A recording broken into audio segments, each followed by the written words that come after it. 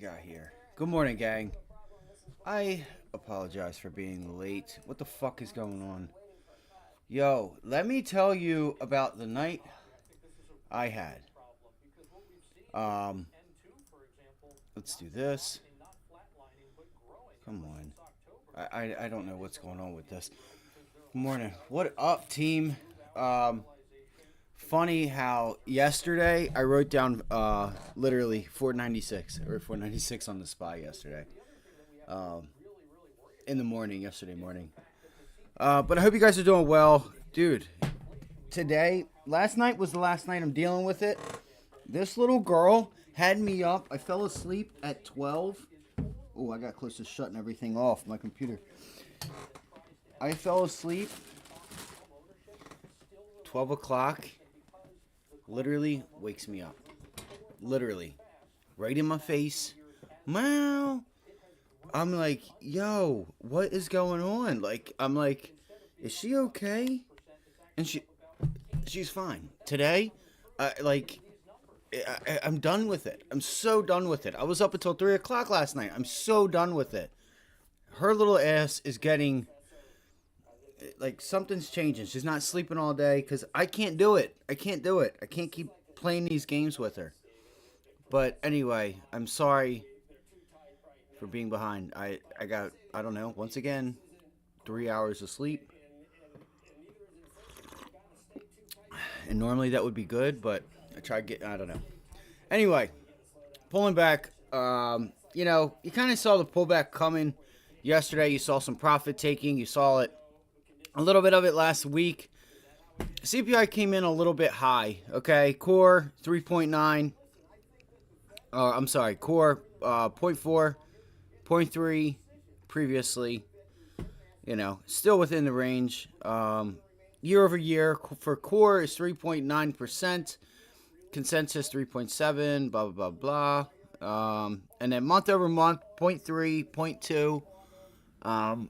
Year over year, 3.1 versus 3.4. So that was pretty good. Inflation rate year over year, that's showing that it's coming down. You're almost in the twos. But, I feel like the market's going to find every little excuse in the book to pull back, because again, there's one thing we need to keep in mind. After all of this, right?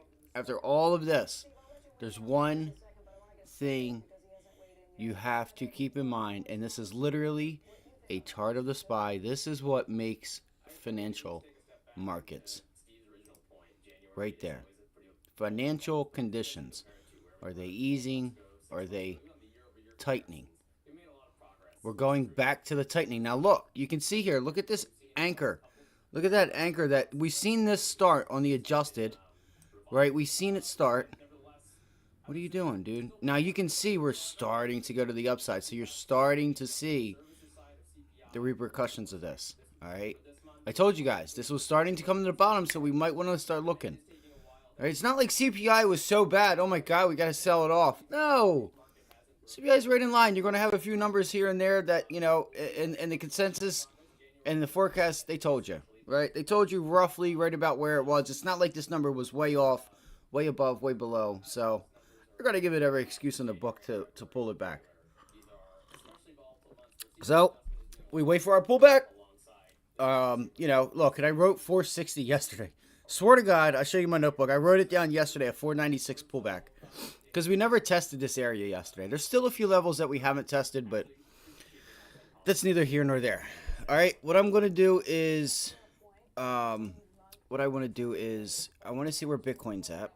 All right, that's still, oh shit, excuse my French. Oh, I forgot. If you guys could, hit the like button, subscribe. If you're not already subscribed, we greatly appreciate it. We need your help. That's all, and that's how you could help us. All right.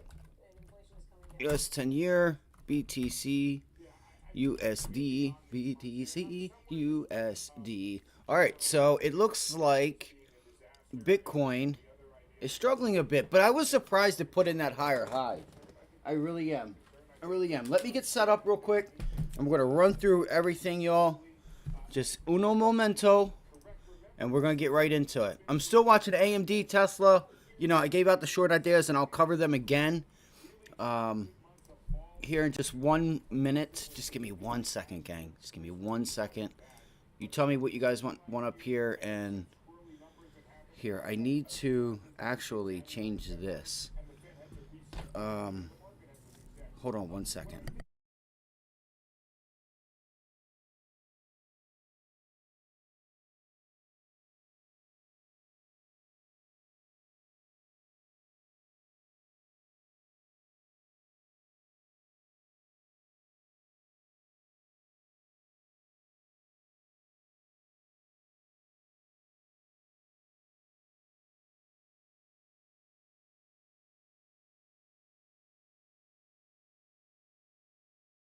Months of fall. Of course, there was vision last year.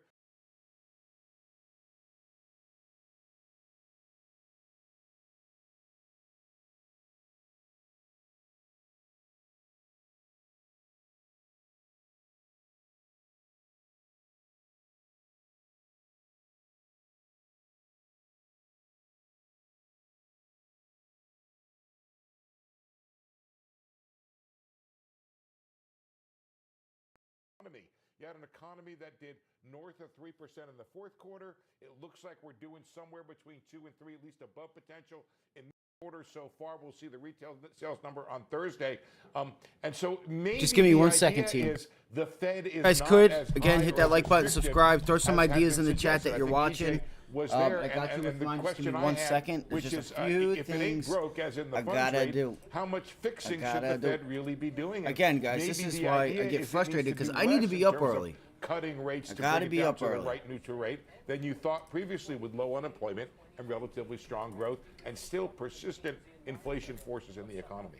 And EJ, the one thing I'd add to that is the one thing the Fed probably doesn't want to do right now is cut rates and then have to come back around and raise them. So if you've been watching Powell and company closely, they're going to wait and make sure that there aren't cross signals before they actually go ahead and cut rates.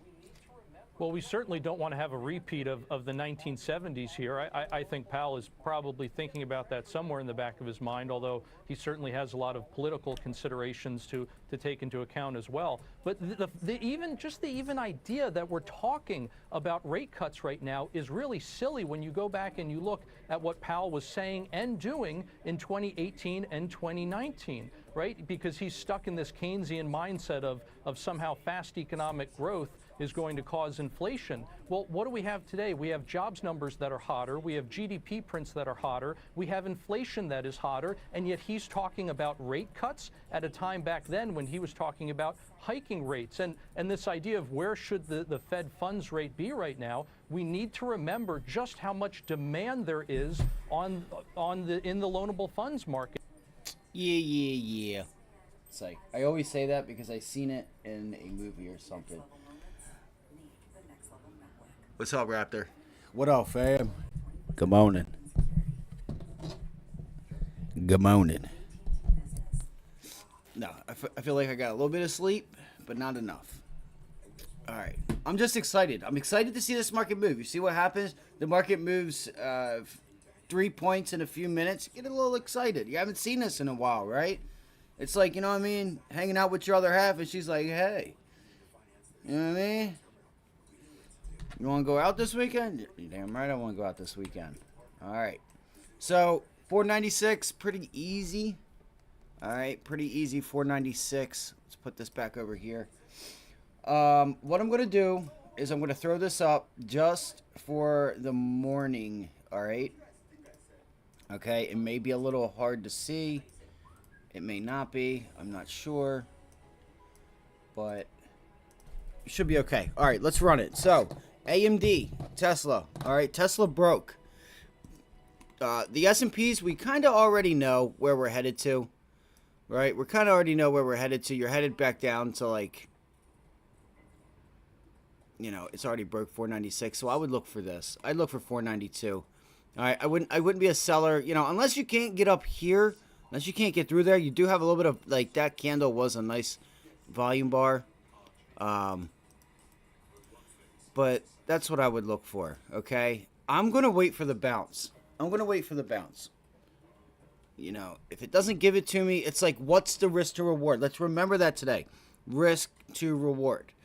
This is the first sign that the market's telling us, hey, we're probably going to start our pullback. It could be in the cards.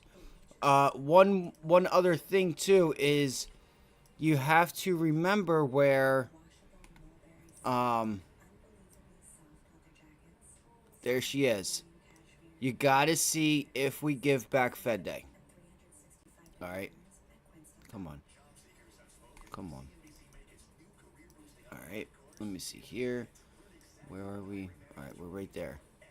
Because you're going to see here, if we end up giving back Fed Day, 46, shoot, I forgot what it was. All right, either way, it's the top. Let's see what happens. Let's see if we retest Fed Day. You don't want to take back Fed Day. You don't want to do that. Then we're talking about filling gaps and some other things. I want to go right into the names, okay? I want to go right into the names real quick. If you guys have tickers, throw them in the chat. If you guys have tickers, throw them in the chat, and I'll cover them as soon as I go through a little bit of a list here. All right, let's run it. And I see, the thing is like, this is why I need to be up early, because I need to go over some of the news. There could be something else going on that I'm not sure about. CBS, come on. There we go. All right, JetBlue. All right, so these are some of the names you could look at for the day. And remember, you had some upgrades and downgrades yesterday. JetBlue dropped more than 15%. Carl Icahn revealed a 10% stake in the airline, viewing the company as undervalued. Dude, why do they hate on Carl Icahn? They went and sold that off on him. TripAdvisor had some news yesterday.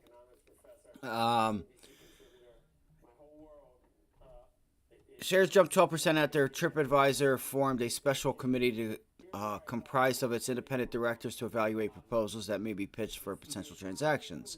Coca-Cola shares were a little changed. We figured that. Hasbro, we could have saw that. They're down. Looks like they're down 9%. Shopify, baby. Shares dropped more than 12% even after the e-commerce company posted a fourth quarter beat. Top and bottom line, Shopify reported adjusted earnings of 34 cents per share, exceeding FactSet consensus estimate of 30 cents per share. Revenue $2.14 billion was greater than 2.08. So they're not going to give you the guidance that they either did or that they gave or did not give. So we'll cover Shopify. Datadog, software stock declined 4%. Now look, Datadog, that sector was strong. I brought this up yesterday. Zscaler, Palo Alto, them things just been ripping. They've been going for the past 2 years. And you're seeing them pull back. So they've been the leader, believe it or not. You could say big cap tech. I would say that sector there with Palo Alto, Zscaler, Datadog, like, go look at those names. They have just soared. There was never a pullback. All right, Zoom Info skyrocketed 15% on strong earnings. Cadence Design, I don't really know them. Slumped. I love how they were to use slumped like this is a rap video. Slumped, my boy slumped in the seat. All right, Biogen. I do want to see that. Stock slumped. Again, slumped. That's so funny. 4% after posting disappointing fourth quarter earning results. That'll probably affect that failed. That'll probably give us that failed breakout on the S&P Biotech ETF. XBI. Let's see. XBI here. Because we were talking about it looking. Look, let's see here. So we're watching this level. We could get a pullback there. Shopify, you can look at some of the names from yesterday. Yeah, but it's still right in line. And so look here. Let me show you guys something. All right, it's still right in line. Inflation rate year over year, 3.1. Previously 3.4. We're almost dropping into 2%. I'm telling you guys the truth. You guys are going to see this. If this plays out, you're going to see this line and this line start to rise. This is the SPY. This is the market. This is the market. These are capital markets right here. All this. Risk, credit, leverage, financial conditions. Because financial conditions are easing. Why? Because there's liquidity being provided. And at the end of this month, going into 1st of March, that's over. Now the risk of banks, you should start to see credit spreads or credit default swaps start to rise on some of these banks. Watch. I'm telling you guys, I've been waiting for this. This is our first sign. We saw a little bit of profit taking, what was it, like 2-3 weeks ago? It takes time for them to get out of their positions, right? They move out of the way, they let the buyers bid it up, and they step back in. You saw them step in yesterday. I'm not worried about CPI. I think we need to get the labor market down. That's also going to help CPI. I think the Fed's more worried about the labor market, okay? Because the labor market could help keep these CPI numbers higher. All right, let's run it. Let's run it real quick. We saw yesterday the shift. We saw the Peter shift. I gotta hurry up, guys. I gotta get my stuff ready. All right. Come here. Come on. This is why I need to be up early. Dude, I was so mad last night at Abby. Like, seriously. You guys have no idea. I was so pissed. 12 o'clock, she literally was in my face, like, just... I don't know why. I don't know why. She was fine. And listen, she never would do this before. She wouldn't do this. She only started this, like, not too long ago. So, again, I do apologize. It really messes me up because I need to be up early. I have to be up early. Let me get this done. All right, so now look, again, we've covered on the, it looked like we covered. Why? Look at that. You guys can see, doesn't that look like a tail there? Tell me that doesn't look like a tail. That's so weird. All right, so what I did was, I thought for a second. I don't know, that's so weird. I don't know if you guys can see it though. Look, it looks like the tail's right here. Oh, that's VWAP. That's why. That's VWAP. All right, so obvious level right here on the Qs. And this area right here also is your monthly value area low for the month. All right. You kind of want to know where last month's low is and the consolidation for last month. Because, you tend to go to those parts. Man, there's so much I need to do for this fucking market opens up. I mean, that's a decision you got to make for yourself. You can always buy it, it's hard to say, you have to find out when they have earnings, I still expect the market to bounce a little bit. That's completely up to you. It's not like things are over, but listen, you just have to accept we will never call the top or bottom. You have to accept it. As it goes up, you got to take some profit as it goes up. Or as it's coming, as stocks are coming down, like you're just buying the dip. All right, understanding that averaging down is going to be the best thing for you. It's like it's foolish to think you're going to call the top or call the bottom. I mean, if this thing starts breaking out to new highs, you could always buy it again. All right, if you get a bounce, that's how I would play it, right? I would have it. I would trade it. I would trade around the core, as they call it. I would hold a core and trade a core, which would mean I would have maybe a quarter or half of that piece. I know it's expensive now, and I would just trade it the intraday volatility. It's tough,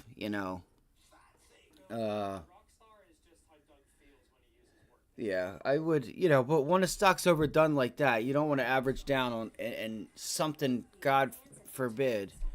Usually they'll put in a double top. You'll get a test. Like you're starting to see a lot of the other names start to revisit those highs from COVID. We got to get into it. So you have some minor support down here on the Qs, guys. So look look for your charts and see if they set up the same way, right? Does a lot of the names you're looking at, does it look like they're setting up for support and the cues are coming into support? All right, what do I mean by that? I mean, they should hold some type of relevance to, like Tesla, right? Let's go right into Tesla. Sorry, I'm trying to get my stuff done here. Again, my night was completely messed up, and I do apologize. I don't think you guys understand, man. Like, I was so pissed. I was so pissed. Like, in the middle of the night, again, I fall asleep at like 10:30, 11 o'clock. And then here she is, literally at 12 o'clock, talking about, you know, just meowing right in my face. And I'm like, yo, what do you need? Like, why? Why do you keep doing this to me? Like, are you just trying to fuck me? Like, are you trying? Are you trying to make it so that you don't have any food and, like, you're put me in a bad position? Like, what is it? It was really frustrating. You guys have no idea. Right? And then I wake up at 12 o'clock, and since I've already been asleep for an hour or two, then I can't, you know what I mean? I can't just fall asleep again. Like, it's funny, but it ain't. It really ain't. That shit really is not cool. It's not cool. Fucking Tesla's gonna go. What a piece of shit, man. This is, you know, because the thing is, what do you do for work, by the way, bro? Right here. You see it, baby. Right here. Right here. Right here. This is it. This is it right here.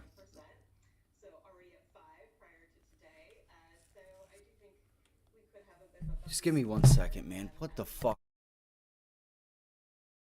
Category in particular, that prices effectively, by this measure, increased 6% year over year on an unadjusted basis. And we know that in the real world, that's not really what we're seeing from a rent standpoint, looking at some other measures. So it is frustrating to see this number. But I will say, when we look at the impact from the market currently, I think we're due for a little bit of a pullback. We've had a really tremendous start to the year. In a year that where we were initially anticipating we would see the S&P probably appreciate in line with earnings growth, which is around 10 to 11%. So already at 5 prior to today. So I do think we could have a bit of a bumpy road here as the market continues to grapple with. Is therefore your expectation that we're going to be seeing lower equity prices for a long time here on out?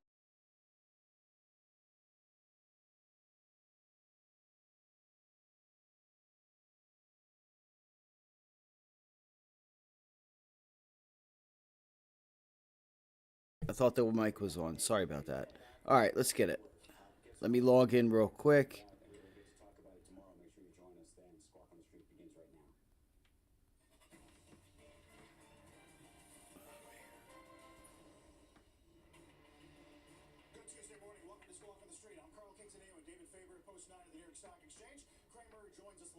Notice how the camera hasn't shut off today?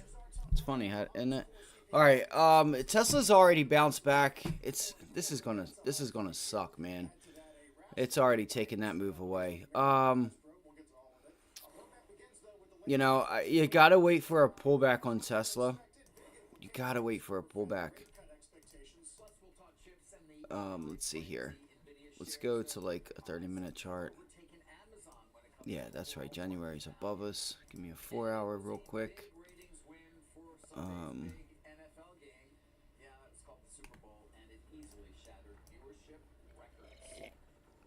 All right, I need a bounce back. I need a bounce back on Tesla. I wanted to get short. I was hoping that this market wasn't going to do this to me, but it is. It is what it is. I missed it yesterday, but it's all good. You know, it is what it is. It happens. You got to move on. Look for a little bit of support down in this area here at like 182, 180. And she's screaming. Let's go look at Apple because we had a feeling. This is why Sunday I was giving out short ideas. Look at Apple already starting. It never gave us the bounce back. Look at that rollover. That is a rollover, team. Wow. So it cracked the level. If we can somehow get a bounce with Apple, I told you guys what was the level we're looking for. 184. 184. And I'm telling you guys, I'm telling you right now, I think this could be a longer term pullback. Could be. Might be. This might be the start for the next 3 to 4 months. February is typically weak. We've gotten through the majority of the month unscathed. All right. What happened with Rivian? Should I have held this thing? Yep. That's okay, because it's at $16 and it's whole, or no, $15.50. You gotta be shitting me. You motherfucker. You gotta be kidding me. So we got short Rivian yesterday, and I took a small loss on it because it just wasn't giving us the follow through. And I said, you know, I'm like, should I hold it in hopes of a gap down or completely? Listen, I made the right decision. It rallies on me. I bought wrong. Gotta face it. You buy wrong, you don't make any money. Okay, I bought it a little too early. So, I sit through a little bit of that price action, goes all the way up to resistance, pulls all the way back, and then, it gives me, just about, a few, like, I think it was, a few cents under where I bought it. I got out again. I got in at like 44, 45, and I got out at like 42, 41, something like that. So, yeah, I had a limit order at 41, and then I ended up exiting the rest of the order at a better price. So, might have been like 43, I think I might have sold the other one at. So, you got to be shitting me, bro. Did anybody take this yesterday? Is anybody still in it? And if anybody else that's just joining us, if you guys could, hit the like button, subscribe if you haven't already done so. But that's all we ask. Hit the like button. Yeah, sorry to reiterate that. I hate saying that shit. I hate it. Alright, so Rivian's done for. That stock's done for. You can look for that $15 level. Unless we have something more serious coming in. It looked like taking notice to Tesla, Rivian. Okay, looks like this auto manufacturer section is weak. Why is that? Because of yields. What else did I tell you guys about yesterday? What is the other one? Solar names, baby. All these sectors need credit. And when credit is higher, some people don't qualify. Some people don't want to pay more. It just is what it is. These sectors get hurt. Okay? These sectors get hurt. And I showed you guys... So, auto manufacturers, this is where you kind of want to look. Let's look at Ford. All right, so let's sense the weakness and look at Ford, pulling back. All right, so if we can get a bounce, I wouldn't mind getting short Ford at $12.90 if it gives it to us. I doubt that it does. That's a nice flat top resistance there. This is a really nice setup. That's a really nice setup right there. Look at that. Excuse me. That's a really, really nice setup. Look at that. You just have every points touching. Double top on the downtrend. See what happens here. See if you can get up here to like 1279 and maybe you got a short ahead of you. And you could take this thing back down to like 12 even, the 200-day moving average. So I'll probably put this on my watch list. It's got a little ways down. It's got a little ways to go. It doesn't have any. Why I say that is because it doesn't really have anything stopping it. So if we see auto manufacturers and solar names weak, that's where we need to look. That's where I'm going to be looking because they're all credit sensitive. Why am I bringing up credit? Well, look at the 2-year. Look at the 10-year. Look at your yields. All right. Look at that pop in the 2-year. Got slumped. Get out here slumping people. Alright? It's slumping stocks. That's exactly what it's doing. It's slumping stocks. Alright, 10-year. Pop, pop, pop. It's out here popping off. The yields are pissed right now. Look at yields. They're hot. They're pissed. talking to stocks like, hey, you done f***ed up, bro. You done f***ed up. All right. So yields are higher. Auto manufacturers, solar names, okay? I'm telling you guys, if you get the bounce and yields are still just hanging out at highs, looking to tick higher, we got to look for the pullback on those bounces, all right? We got to look for the pullback on those bounces. If they give it to us, you know, I'm a little upset that I missed Tesla yesterday. We didn't quite hold 190 yesterday. I was hoping for a close right at 190 to kind of shift the sentiment. But it is what it is. You know, it is what it is. I missed the entry for the short up here. You know, what are you going to do? Things happen. All right, you got to move on. 184. Looks like 184 you have some mild support. All right. Let's look at, remember, I think Roku was the other one. Roku's not going to be affected as much, even though it's a tech name. It's not going to be affected as, look, it's already down to 182. It's already down here. So I think you got to look long, in my opinion. I mean, unless you get unless you can get this bounce. Like I'm telling you guys, I'm not taking a short unless Tesla is up at 186, or we get the break of one or two of these levels that say, hey, you know, this support's going to turn into resistance. You know what I mean? Right? It's kind of like what's left. What's left on the bone? The market the institutions are taking this shit away from everyone right now. We're right at support. This could be a good thing. This in turn could be a good thing. Let me see here. I just seen a stat yesterday about REITs.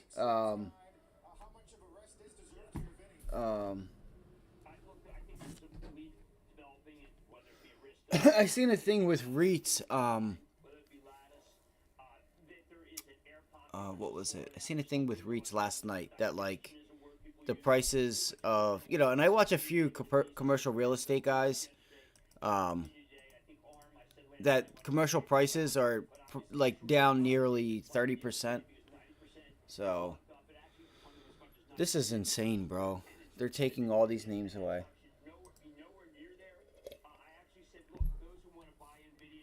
I urge you guys, though, you know, you gotta wait for a bounce on these names. Apple was one of my top ideas. Apple was one of my top ideas, and I'm hoping that it gives us a bounce back. It's at support right now, so hopefully, maybe you get this morning bounce, it does whatever it does, it fools around, and then maybe like in the afternoon or into tomorrow, we can look for that pullback. You just have to keep an eye on the overall markets. What did the IWM do? Look at the Dow just cranking to the downside. And did you guys take notice yesterday to the market how it just went straight up in front of a CPI number? Take notice of that. Take notice next time we have CPI, if we sell off before it or if we do it again, right? Or if we stay sideways. You guys got to understand, before, like, when these markets were really volatile, every CPI, you could have just went short. But when that started to not work, you saw price action the day before would sell off when things started to, like, come in line. It would sell off all day, grab calls at 3:45, 3:55 in the morning. Next day, the market has a huge bounce because it came in right around expectations. It wasn't good. Not that it was higher or lower, but they got the estimates and the forecast correct because they weren't getting it correct. So the market doesn't know what to price in. So you noticed yesterday we had this whole huge rally, and they did kind of take it away midday. But, you know, just take notice of those things. How, like, what it was the price action the day before data. I'm telling you guys will start to see things. I promise you. Right now, nothing really means anything other than, like, let's say, like, unemployment. If we start getting jobless claims that really start to tick up in March, or even if it's next year, or if it, I'm just saying, if it happens, take notice if, like, in the midst of these numbers really spiking, okay, if we get, like, a crazy spike in jobless claims, watch how like the next week, watch the price action the day before it, and see how the market reacts the day before, and see if they don't try to buy it up. People expecting it to be okay or whatever, or like front running people into the move, and then you wake up to something like this. Basic, good morning, buddy. I know, I'm right there with you. What are you watching today, Base? What are you watching? Next time if it goes up a lot, going to take profits and wait for the next day if it dips. You got to. Listen, again, I'm going to urge you guys to not think you're good enough to call the top. None of us are. No, not even professional money managers. Everything. I feel, baby. I feel. Then let's lock in on it. Let's lock in. So, again, teamwork. If we scan these markets and we sense relative strength, relative weakness off the bell, let us know if you could, or something. That way we can all eat. So AMD, it's already started to pull back. I'm waiting for a bounce. I'm waiting for a bounce here. That's the only way I can get short, guys. Really, it really is. The only way I can get short. If we get a bounce, that's it. All right, so we're going to watch for this level here at 166. Actually, let me take this off. 166. Boom, boom, boom. 166. 166. What is that? 166. I need to find where.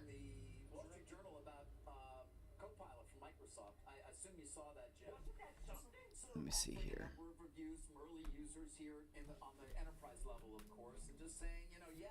I don't even have my scanners up. I don't have anything going, guys. I have no idea what's going on this morning.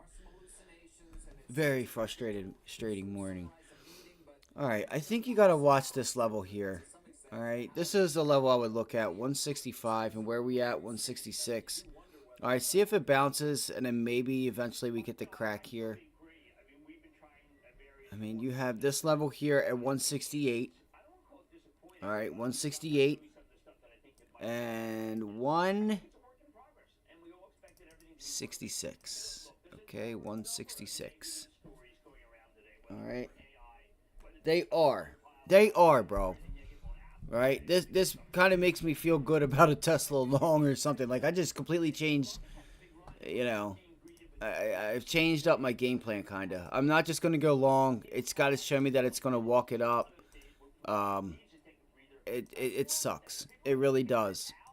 I had a feeling I should have listened. Like, at the end of the day, again, I still feel like I made the right decision. Because who's to say that we didn't come in with a gap up? Hindsight's 20/20, but it's like, yeah. See how I'm not mad that I took a small loss on Rivian yesterday, when this would have been a big trade for me. It is up, yep, and that's why I was saying, like, for anybody that's on here that doesn't know, not semiconductors, but automotive. Okay, Tesla. Look how it's getting cranked. All right, Ford smashed. Rivian smashed. What's the other sector and why? Because they are affected by credit. Their business model depends on people getting qualified and being able to afford it. What else? ENPH, solar names. Look, they're down the most. So these are the names we're going to want to look at if we get a bounce and yields are still hanging out up at highs. We want to look to be short those sectors. And there's other sectors out there, but there's others you don't want to be so short, though. I promise you. There are sectors out there that you got to watch. If you're short the wrong sector, it may not give you the follow through. Very upsetting this morning, man. I should have set myself up yesterday to have a little skin in the game today, but I just figured we probably wouldn't do anything until later in the week. It is what it is. It's all good. I'm not worried about it. I had a great month. The month of January was really good to me. I'm going to pick my spots. Like Roku, if we get a bounce and can get up towards, I'm going to have to give that name some room, but I don't know if I want to be short or long this name, because I feel like I would much rather be short bounces on like auto manufacturers and solar names.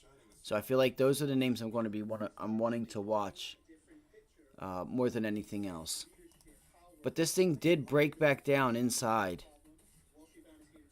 It tried breaking out and get up into that gap fill, but it looks like now it is. Come on. All right, so here's our 50-day. It'll probably flatten itself out a little bit. All right, where are we at there? So 96, 96, 96, 96. So 96 is broken. If you get a bounce at a 96 on Roku, all right, write it down. 96 on Roku. If you don't get through it, you know, see if you can pull back and break that 50-day and look for this name to get back down to 92. All right, 92 is the level I'm going to be watching for. 92 to 93. It's like a dollar level. You know, the thing is, if you can break down inside of 93 to 92, you got room. You'll have to sit in it for a little while. It's not going to do it in 1 or 2 days. You got room down to $86. Or I'm sorry, 88. You know, 88 to 86. So if these things really get moving, so I'm going to be patient. And I'm going to try to put these names on. Apple is at support, at a mild area of support, but I still think it needs to pull back further. All right, it's got to pull back further. Now we're stuck inside this range. So if we get a bounce, I'm going to look for 187 on Apple. 187. I would like 188, but 187 will do. All right, 187 will do. Come on. I got to hurry up. You know, Netflix doesn't really get affected too much with credit. Where is she at? She's back down here. 550 SQQ. That might be the better idea. And the SQQ would be to the downside. So if the market goes down, it goes up, right? I haven't traded those ETFs in a while. TQQ is for the long, I think. Hold on. I haven't traded TQQ and SQQ in like 3-4 years, since 2020. Yeah, so if SQQ pulls back, it goes higher, but then TQQ, because there was goofballs talking about, I'm just going to go long TQQ, and I'm like, yo, TQQ, I'm like, you guys need to know that they reset. You got to watch. You can't just go long TQQ and think it's just going to be like triple the market move. You can do it intraday and whatnot, but yeah, TQQ for the long. I got you. Well, we might have to be patient, you know. So guys, if you guys, a while ago, I showed you guys the divergence on the SPY. All right, and I showed you guys that financial, along with, this is why, like, having, like, when I come out Sunday night and I have some short ideas, I'm okay if I'm wrong, because I know that I'm sensing what's going on, right? And even if I'm wrong, I'm wrong. I don't care. Look at the divergence. Look at that divergence there. All right, so the stock's making higher highs. Look at this RSI getting weaker. That means the buyers, right? Look at that, right? Look at that. We're just going higher. That means the buyers are getting a bit exhausted, okay?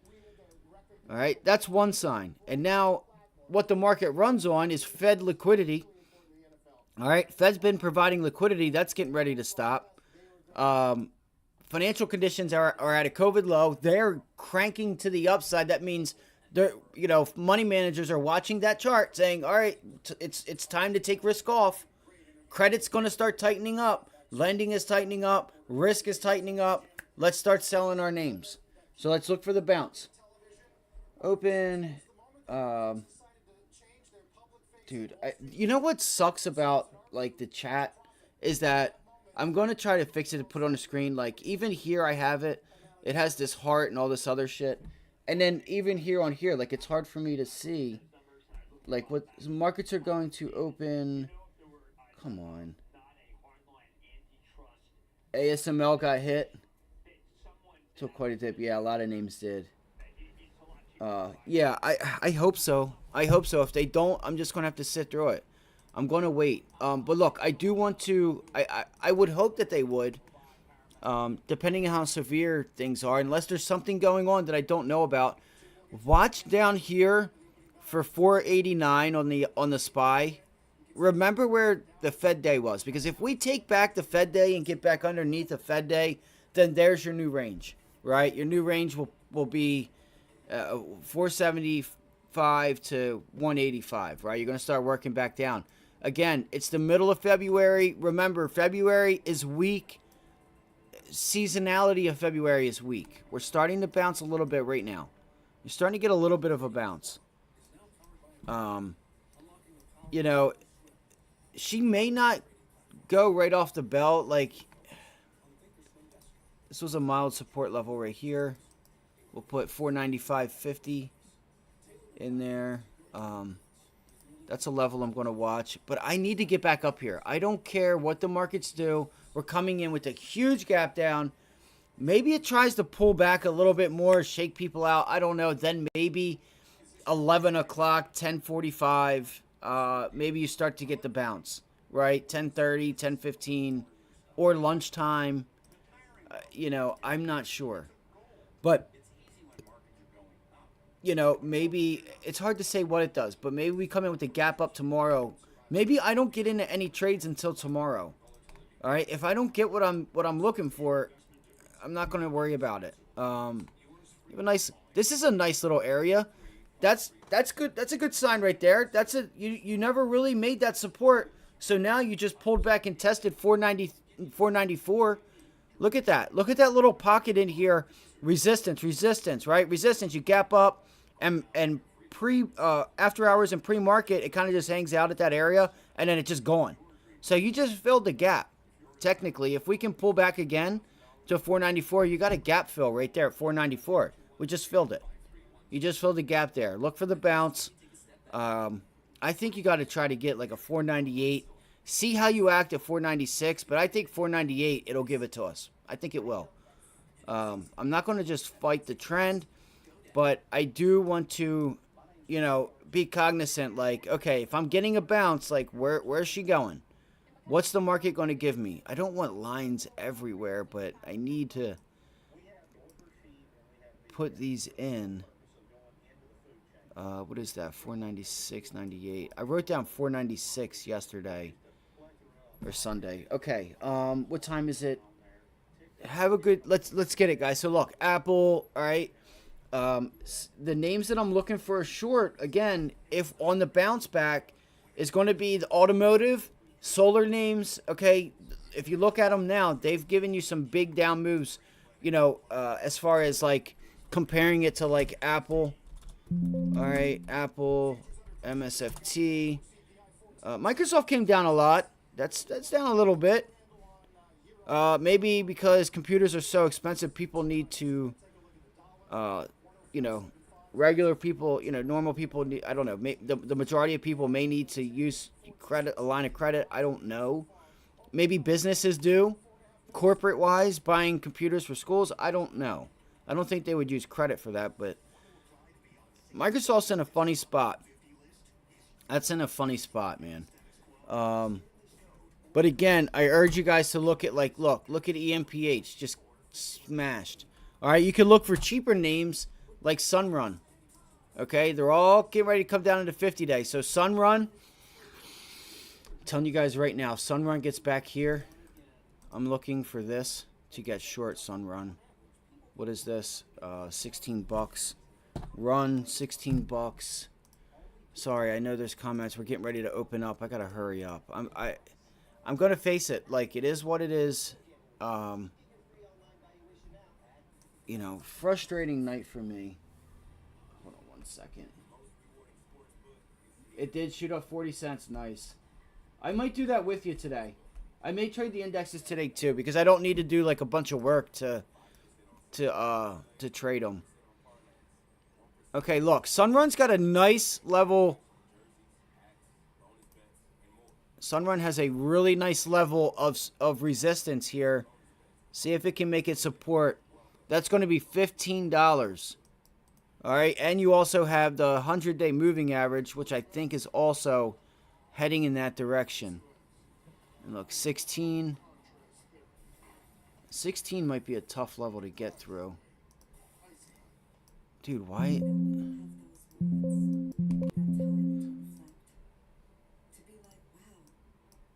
Look at that cup and handle, too. It started to set up really nicely for a cup and handle. Look at that. Bang. But it never gave you. You guys see why this is a failed cup and handle? It never gave you the volume. That is a nice. But look, you have an increase in sell volume than you do on the upside. It's just, it's not, and the price action is not tight. This is how you can tell whether a cup and handle is not going to work with a few things. Like, see how it comes down and up and down, up, down, and it's like wavy, wavy. You want tight price action. You can see here on the handle, see how it's really nice and tight? How that price action is really tight? And then here, just like, what, I don't know what that mess is, but, you know, you got signs that it wasn't going to work for you. You want to see an increase in volume on that bar down there. Right here down at the bottom, you want to see an increase in volume to the upside, and that would have been a really nice setup, start to be a setup for a long on solar names. Shit, there's the 50-day. Shit, it's way up there. The 100-day is still here. Undo. All right.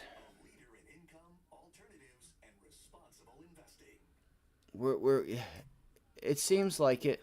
It seems like it. But it's okay. We kind of expected this. Kind of expected it. I tell you what, man. My little girl was a bear last night. She was pissing me off, man. I was so mad that I came up. How you doing today, Ty? How you doing this morning? All right. Let's be patient. Wait for bounce backs. All right, we got 1 minute. Let's get right to it. All right, AMD, Apple, you guys know some of the names I'm already watching. I'm going to focus on getting short, if we're going to get continuation, bounce back on solar names, auto manufacturers, the names that depend on credit to be low for qualified buyers. Okay, their business model depends on credit. So credit starts to tighten. I'm going to look for these names, and I'm telling you, I might try to do a longer-term sell-side put. I may get puts for 2 months out, whether it be Ford, Tesla. But those names, I want to look for a bounce. I might trade the indexes today because of what happened last night. And look, it's already starting to reverse big time. Give me that pullback, baby. Give me that pullback right off of VWAP. Bang, bang, bang. See,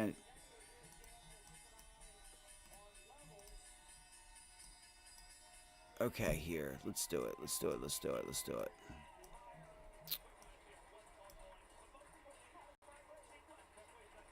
What's that? 180. That's only $4. You do have a mild possible lever here.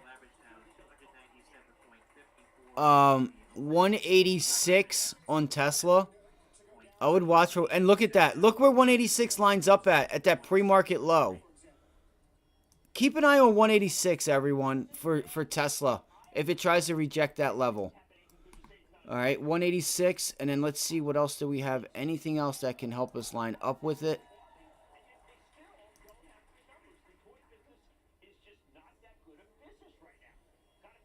Not really. Oh, that's why.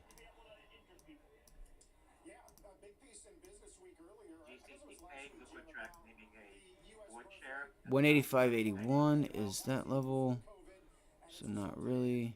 Remove. All right, come on, man, come on. I got to get this chat up on the screen. Let's see here.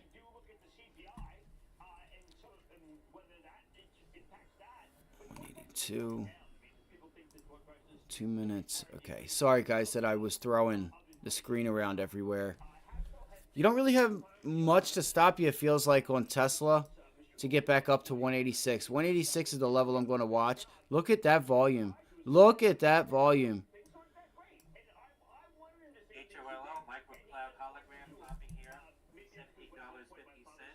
Oh, it cracked. It cracked it. Damn it. All right, so look. Tesla, guys. Tesla cracked and did not hold 184 area. It's like 183.90, that pre-market resistance. Let's see here. All red. All red. It is.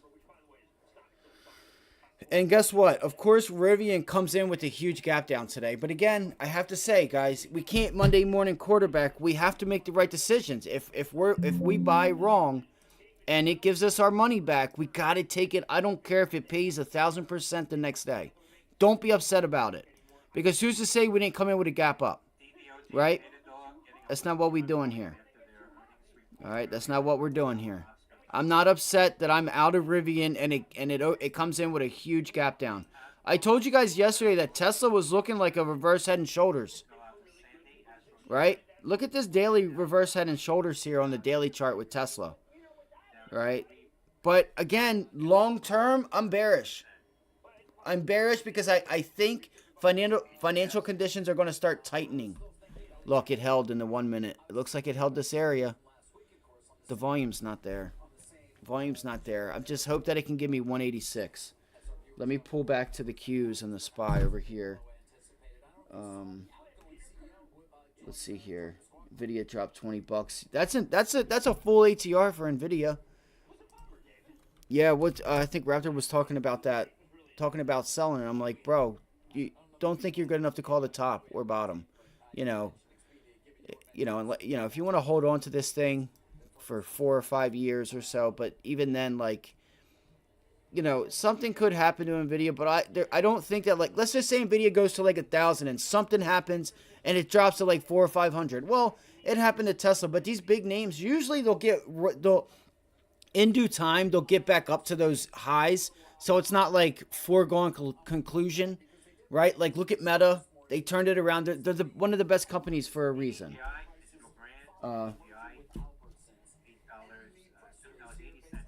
Yeah. Look at the vid. I call, and by the way, if you guys hear me say the vid, I'm talking about Nvidia. When I say the vid, I was about to say this. It just made that area support now. It's trying to. 707.35. 707.16ish. Nope. Look, it's trying though.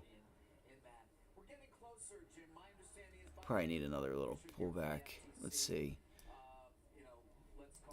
I got to keep my eye on Tesla. I got to focus. Here. I don't like how it's consolidating. All right, so far, this little run up on lower volume is telling me I might get my 186 short.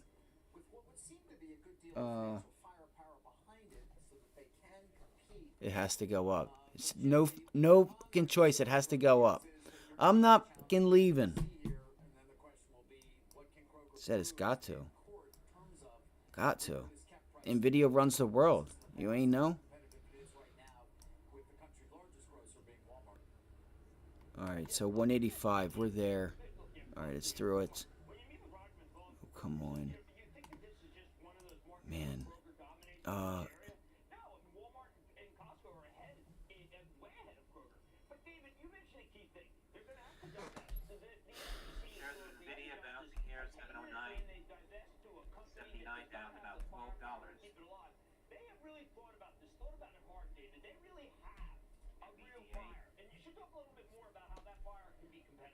Yeah, well, CNS finally divested assets. A founder of that co-owns Symbiotic. There's, you've got SoftBank. You've got a lot of potential financial firepower behind it, to be fair. And that is what they would argue, to your point, Jim, that they will have the ability to actually represent a true competitor. Yeah, what is that? You talking about the tick or advanced decline?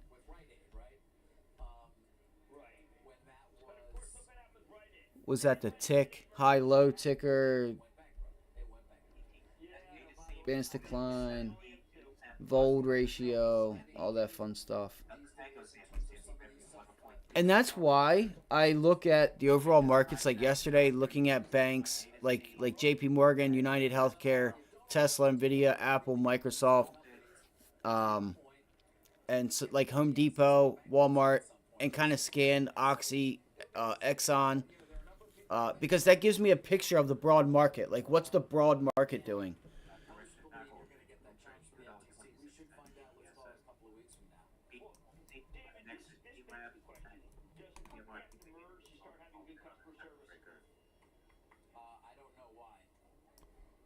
Dude, I still want a 190 short.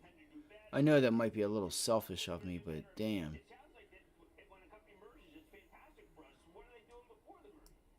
know. Well, in this case, this press release, they talk about how they did invest 185.88. in the stores themselves, additional capital She's starting. It feels like Tesla's trying to run out of steam here. or higher standard those acquired assets, Jim. This sucks, majorly. And look, it felt like she was trying to run out of steam. Okay, I gotta look around because I can't just sit here on Tesla. I gotta let it do what it needs to do. I'm gonna be pissed if this thing just goes up all day. That's very rare. Well, we'll see what the FTC has to say. Carl,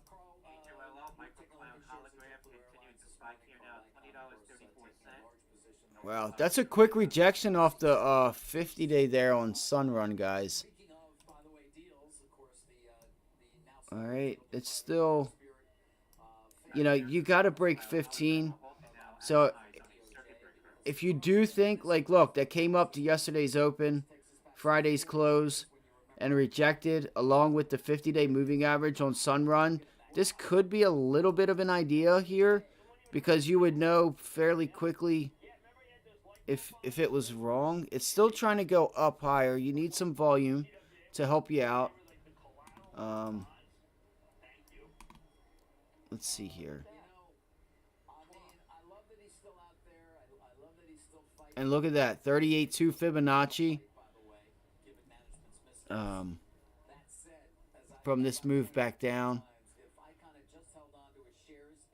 It's still trying to hold to go up though. I would be a little bit patient on this.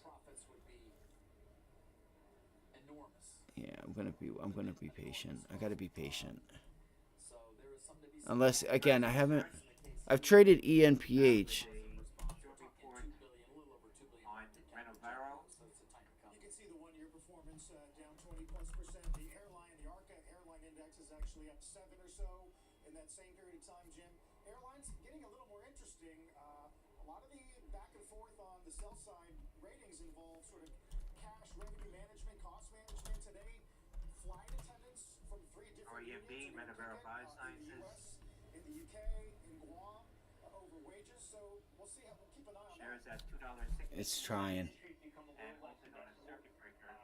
Yep, she's trying. She's trying to hold. That's what I'm saying. She's trying to hold. She's below VWAP now, though. There's the NPH.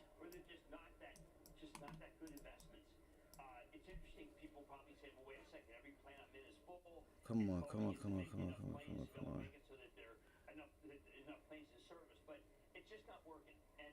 on. Okay. Like I said, there's something a little fishy with it that I don't like. I don't like the volume on it. You know, I just don't think I have much room. I need to be short up there. That's not too bad. That's a resistance level here at 124 area. Let me see here.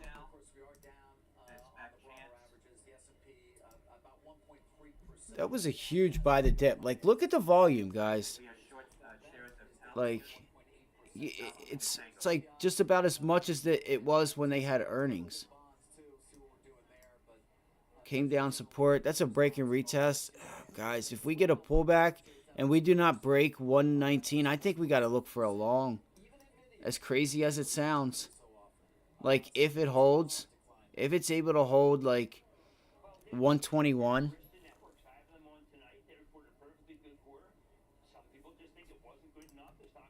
Let me see here. I do not want to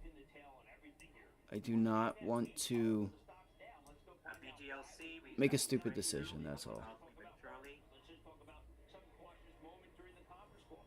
Yeah, there's your look. Actually, come on. Interesting, Jim. Even the companies this morning that pretty much guided in line. Shop's a good example. Shop and QSR is another good example. All right, so look, it's just turning it into resistance now with the low bounce there. That might be your entry. That could be your entry on ENPH right there, guys. Get it down back to the 50-day. And look, it breaks through it. I still think she could go higher. I do. I know it's crazy. I think she could go higher. And look, she bouncing. Selling's up here. Right? Selling's up here at like 124, 130, 50. That's where your selling's at. You have some mild selling here, but it doesn't look like it's anything serious. Meantime, Jim, you talked about Apple a bit. Actually, a pretty constructive note out of Bernstein today. Tony Sacconaghi looks at, speaking of inflation, Apple pulling the lever on services pricing, up 100% on Apple TV Plus as he argues. Just have to see what yields are doing. Sorry, guys, if, okay, cool.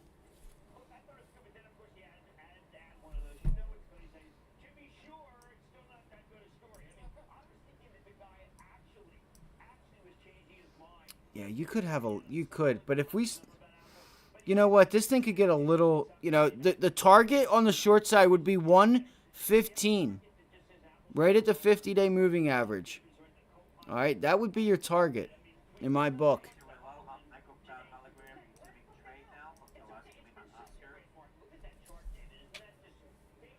Let's see if it's basic. It sounds like you got a lot of small caps going off that are getting halted this morning. Being just putting that out there for anybody that trades small caps. Let me bring up the scanner. All right, so is this another fail? Nope, she's trying to hang on.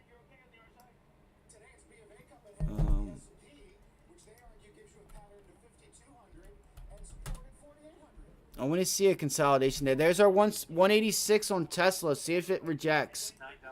Good thing I went back to Tesla. That 186 level, right at resistance with the 9 EMA. Everything about 186. I don't like that there's not really any volume. Watch this level right here. Ow, that hurts. Right there. Fuck.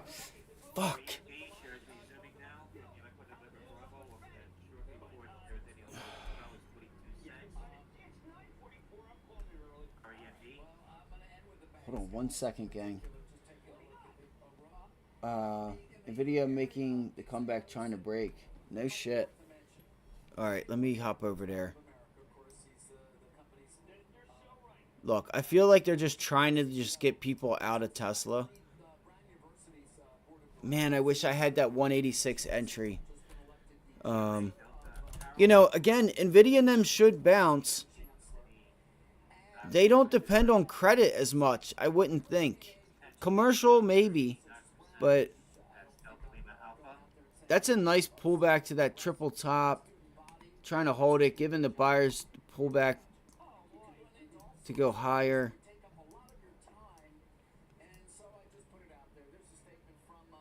You know, I feel like you got to get... I feel like NVIDIA's got to get back to 720. What's a 720 call? $1,000 contract.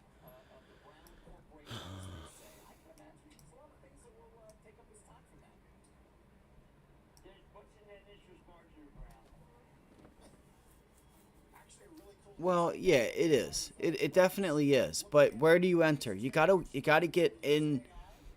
You know, at least if you're playing ups. If you're shorting, you want to pay attention to your entries also because, you get paid on that entry, not on your exit. You really get paid on the entries. And there it goes. I think you got a 720 on your hands, guys. I do. It's a nice extension. All right. So what I'm trying to see is if we get a divergence from the markets and the names that deal with credit. Like, that's their business model. There it goes. It's trying. Feels like EMPH and like these solar names, they want to go.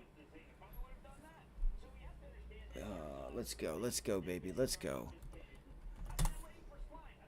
Tesla is a beast. Tesla is a beast. Look at that reversal. It was a pretty nice reversal on Tesla. Look at that tail that it just put in. That's a 50% retracement.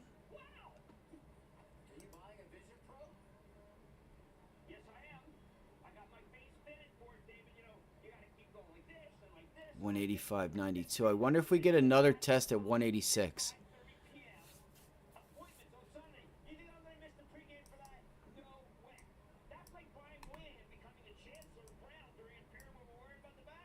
It's got that. What time is it? It's 9:48. Okay, we just opened up. It's 9:48. Relax. Just relax. Just relax. We got all day. We got all week, bro. Again, I told you guys I was looking for a little bit of like a reverse head and shoulders here. So far, the price action's pretty clean, right? You see how the price action's really tight on like the up and down moves? Like the daily candles or 15-minute candles there. Come on. Damn, look at that volume breakout there.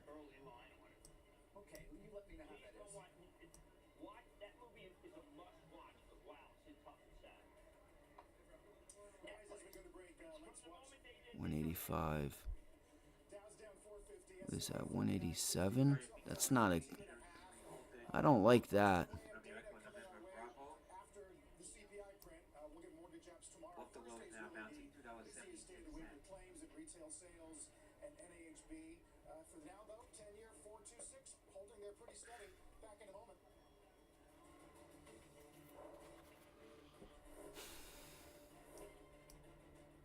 RBSN, Real Vision, resumed. Romeo Victor, Sandy, November. Come on, get a break right out there. Get a breakout right there. Right there, get a breakout. That would be a really nice entry for a breakout higher. I don't know if it's going to. I'm still kind of leaning short. It's just not the entry that I want. Let's see here.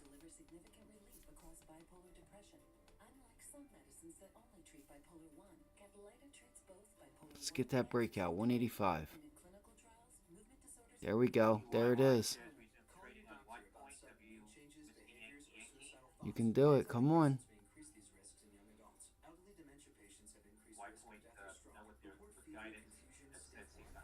So far, VWAP's holding. So far, it's holding. All right, let's see here. What do we got going on?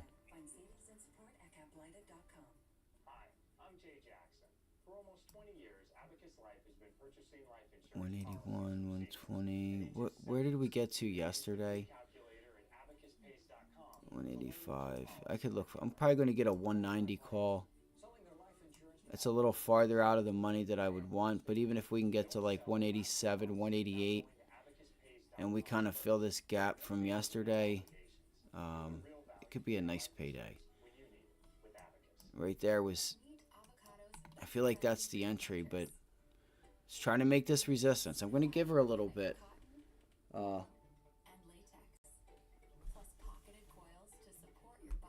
OMH.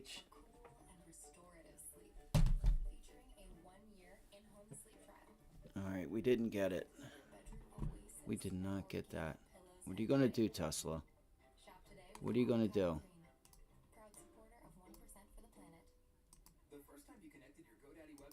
Look at that wedge. Let's see if we can hold and break out to the upside.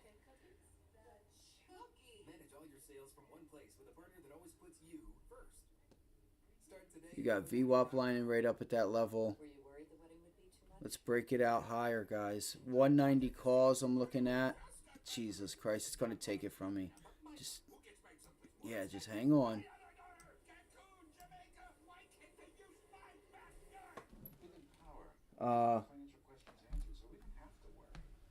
Yeah.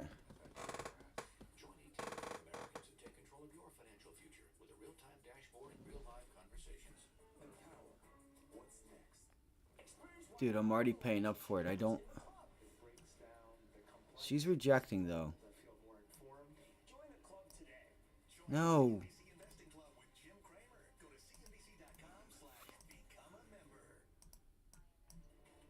Not a good day to post a double miss. Biogen did exactly that on EPS and revenue. Guided pretty much in line.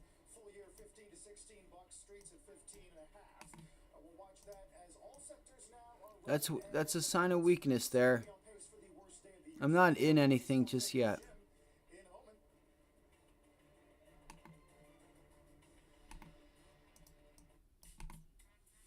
Are you investing in municipal bonds that will fund roads and bridges? Think of Assured Guaranty's bond insurance as your guardrail. Assured Guaranty, a stronger... Dude, why are these things so big? Like, this thing needs to be down. Like, I don't need the volume box to be so big. It's crazy. More about discovering magic. Rich is being able to keep your loved ones close.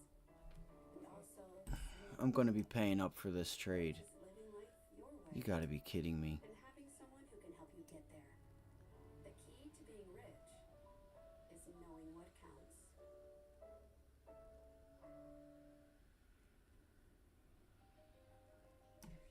He has his whole life ahead of him. Alright, there was your, again, Tesla call. Just be aware of a failed breakout, you know? You had to be in down here. There it goes. What the fuck, man? It's all good. 410%. Let it pull back. You got some resistance up here. Alright, take profits on the extension, guys. Take those profits in. You run out of it, then wait for a pullback, get long again with like a quarter or half of the position. There's your breakout. That was a nice setup. Today's Money Mover, Lazard CEO Peter Orszag on earnings, mergers and acquisitions, and will interest rates be cut this year? Carl Quintanilla, Sarah Eisen, Money Movers, today 11 Eastern, CNBC. Is it possible to count on my internet like my customers count on me? It is, with Comcast Business, keeping you up and running with 99.9% network reliability and security that helps out I mean, there's 30 cents. Well, your data too. There's even round-the-clock customer support. there's about 40 cents a contract right there. With Comcast Business, reliability isn't just possible. That's 20% just on that move. Over. Apple has good volume? Nice. Thank you for bringing that to my attention. Thank you. I kind of just,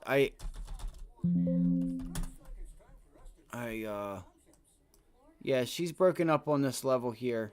Again, I do still like the short on Apple. I need a bounce back. Damn. Oh, it came down to test that level. Wow. No shit. It's already way down here. That's crazy. Let's hit the gym and stop trading. HOLO. That's insane. Moving again. Hotel Oscar Lima Oscar. HOLO. $21.06 now in Micro Cloud Hologram. HOLO.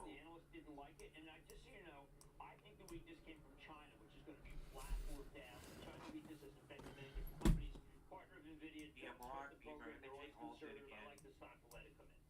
Bravo Jim, Michael Romeo. so it sounds like in terms of today's action, down 500, your strategy is just to be patient.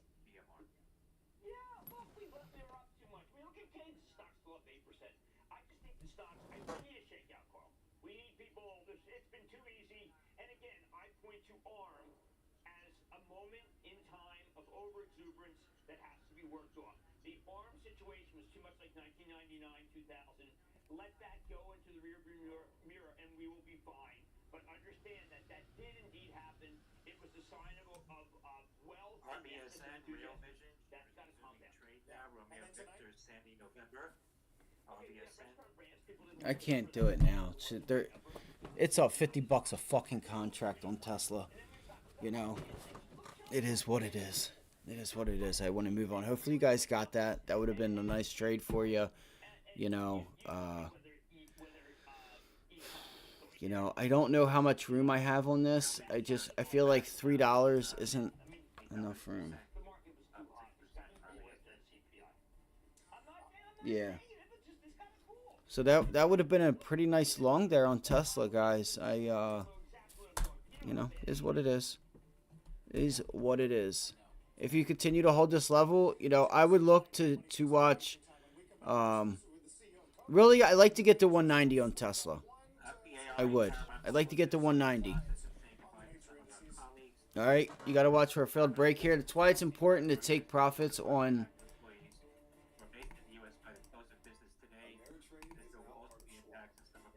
Take profits on the extensions that you get. Okay.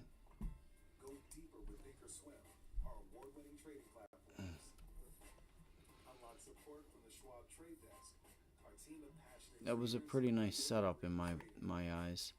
And look, it's just holding here. It's holding here. It's very hard for me to buy there. Because look, here's what happens. If I buy Tesla here, what's going to happen? I don't care if the volume's telling me buyers are in control, held VWAP, holding 90 MA, extends higher. If it breaks down and I pay $2.20 a contract, my ass is going to get smoked. I needed to be a buyer right here at VWAP. We noticed 1 minute, 3 minute, hey, we're holding VWAP. We're holding the 90 MA. We're holding VWAP. So VWAP, if we get an extension to 190, chances are up at 190, we should be able to see if we can get a pullback back into VWAP. All right? Because it's shown us that is an area that it's attracted to today. Just like yesterday, we used that for the other trades. Oh, that's ENPH. I'm sorry. Why do I... Wait, no. It's not. That is Tesla. Yeah, that's Tesla. It's right here. I thought so. Alright, so here goes. Enphase is pulling back. Alright, nice and slow. Nice and slow. Alright. Damn, it's already down 7%. Shit. I ain't fucking with that thing.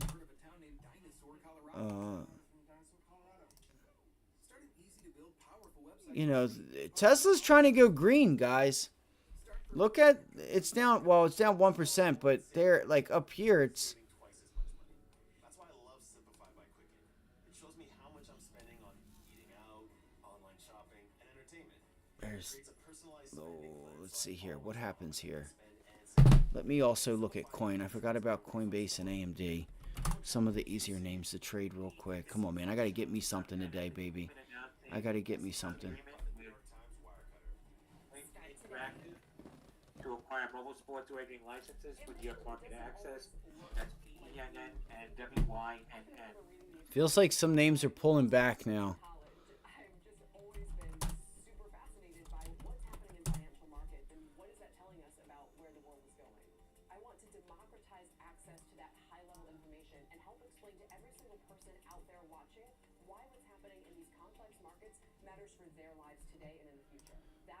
HOLO, microcloud hologram, 38% now, $23.64.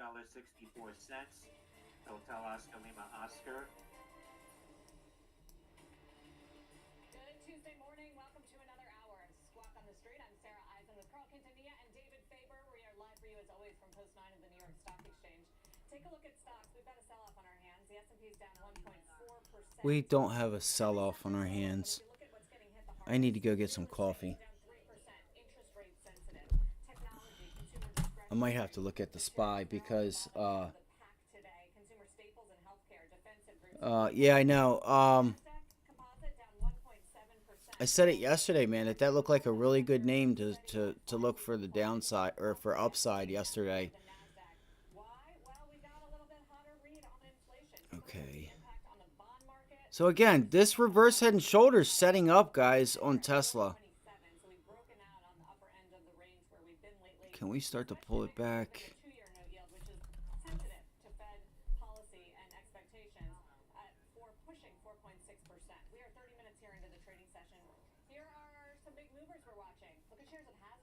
Okay, Apple.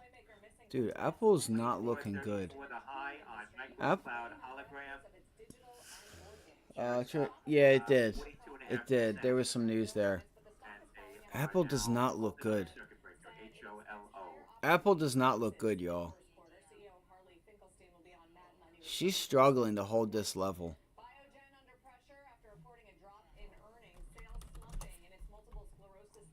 Here they go with that word slumping. Slumping. Who the hell decided to use that word today?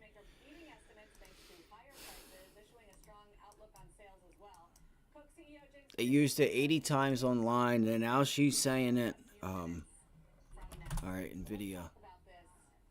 All right, semis are going to be strong. I need to look at SOX, SOXL. Okay, so they're pulling back.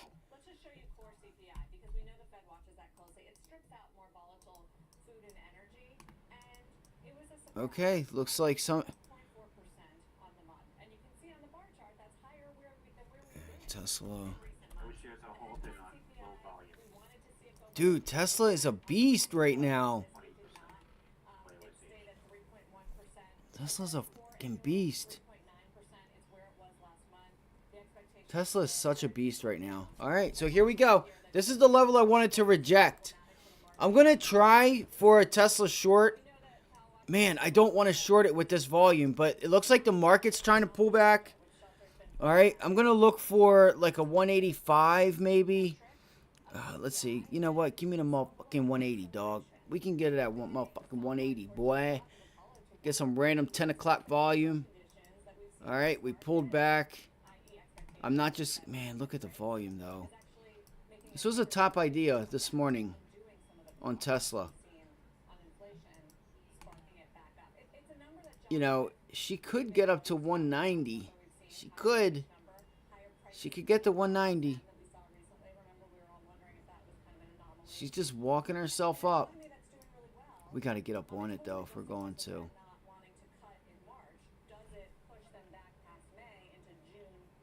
Let's see here. Tesla. Now, and look, what's funny is you're getting into the 15-minute trade line. This might be stupid, but I don't care. Call me stupid. Alright, this might be stupid.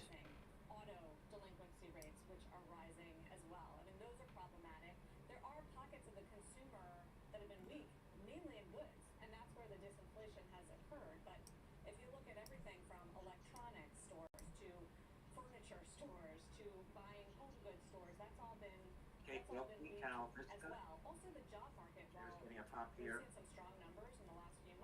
Or the lowest $15.99 on volume.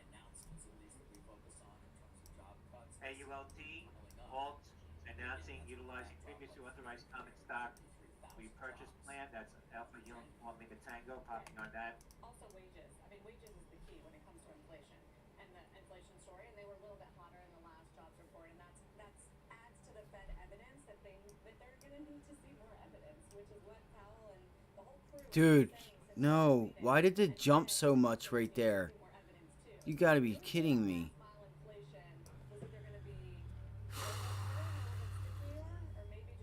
It's taking me too long to get in because I thought I had Tesla up, I had EMPH up. Give me another entry. Give me another motherfucking entry. It's not going to.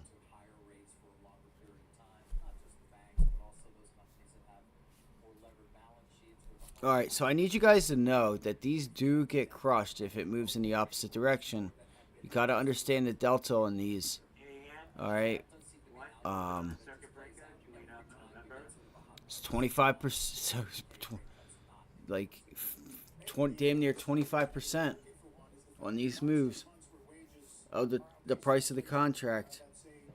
That's a tailwind for the consumer and probably not a big surprise after we got the New York Fed data yesterday. I would wait for that. Households that see their financial situation improving in 12 months is the highest since September of 2020, second highest since COVID began. Really good for the purchasing power and the real incomes of America. Sorry, guys. Yeah, there is. I was thinking about it. So again, remember when yields start to spike, you gotta watch these names. Even like Ford.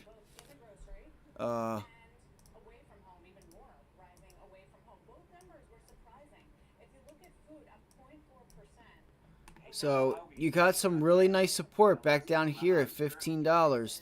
That level. Off the highs now, pulling back 21.90. But they saw a big jump.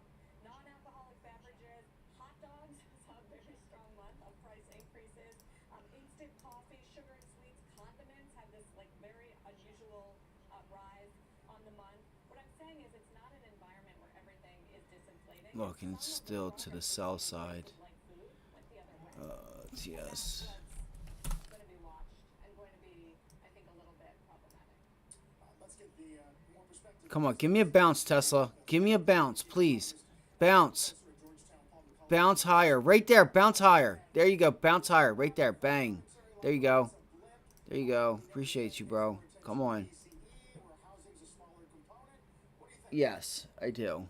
I did. It's not going to let me grab these at a buck. They were just $1.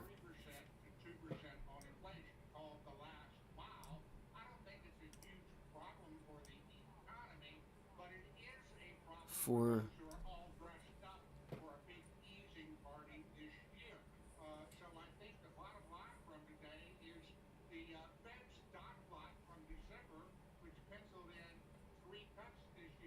come on, give me like a little double top, please. Give me a double top, baby. Please.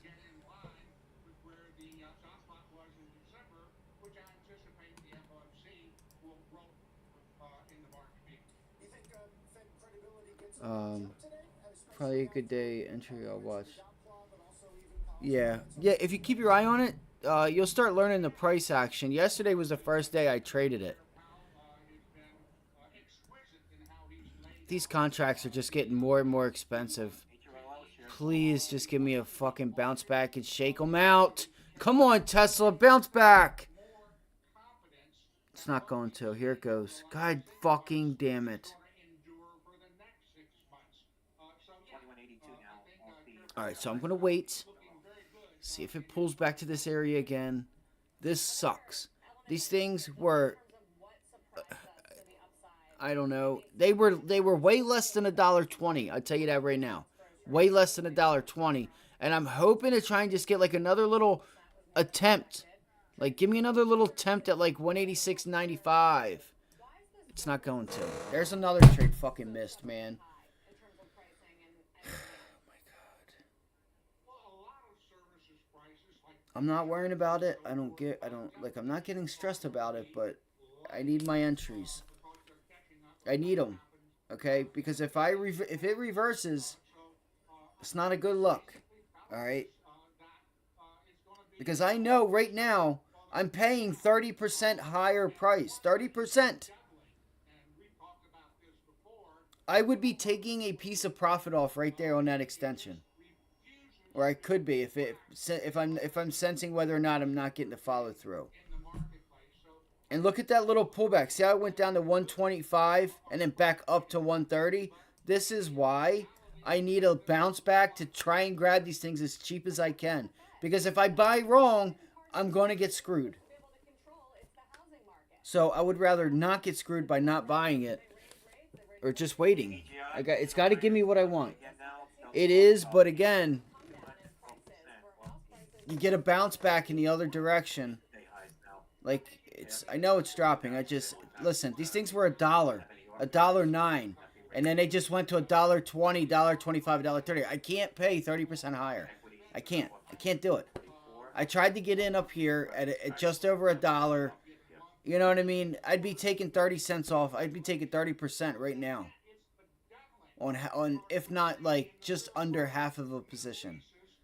So I miss it. I don't care. Let it try to bounce back. The volume is still lower. The volume is still, it's decent, but it's, you know, the RSI is high. Let's see if we can get this RSI to bounce back. Let's see if we can get a bounce back.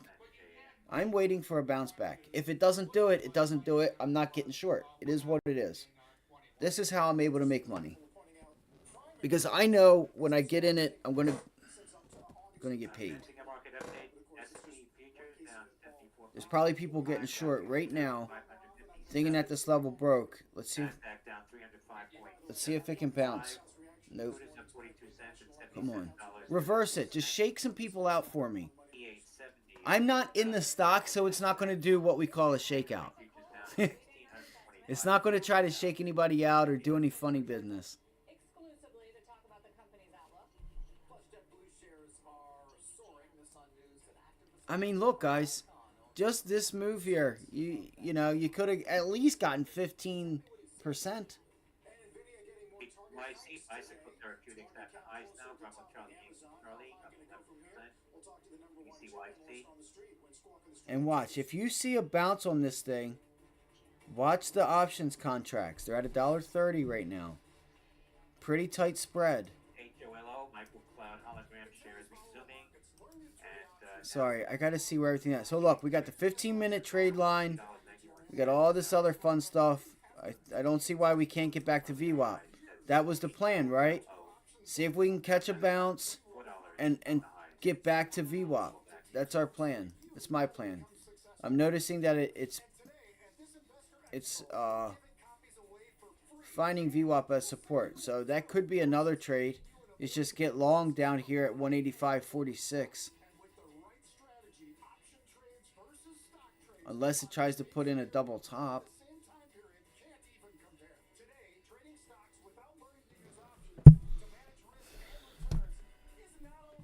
And look, just that little bounce, you're down 5%. Well, 35.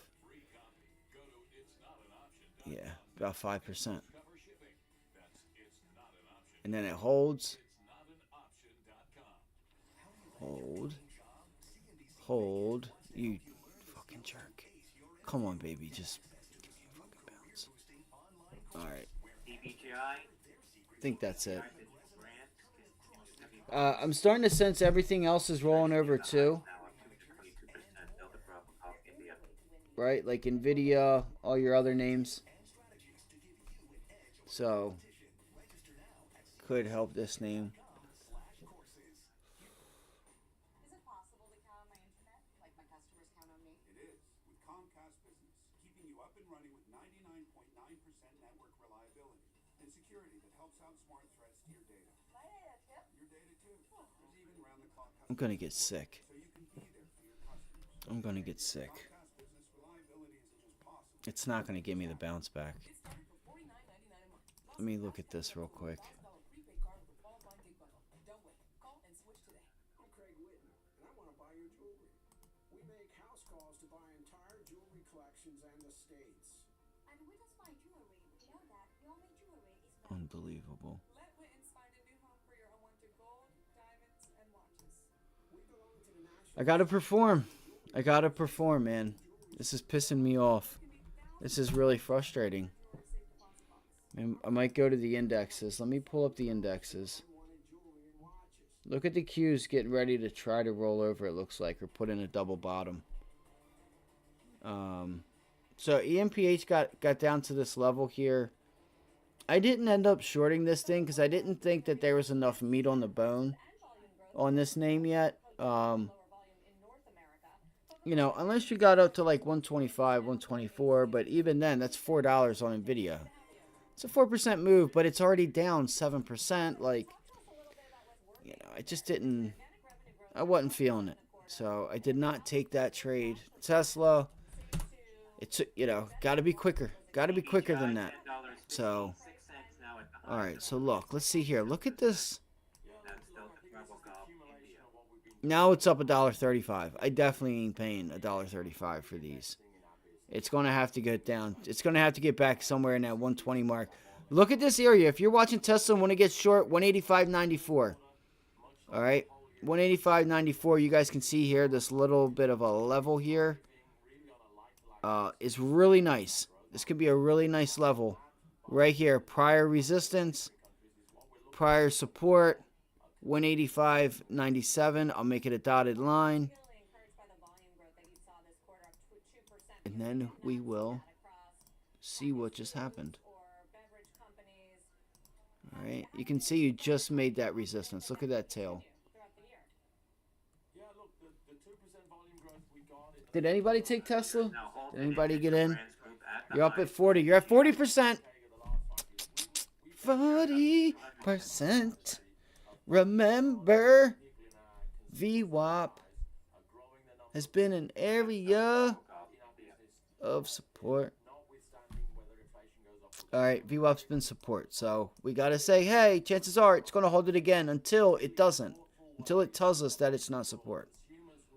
So that trade would be over. There's 45, damn near 50%.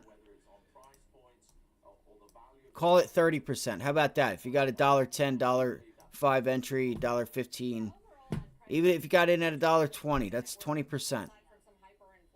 That's a nice payday. It's not anything crazy, but 20% is 20%, no matter how you look at it. You know? Drops when NVIDIA stayed strong. That's a good sign. That is a good sign. That is a good sign. The thing is how far does the Qs have to go? The Qs are still heading up. Qs are still somewhat in an uptrend. I know it doesn't look like it. This is a small pullback. The overall markets aren't moving. At least the Qs aren't. Let me...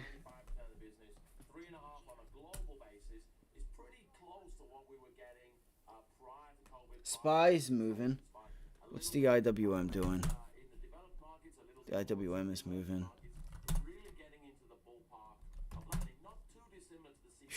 Look at that.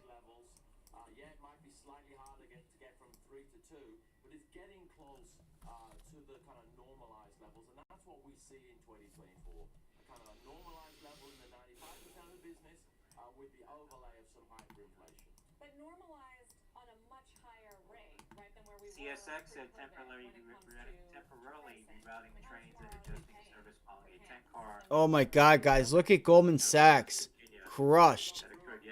That was the trade of the day. Look at Goldman Sachs. Fuck. KRE. Oh my goodness. Goldman Sachs was the trade, guys. All right, that's why I say pay attention. Like if you start seeing the Dow, look at the Dow, right? Look how down it is, right? Look at this. This is a mean move. So let's go look at Dow names. All right, UNH is up. Okay, JP Morgan, MSFT. All right, Goldman Sachs. Oh, damn. Shit. Look at that. DBGI was also the trade. DBGI. DBGI. DBGI. DBGI. DBGI. You got a little under 100% there. That is nice. It's pretty nice. That's some nice volume too. See if you can pull it. Is it halted? If you come in with a gap down on this halt right here, right around this area, I'd look for this area to hold and get long at $90. Again, that's without looking at the daily chart. So, again, I also do not know the float. So, yeah, you're through the 200-day. I don't see why you can't get to $25 today. This is a 14. All right, 14, 24, final boss, 35. 14, 24, 35. Bada bing, bada boom. Bada bing, bada boom. NASDAQ getting a pop here.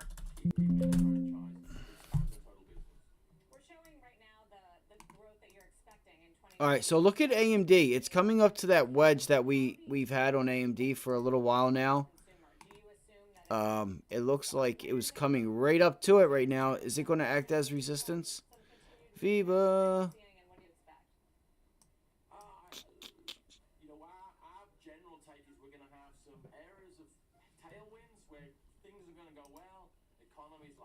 Let me turn this down and make sure they don't fucking copyright me with this stupid shit. As I said, the US maybe will slightly pick up through the year, but What time is it? It's 10:30. All right.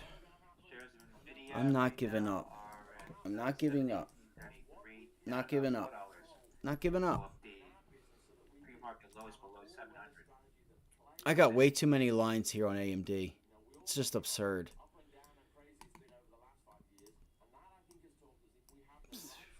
gotta buy the dip.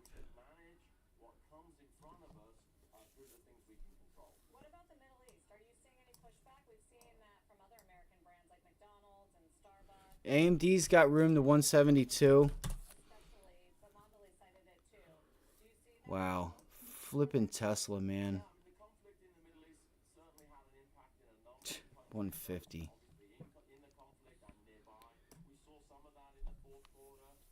Sometimes we go through these struggles. All right.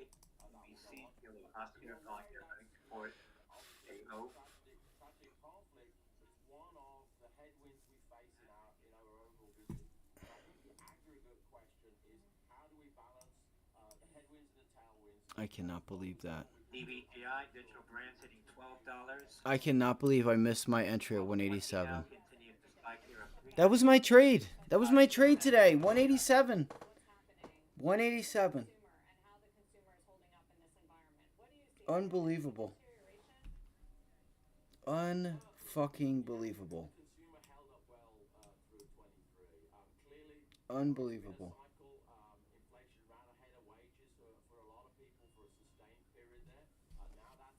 I cannot pay up $60. I can't pay up nearly 100% of contract, guys. I can't do it. I can't do it. You know, I tried to tell you guys what I was watching. Short Tesla right up there. What I was wanting to do. You know, it's about all as I can do. You know, I know most people don't say. You know, usually like you'll be lucky if you don't just get a random alert and they're already in the trade and they're just like, it starts working for them because they don't want you, because they think, you know, oh, I God forbid I don't get my fill or my order, blah, blah, blah. And they don't tell you where their orders are sitting, right? Shit like that. They don't tell you, oh, I'm taking, like, I have a limit order out up here, like, this area. You don't know what price or where. They don't tell you. But anyway, I told you I was looking for the reversal up there at 187. You know. If you were comfortable paying up, 20%, that's fine. Right now, you got close to 70% or 60%.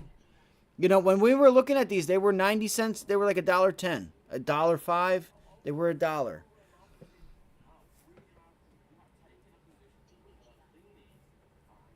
Yeah, let's go look at it. Let's go look.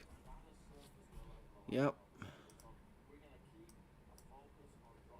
Yeah, she's a beast. She is a beast. So that means if you want, we could look at like SOX. What is it? SOX L or something like that? SOXX.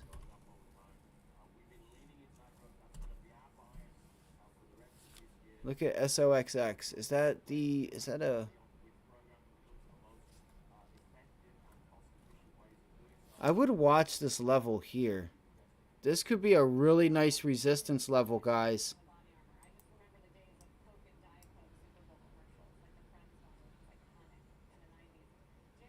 I would. Look at this reversal. Watch NVIDIA. That's a nice reversal there. I would watch this level. It's starting to rally. Depending on what you're watching. Tesla's pulling back. MSFT. Yeah, Microsoft's trying. Yeah, because look, like Tesla's already up here. So Microsoft is lagging. We probably could get a Microsoft. Yeah, that might be something. That's a good idea. Let's see here. Yeah, because like you could see, some of the names are already at yesterday's low. So Microsoft's a big Dow component. So look, the Dow is starting to turn around. So you have to understand what index they're in, right? Microsoft is a big Dow component. So Microsoft is going to be down the most, right? While the other names are already testing yesterday's lows, right? Look at Tesla. NVIDIA's already done it. Tesla, hell, probably even Apple. No, not yet, because it's a Dow component too. Yeah, so yeah. SPY. Let's see here.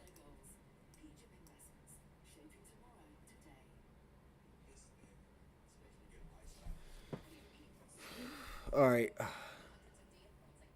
Man, this sounds really stupid, but I feel like I want to try those puts on Tesla. I'm just going to get dusted, guys. This thing reverses one wrong move. I'm telling you, you're going to get smoked. You got to buy right. Like, you needed to buy up here. You had to have bought up there. If there is one, if for some reason Tesla holds, this is why you got to let some trades go sometimes. Thank you for bringing up Palantir. Thank you for bringing that up.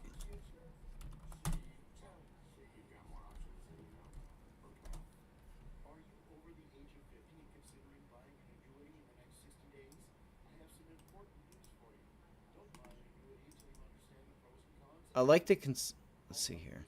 Dude, I really like the consolidation on Palantir. I wonder if we could start to break out here.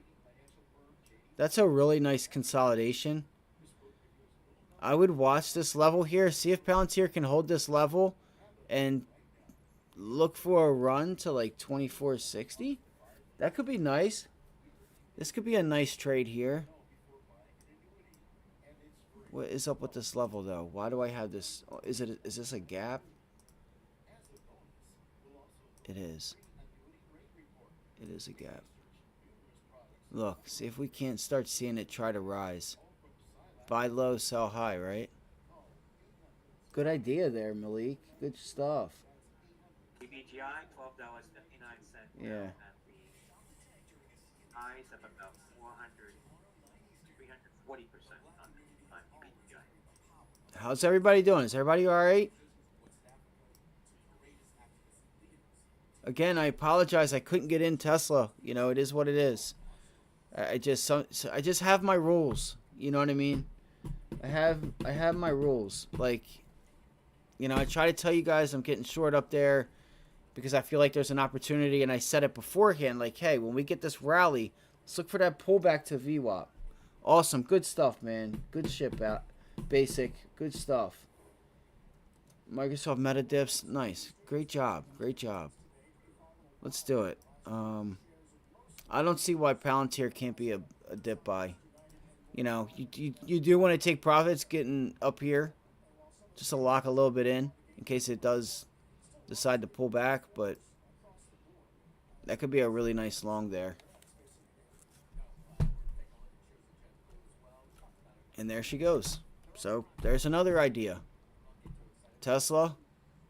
I would watch Tesla right here. It may go test VWAP, but look at 185. 185 rejection. Bang. The volume's drying up. That's why I kind of feel like Tesla is going to pop. And we also know VWAP has been that area where it likes to bounce off of. So if somebody got short there, I guarantee you, somebody got short there and they just got their ass busted because they just paid $160 some $60 something for those contracts, and now they're down you know, 5, 6, 7, 8%. And it hasn't even moved. It hasn't even moved. Yeah, it looked like Enphase was a reversal because it looked like it had already put in its like move, and it felt like it wasn't going to go anywhere. ENPH. Yeah, it's trying to hold now. This would be a cool setup. This support, this prior resistance level breaks above. Let's see if we can't get long. You got to be careful. Yeah, that's got to be your long entry right there. 120.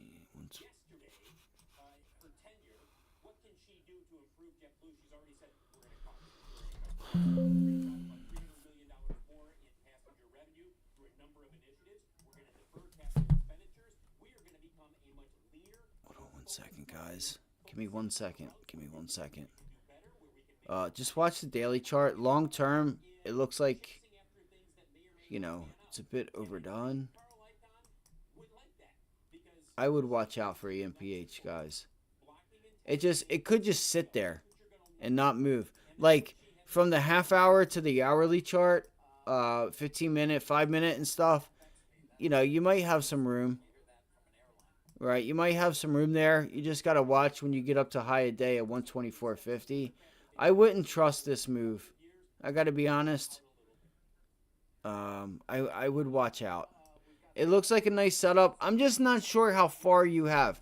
Maybe you do get back up past the high a day at like 125, 124.75. Over this. Yeah, you can. Yep, you can. And that'll give us our bounce back to the levels that we want to, that we know, hey, if these financial conditions continue, and like, again, February is a month that's seasonally weak for the most part. Doesn't have to be. And look, EMPH trying to break that level now. Trying to, at least. All right. Let's see. And look, 9 EMA, VWAP, all lining up together there. What time is it? 10:30. Okay. I feel like I'm going to exit today with another disappointing day for me. I'm going to be all right, though. I'll be all right. I'm telling you, when I strike, I can strike. I'm telling you right now. I can't do it, right? You guys got to understand. I can't. Tesla just rejects this level, and I can't justify paying 30, 25, 30%, and then 50%, and then 60-some, 70%. I can't do it. I can't do it. Because as soon as it reverses, I'm screwed. And now I'm all messed up because I've lost money on an entry I shouldn't have been in, right? Just like yesterday. I shouldn't have entered where I was, and I had to sit through what I had to sit through. All right, she's hanging out. All right, I got to find something with... Oh, remember, guys, Shopify had... Shopify had earnings. Shopify had earnings. Do we start to see a reversal on Shop?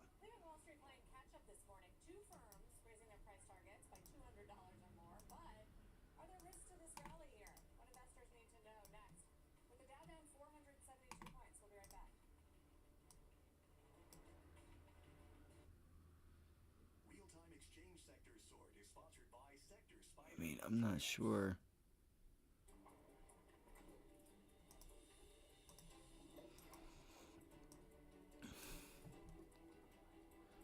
Look at this. It's holding support. I would try to see if we can catch a long on Shopify. Possible long at $82. 82 looks like a nice little area. It could be. At least you'll know pretty damn quick if you're wrong. That would be the target. What do we got? Yeah, that's what I say. I feel like this could be, if it holds. It's probably not going to hold. I don't like that volume there. We still have volume to the upside. See what happens if you get down here. Let's see if Shopify gets down to $79. The juice has got to be worth the squeeze. Right? That's not really much of a, it's not, there's not much going on there from 80 to 82. So you're not going to see people go out of their way to be long just yet. Is Tesla trying to roll over or go higher?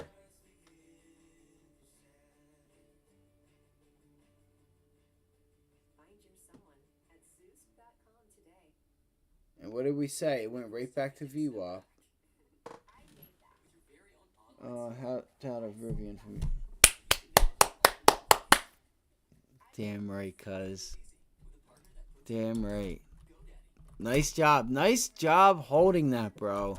That's what's up. And I know you got a better entry than I did, which is awesome. Fucking sick trade. Listen, I had to get out. I had to, man, because I bought wrong. I bought wrong. You know what I mean? That's awesome. That's sick. That's sick. Great job, dude. That's a sick one. That's nice. Hell yeah.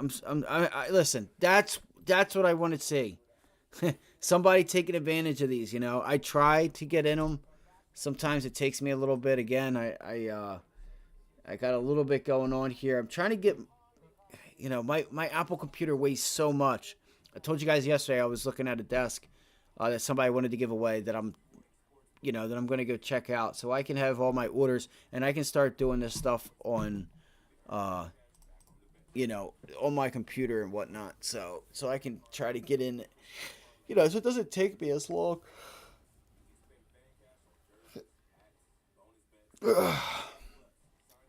That's awesome. Hell yeah. Hell yeah. And I can't remember what contracts I was in yesterday. Was I in the 16s, 15s, 16 puts? 91 cents. That's over 100%. My entry was $42, $43. That's well over 100% right now. Nice job. That's sick. Heck yeah. And y'all could have got it cheaper, like 20, 30 cents, you know, and really killed it. You know, again, I had to get out, right? Because when it pulls back to 20, 30 cents, I'm down 50%. You know what I mean? I need 100% gain to break even. So it is what it is, right? Trading's not perfect. I see what I see. I call it out, try to, you know. So, but we'll be all right. We're going to do well. It's all good. It's only one day. It's the second day of the week. I'm going to get mine this month. I promise. I promise. I'm going to get mine. And that is funny because it is snowing. It is snowing here where I'm at. They're talking about it on CNBC.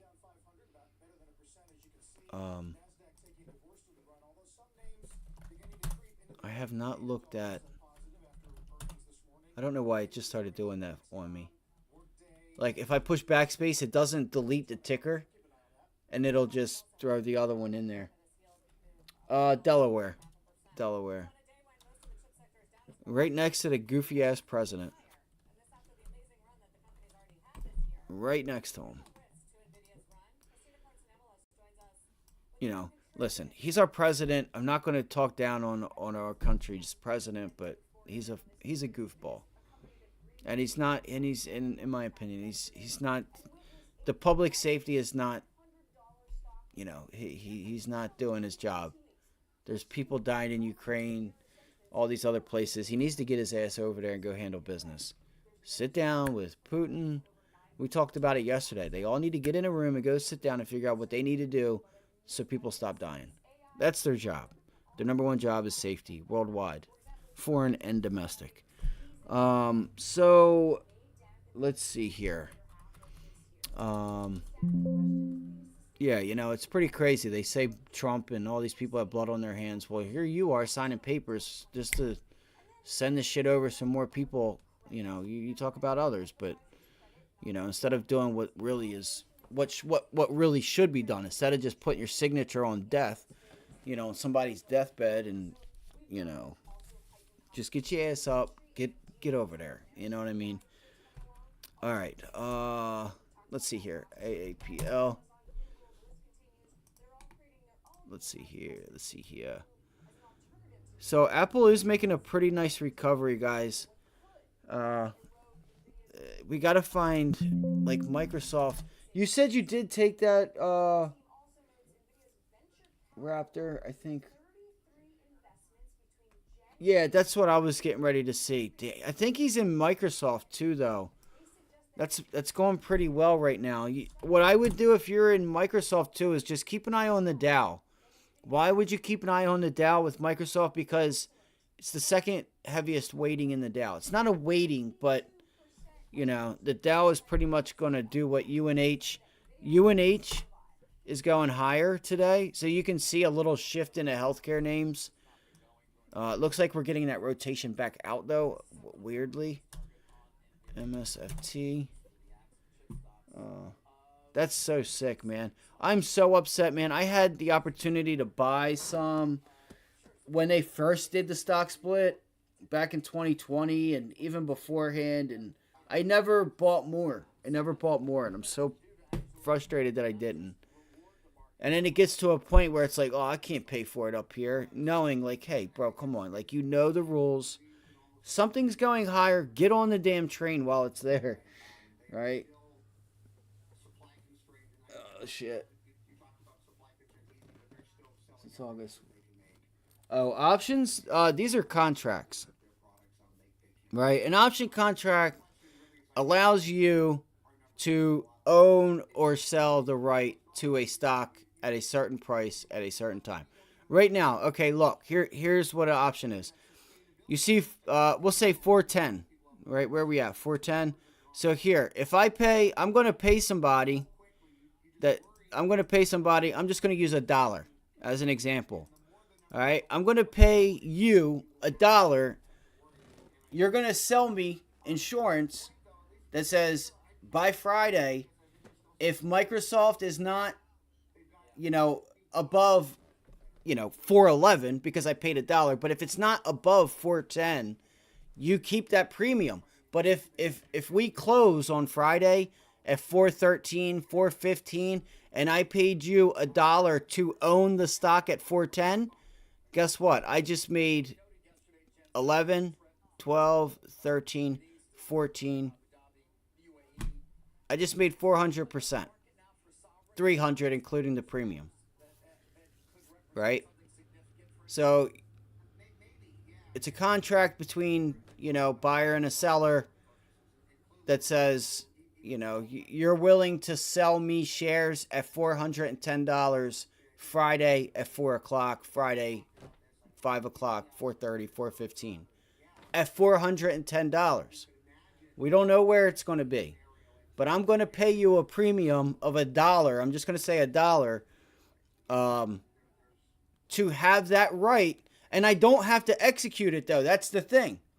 I could give you $100. That's $1 a share, by the way. Okay, because each contract is for 100 shares.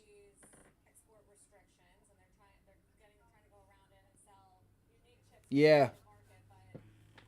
That's so funny. Chip stocks were that's hilarious. Yeah, so it's just contracts, Raptor, that pretty much says that you can buy or sell.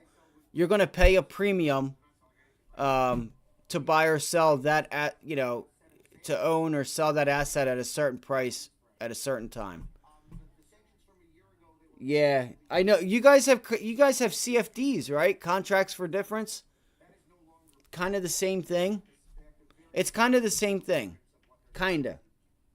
You just have to worry about implied volatility and things like that. So look, right here, Tesla, right? These are Tesla. I think this is the 190 calls or 180 puts. So for this Friday, they're selling right now.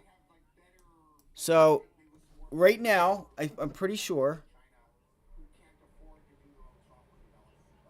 Yeah.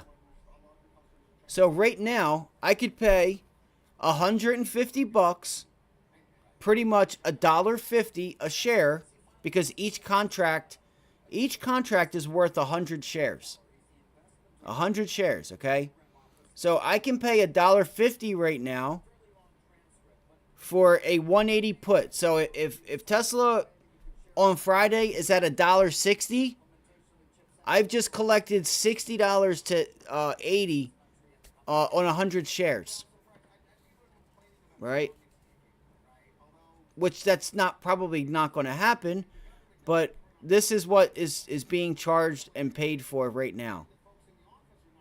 All right, that says Tesla, if it gets to 175 and I pay $1, I've made 400%, or pretty much $4 a share. I've made $4 a share, times that by 100, $400. That's Friday at close. That's without, it's not without theta, like all that stuff that leads up to it, oh my God, I'm having such a blank.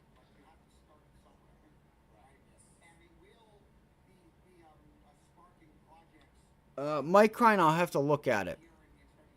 So you have, oh my gosh, I'm drawing a blank. I need another coffee. I don't know. I can't think of the word. I can't think of the words. There's two words, right? Whether you buy in the money or out the money. See, right now I'm buying out the money. And the closer that the stock gets to 180, you know, before Friday, you know, the higher it's going to go, right? And then I can sell those contracts at a higher price, or I could hold on to them. But if it's not, you know, above 180, even if it's at 180, these things are going to burn premium, which means they're going to decrease. The higher it goes, the less value, you know, it'll start losing value. So it's tricky. So the seller puts themselves in a position, but the buyer also can put themselves in a position. So this is about timing. This is when I say, when you see me not taking something, it's like, I can't pay up for this. I cannot pay up for these puts. Because they're up 20%. This is why I didn't get short here, because I was paying a 20%, 30% higher price than my entry. Because I tried to get in and I clicked on end phase, or, you know, I clicked on Tesla, but it hit end phase. And then I had to go back and put the amount in and stuff. And by then it dropped here. Off of that drop, you know, me personally, when I get in, guys, this is where I want to get in. I want to get in as that stock's going higher, right into the level. I want to get filled as it's going up.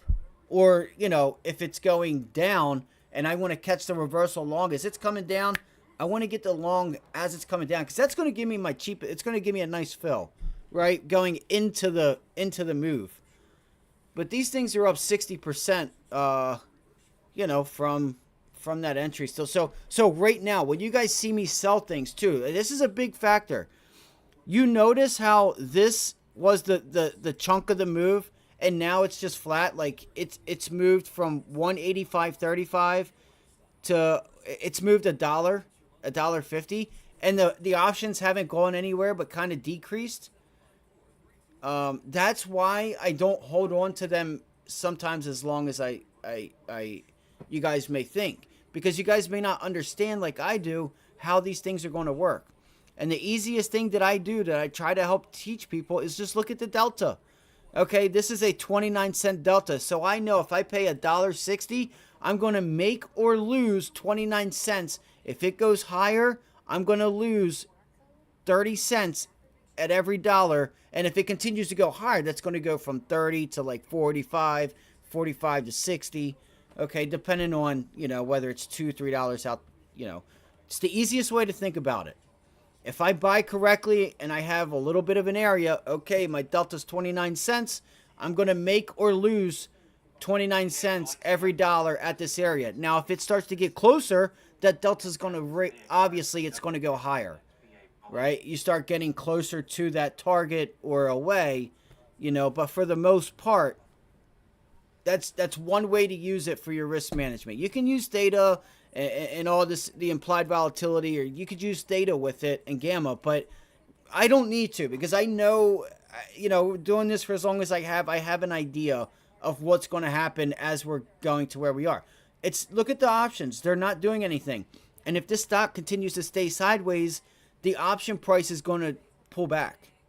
It's going to be at like 140, 150, right? And it's going to be lower than here, where it hit 160 up here. So this is why when you get those extensions, if you trade options, take your profits, because it's like, unless you have like a Goldman Sachs type of momentum type of day, right? Unless you see this where you're just getting down, down, down. It's just heading in the direction and you're not getting bounce backs. That's a different story. This is a pattern that I would just hold and like just take profits at certain points.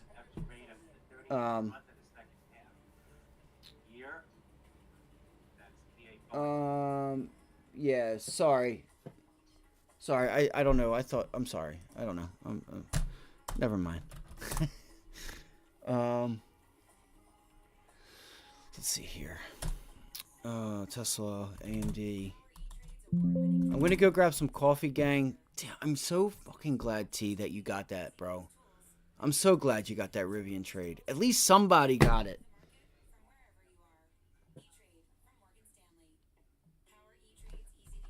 UBS just upped its NVIDIA Price target to 850. Yeah, they trying. They've been trying to do this the past week. Micron. MU? Yep, MU. I mean, Micron's been a safe bet. I mean, as long as semiconductors are going higher, Micron should too. And it's got a gap down. You have earnings coming up in a little bit. That could be, look at that. That could be a nice setup. Did we just get a 50-day rejection on Micron? The thing is you just can't short Micron when Nvidia and everyone else is going higher. When the sector's strong at the moment. But I would keep that on watch, you guys. Look at that. That 50-day is like right here at 82.75.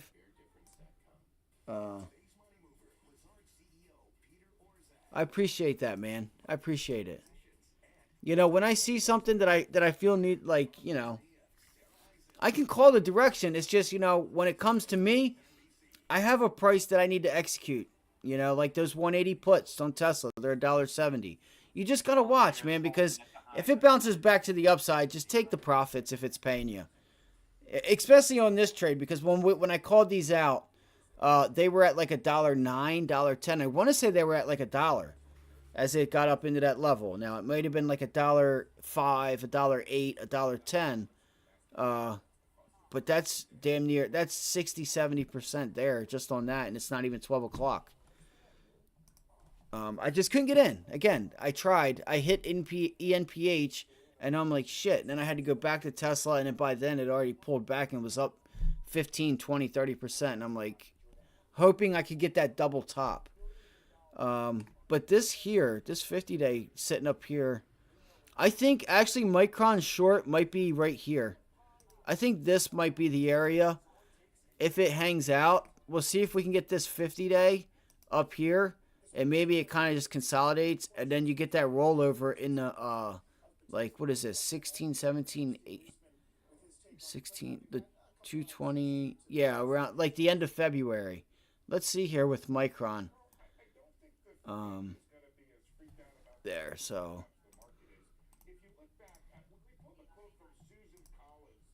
15-minute chart.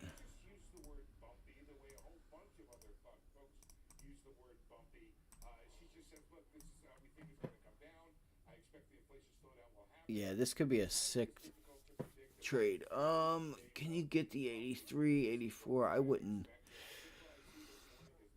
That's tough. That's tough.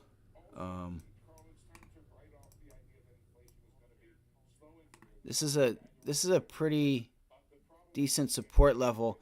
You just got to get through the 50-day on Micron. All right, you got to get through the 50-day on Micron. I would look for $84. She's trying to hold right now. I would look for 84 and then 85. But 84 is definitely a level, you know, that I would be watching for Micron.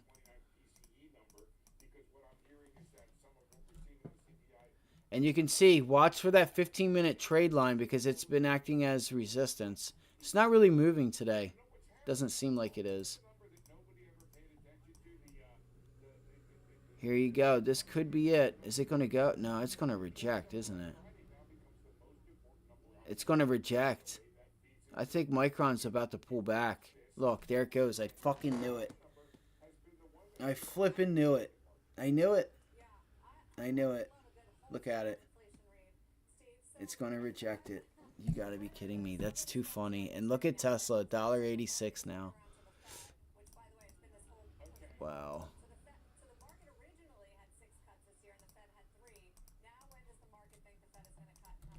TSLA.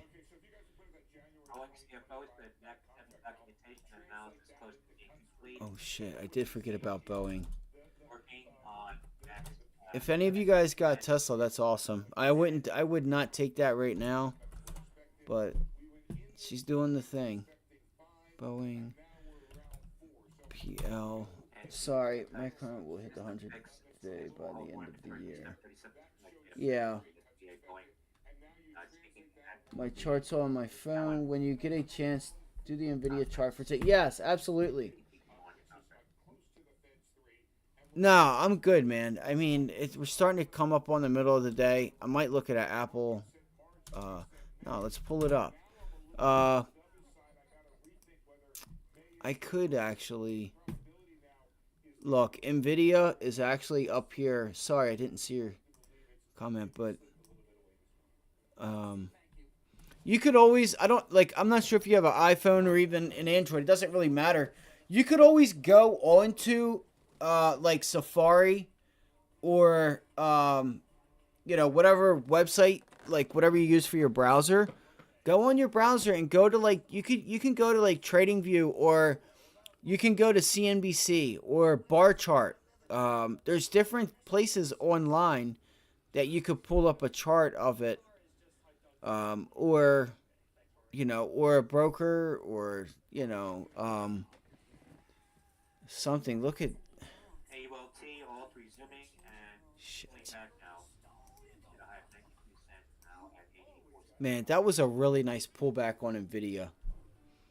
I would look for Nvidia to pull back down to 720. That's what I'm looking for. I would look for it to pull back to 720 and see how she does there.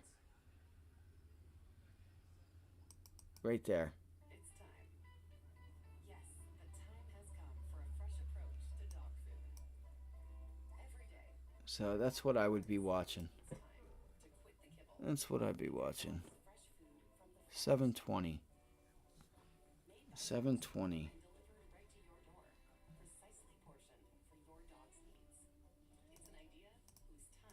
Let's see here. What is TLT and the VIX doing? TLT. Dude, TLT is still sold off. Oh, man. The VIX is still... Look, the market's got... Some of these names are going higher, and look at the VIX. The VIX is going higher. Gotta watch out for that. Gotta watch out for that, because it's definitely a sign. Let's see here.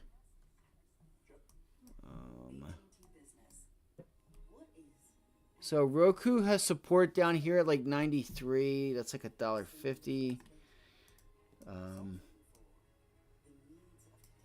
It pulled back, held the 100-day moving average.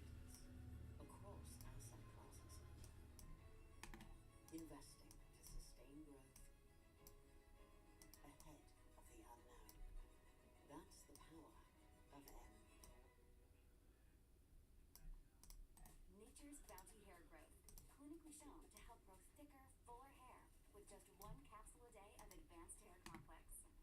Conquer hair thinning and fall in love with your hair all over again. Only from Sorry, I'm just trying to get this up here. Look, if Roku can hold here, man, and bring in some volume, this could be a nice little long.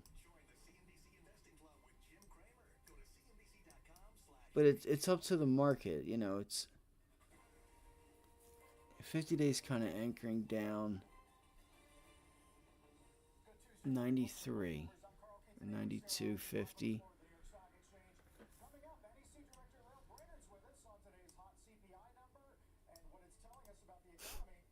CNBC is so funny. On today's hot number, the number wasn't hot. It came in at 0.1% higher. Like, it came in line. All right, just above in line. Like, the number wasn't hot. If you think that's hot, then... All right, so Tesla... So there is that. All right, I'm thinking about a long on Tesla. I'm thinking about it. Look, she's going to fucking take off, you bastard. Why every fucking time? As soon as I see something, she just starts trucking the other direction. Oh my gosh. That's so funny. Oh my god. I might want to wait till like 182, 181. But I am looking for... I think today we are able to get Tesla a little bit higher. It may not be right this second. We may have to wait for another shot at 183. I think we can, though. I think Tesla's going to get froggy and start trying to Like, look at the volume. The volume's clearly telling you we do have some upside in the near future with Tesla. What is this? 185. 185. Let's see here.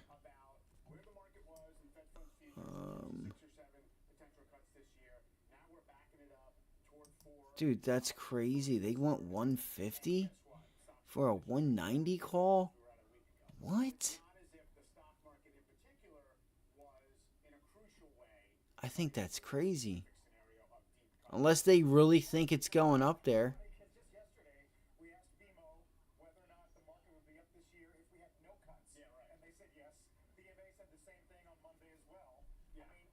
MSFT, Microsoft, introducing new data and AI solutions in Microsoft Cloud. Oh shit. Foxtrot Tango.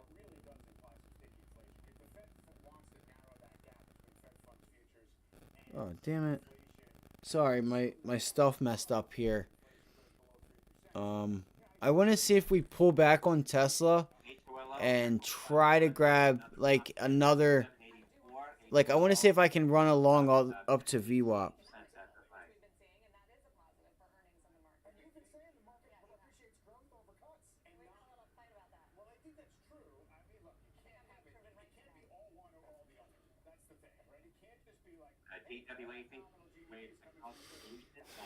Come on, let's get it, baby. Let's get it. Come on, pull it back.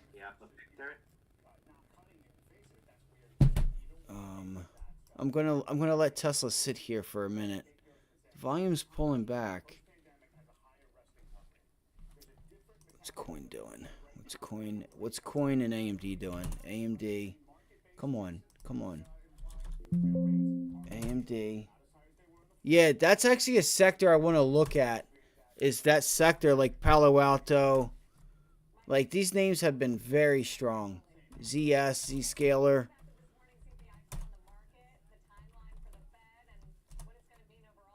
All right, if I'm going to be short with yields, remember guys, if we start seeing a pop and then like yields start to bounce again, I got to look for to short these names, but I want to short them at higher prices. Like your solar names, automotive. Ford is trying to roll itself up. Is this it? Are you going to fall, Tesla? Right here on this candle? Or right here on this 1 minute candle? Right there? You going to go? You going to start pulling back? Yeah, come on. I know you want to. I know you do.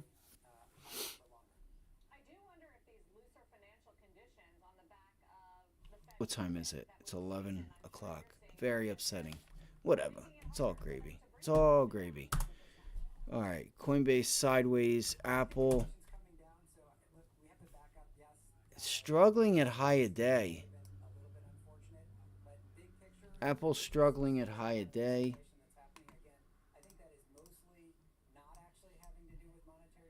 I cannot believe it's already back down to 184.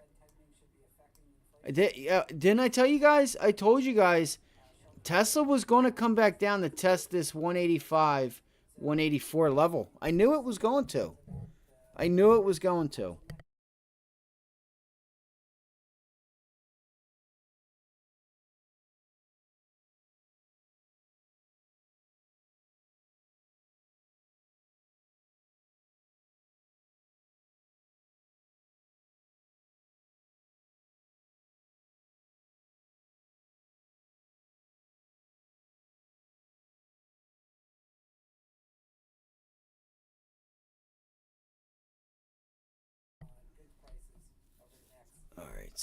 Let's see. What was I doing? AMD, Nvidia, going over my list. Okay, Apple. All right, this is huge. Let's see there. Boom, boom, resistance.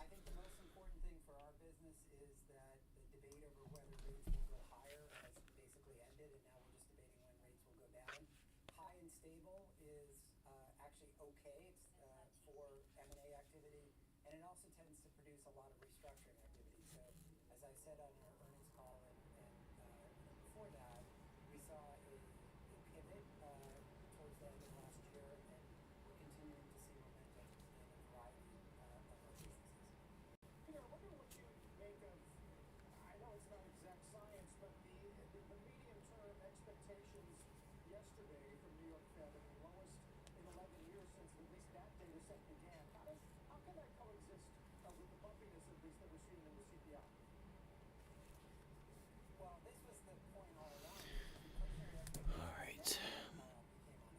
I got to think about what it is I'm going to do. Do I short Apple up here? Do I give it a little bit of room to try to get to 186.50? What to do, what to do, what to do. It's just not moving, right? It looks like Apple's not moving at all.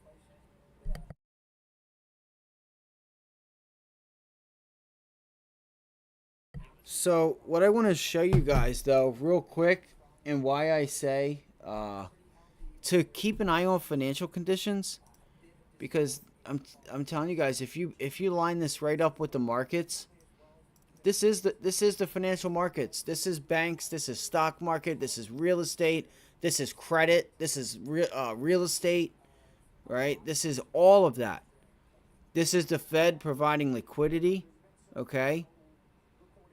And you can see here these measurements that we're starting to anchor ourselves back to the upside, and we're starting to probably more than likely revert back to the mean.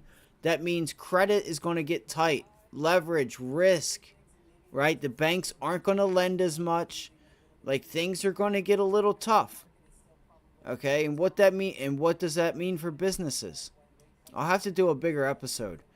But at the end of the day, what helps ease these is the fact that the Fed is giving the banks a lot of money. Every week they report what they give them.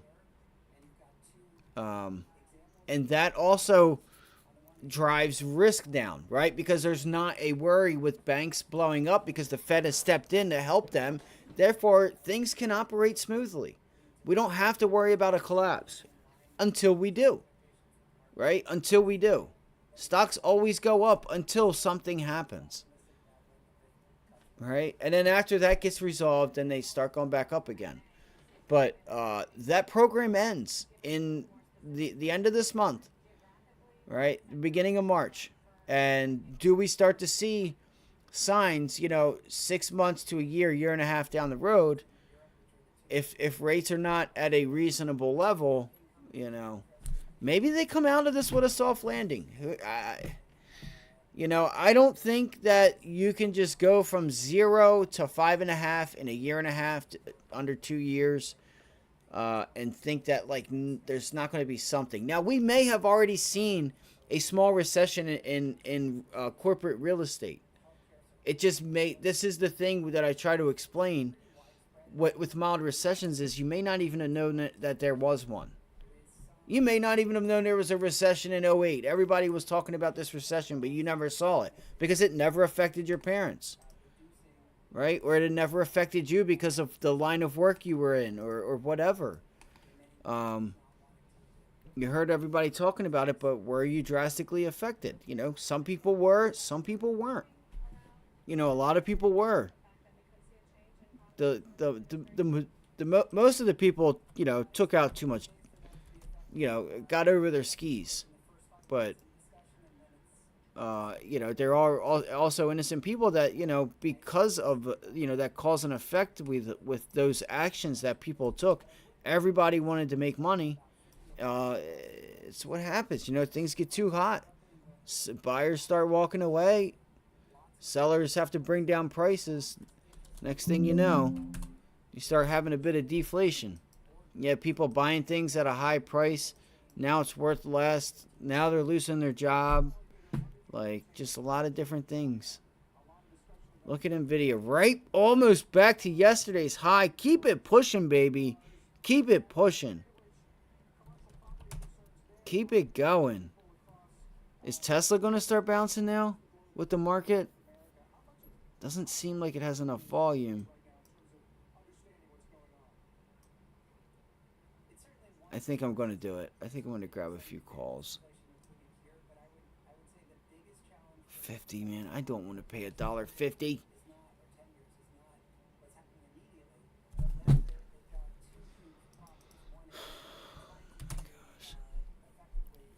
I am so upset that I did not grab those puts on Tesla, but again, I'm not upset. So let me take that back. Sorry. There he is, Animal, bro. Where you been? You all right? I was asking about you yesterday. I was getting ready to message you on Twitter, just making sure that you were okay. That's all it is.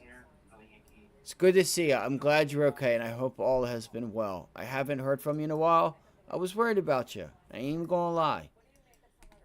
I mentioned it yesterday.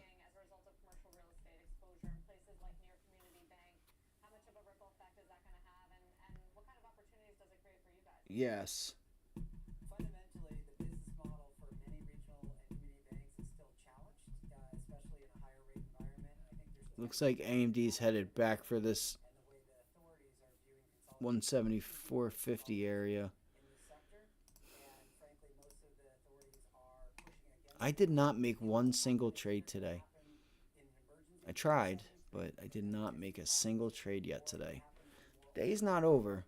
So we got a piece of this, right? You got a piece of the sell-off. You got a little taste of what's to possibly come. We can't, we out of nowhere we start getting through highs and things get a little oversold.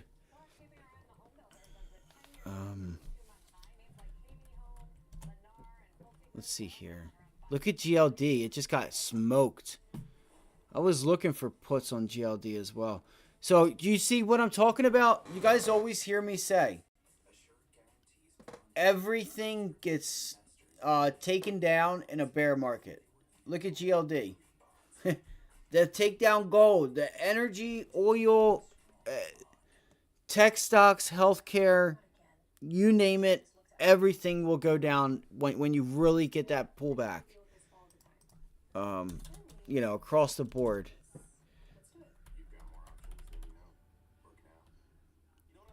TLT, HYG,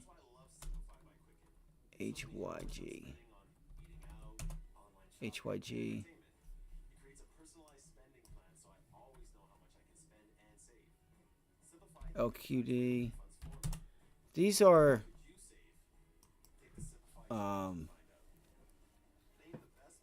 let's see here.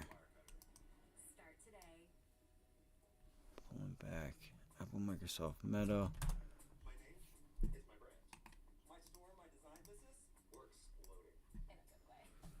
Let me do this. Let me delete this. So I'm going to look at a couple charts here, guys. I'm not really looking at the chat, so if you guys, mentioned anything, just give me 1 minute. I'm going to go grab a coffee real quick, and then I'm going to go get to work and kind of figure out this afternoon, what am I going to do? How am I going to play tomorrow? All right, how am I going to play tomorrow? How am I going to set myself up to capture a reversal or a trend continuation?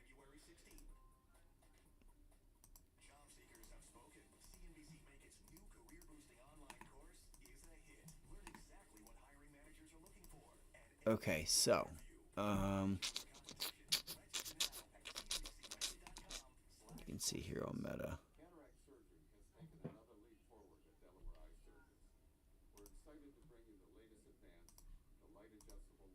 I really don't need this. I really don't need the volume profile on here because you can already tell where everything is at.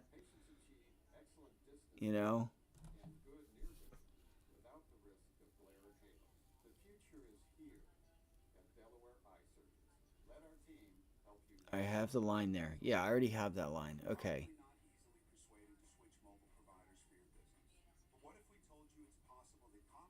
I think this is a little... Papa Oscar Lima. POL, I guess that is. Halted for news.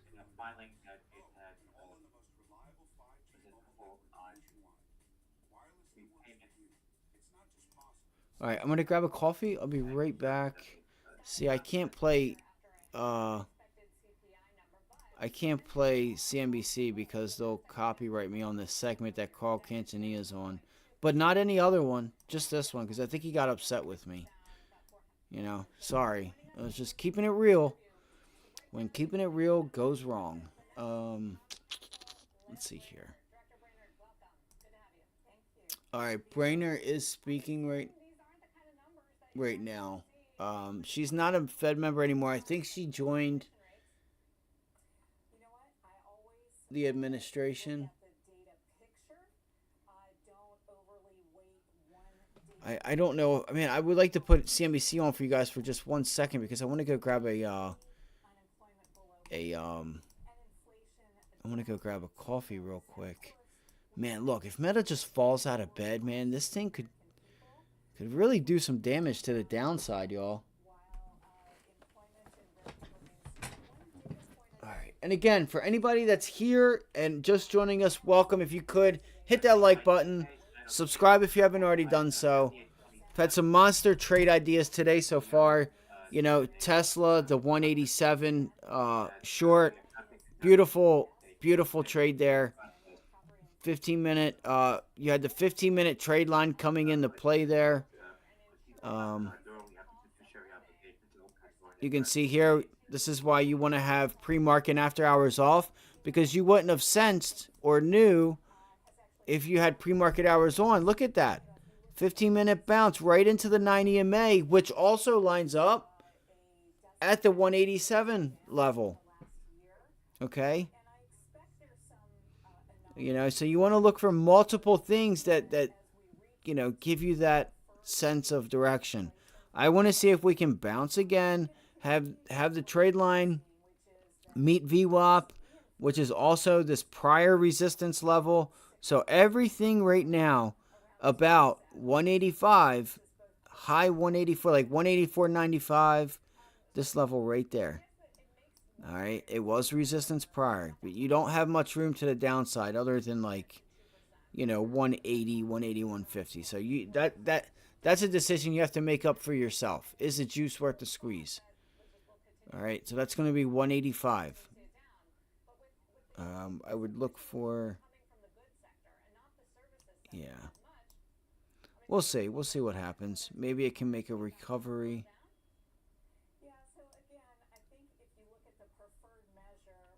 I just, you know, I don't know. It is what it is. So that's that. Yes, let me go grab a coffee. I'll be right back, guys.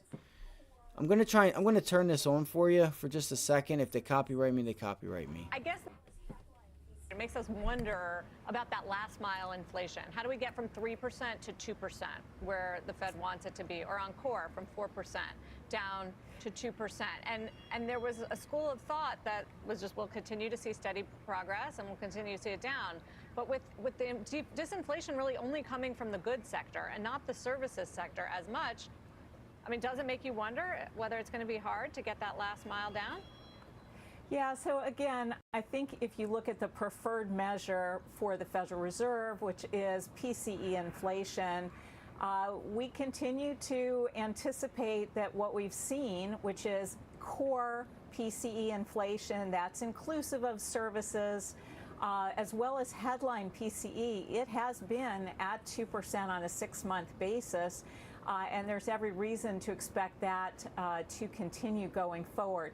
But do we need to do more to lower prices at the grocery store? Absolutely. That's really important. If you look at grocery store margins, still very high relative to pre-pandemic. The president's going to continue emphasizing that input costs have come down, supply chains have healed, and he's going to keep calling on corporations to pass those savings on to the American consumer.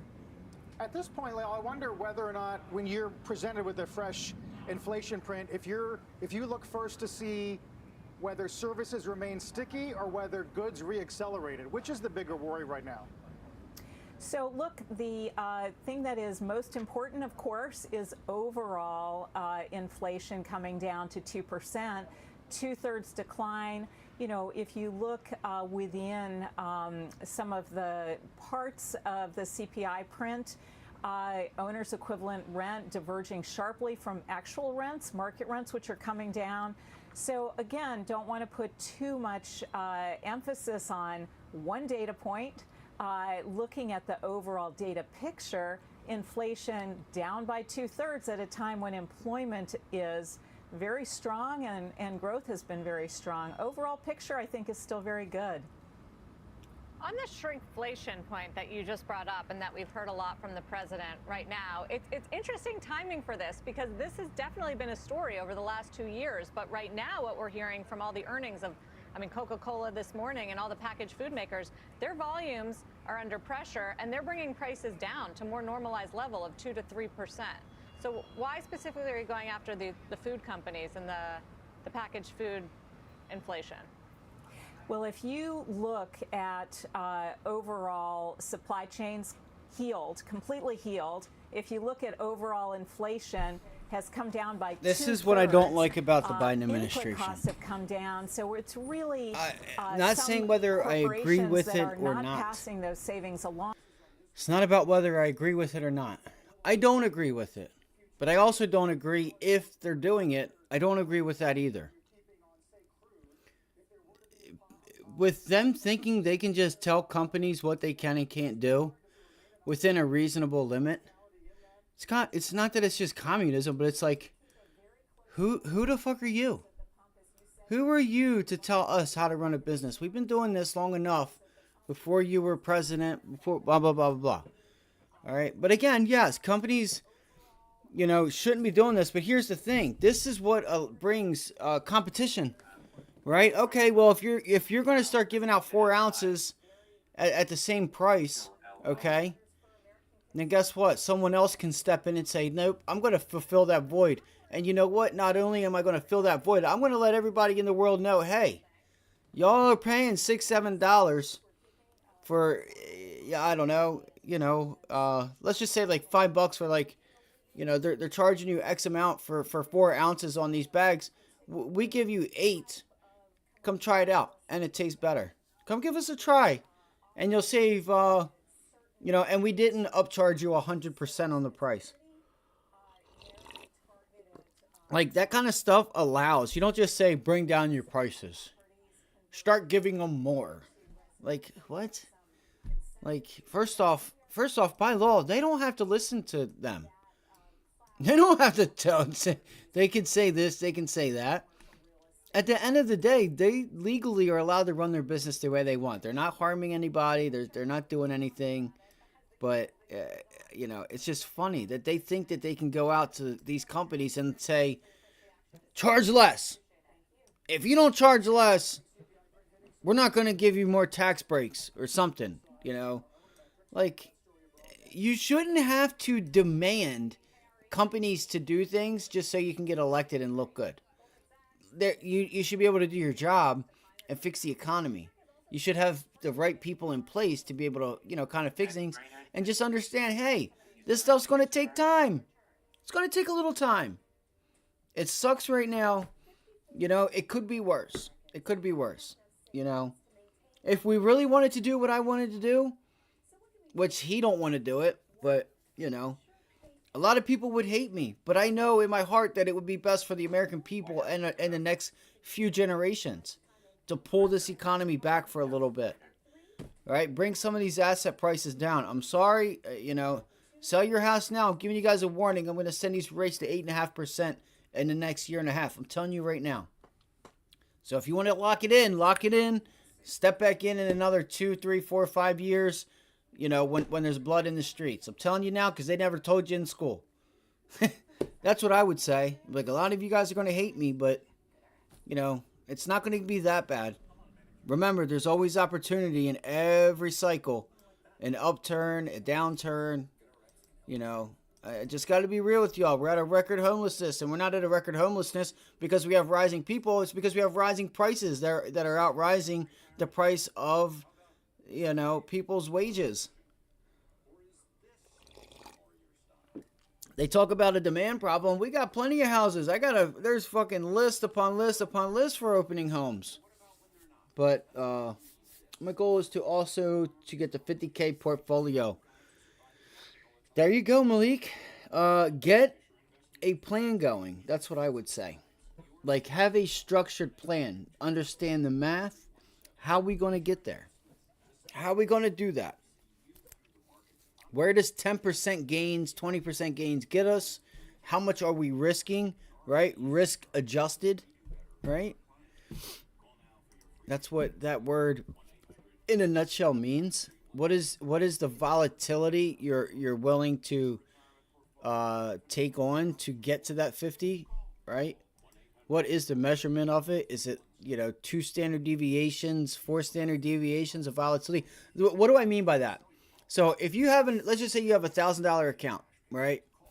And if you are giving the stock or like your stop losses, let's say like if somebody's playing options and they're trading NVIDIA calls and puts, right? That are $500, $600, $800. That's probably like a 100 standard deviation. It's like a 10 standard deviation. But to use a stock like, let's say like that's $400, right? On a $1,000 account. And if you're going to risk about $100, knowing you have about 10 wrongs, not saying that you have to get to that 100, but you could get to like 80, 60. I would say that would be like, that's a little bit more volatility than one would like. You want to be able to, you want to build that account with less volatility than like 10%, like risking 10%. I think that would be like a 2 to 4 standard deviation, right? The volatility in and of itself of your portfolio, right? Are you trading stocks that go whipping all around, right? You got $1,000 and you're trading, contracts that are $300, $400, $500 with a delta. Like, what's the delta on your portfolio with a 30 delta? With half of you're using half or like a quarter of your account with a delta of 30. It's going to be a pretty volatile. That's a pretty volatile portfolio. So how can you do that in a manner to where you have some volatility, but not too much, and you can just keep that equity curve up? Again, you don't have options like we do, so I can't say to you like, hey, why don't you think about? And I can't say that anyway, because the reason I'm not selling spreads is because they're not paying right now. In my opinion, now is not the time to sell spreads. I think it's on its way though. Look at the VIX. The VIX. All right, when the market's grinding higher and the VIX is grinding higher with it, just keep an eye on it. I'm telling you guys. I'm telling y'all. So if we get up to highs, this is what I might do. Let me go to the SPY because I haven't traded the SPY in a while. You know what I'm going to do here? I'm going to do this for whatchamacallit. Let me put up NVIDIA here. All right, this is for TIE. All right, there's your 2-minute chart of NVIDIA TIE. I know it's a little rough to see. I'd be watching this level there. What I don't know what that is. That's yesterday's close. So, watch out. The SPY might start to pull back, guys. Well, actually, we have room all the way up until 498. That's hilarious.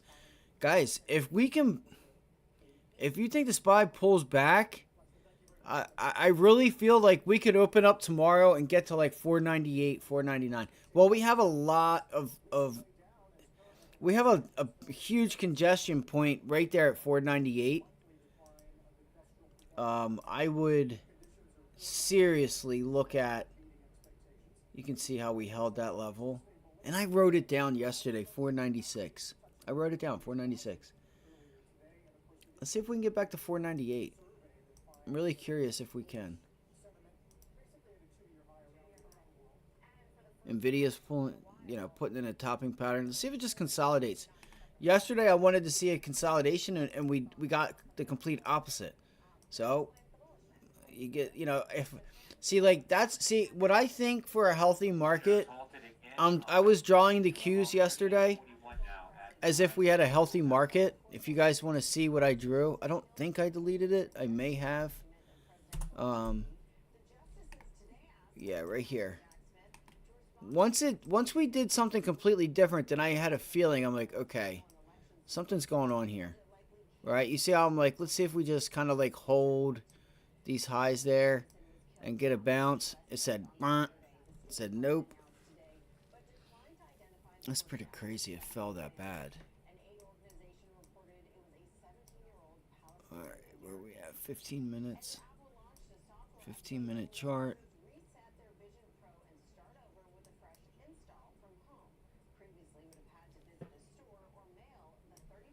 Apple Vision Pro already with an update. It just came out 2 weeks ago. That's hilarious.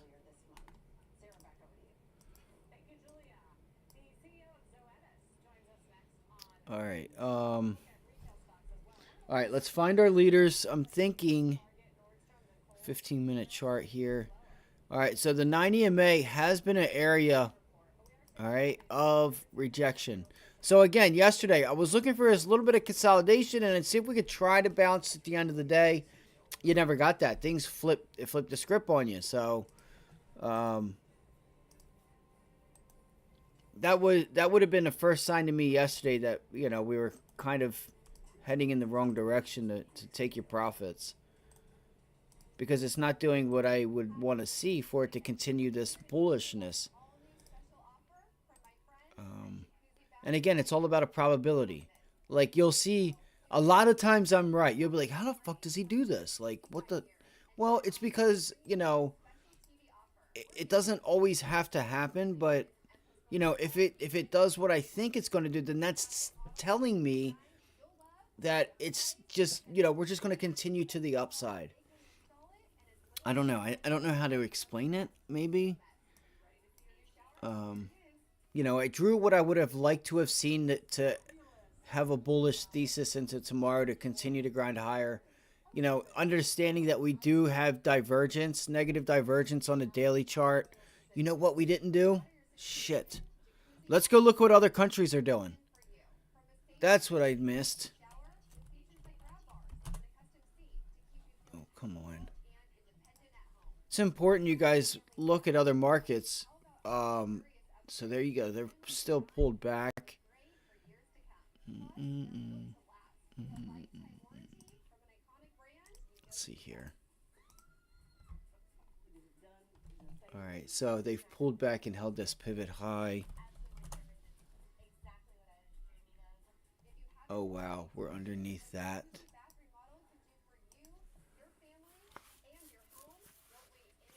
Hold on one second, guys.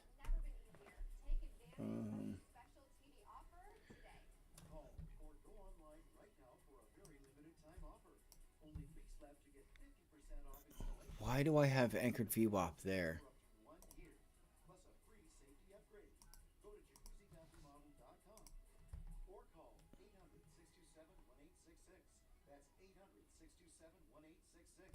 $491.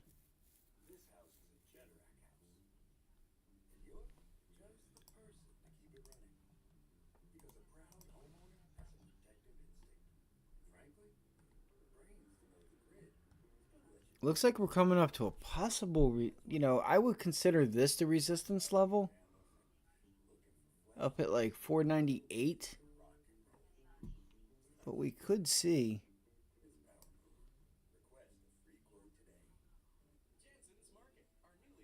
What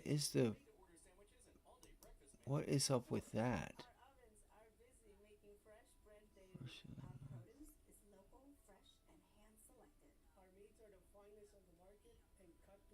I can't remember why I put that anchored VWAP there.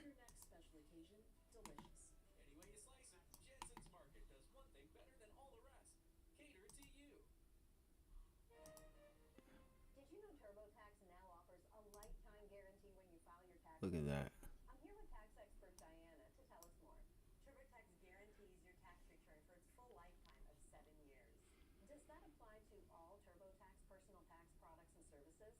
Yes, whether you're doing your taxes yourself or having one of our experts do them for you. The lifetime guarantee covers 100% accurate calculations, audit support, and maximum refund. Visit TurboTax.com to get started. Welcome back. Tough day for the markets, but also the fast food names in the red today. Kate Rogers joins us with the impact of today's CPI number. Morning, Kate. Good morning, Carl. So nearly every restaurant name is in the red today, with a few notable exceptions. Chipotle, Cava, and Wingstop. I think Those are all slightly positive to start the day. But if you take a look Kava's been a strong stock. Kava's been really strong. I want to see if we can make 497 resistance. I do. I want to see if we can make 497 resistance.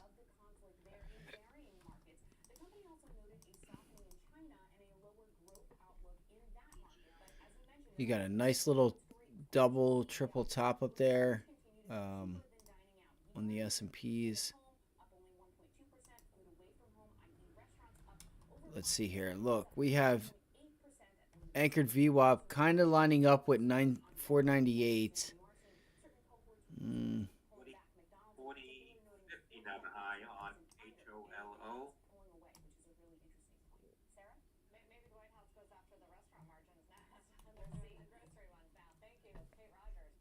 Let's turn now to Let's see here. Let's see. lower than expected guidance for the year ahead. Joining us now in a CNBC exclusive is Zoetis CEO Kristen Peck. Welcome back, Kristen. So, some concerns with the guidance. What does it say about what you expect for the business this year, particularly in pets, companion animals, which is the biggest part of your business? Dude, everybody with the word slump. Yo, they're really throwing that word around today. I feel like I'm back in the streets. Like, slump to me, when I hear the word slump, like my boy slumped over in his seat, like I think of death. I gotta be honest, I think of death, right? Somebody just got killed or something. At least from where I'm at, where I'm from, slumping is not a good word. You do not want to be slumped. All right? So if you're from another country and you hear the word slumped over here, you don't want that. You don't want that. It's not a good look. All right? It's not a good look. You do not want to be slumped. I know I'm not the only one that thinks that. So let's look at the German DAX real quick. See where it's trading at. Again, we got to keep an eye on these markets because Europe, Germany, Japan, they all led higher. Let's look for a pullback. And who starts to lead on the pullback? Does the U.S. start to lead on the pullback? Right? They lagged on the upside. Are we going to start this pullback or what? Yes, you do not want to be slumped. It's not a good look. All right, double top bank. Look, it's already just like getting ready to pull back and go higher off of 1680. It's so insane. That's so crazy. Let's look here. Let's see what sectors are leading and lagging. Everything is still red. No. It should be getting close to break even. I got some crackers I'm going to eat here. Wow, we're still red. That's crazy. Look at regionals. It looks like regionals are suffering the most.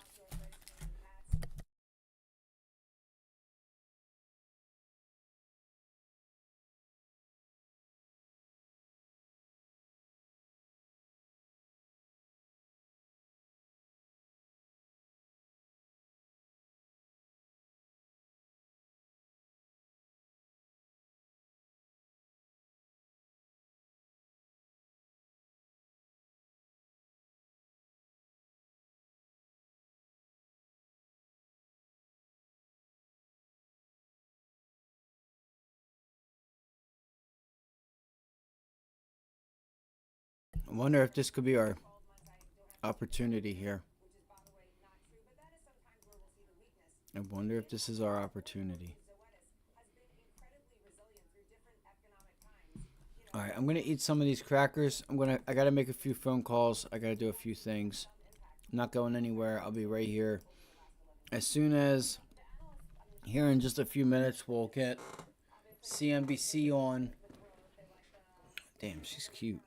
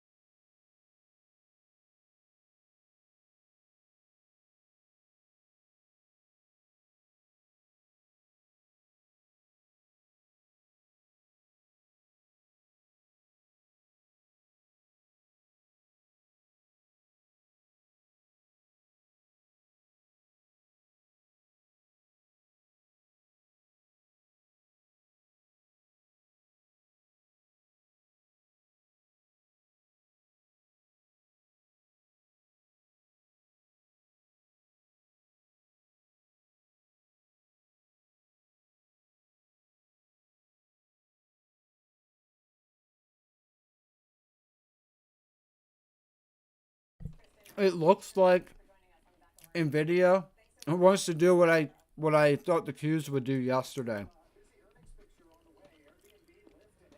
Let's make a push higher and then kind of consolidate.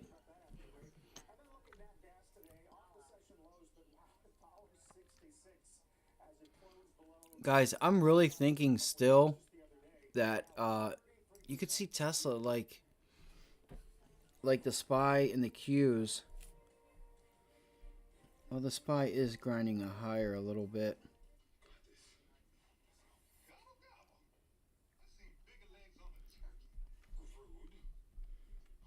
Dude, that was a $5 gap down.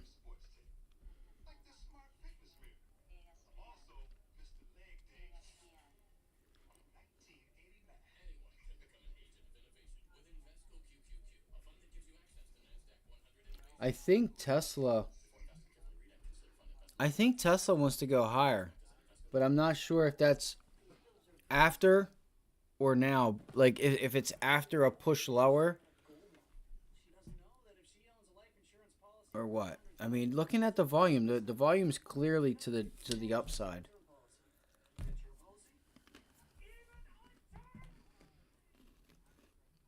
Even though it's weak.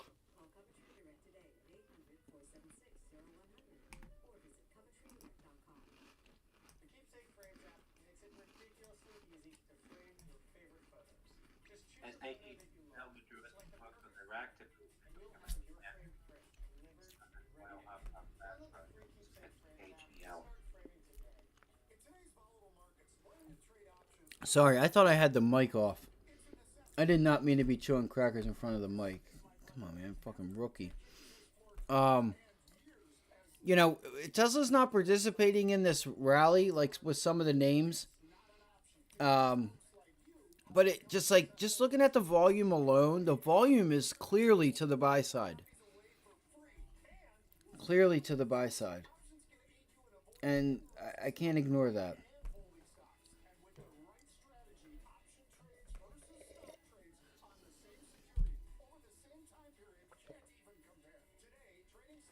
Yeah, I was actually thinking, I gotta be honest, I was thinking it was probably another short, but you know, the SPY and it pulled back to the area that it needed to and found support. I mean, I wrote down 486 and it went down to 485, 495. I wrote down 496, this level here. I'm sorry, right here. Reverse stock split to maintain NASDAQ listing. All right, here's what we got to watch for. 1 for 30 on Micro Yankee, Micro Delta. We got to begin trading on Thursday. We got to watch for this 496. This is the level I've had on my watch. It's tough, man. It's freaking tough.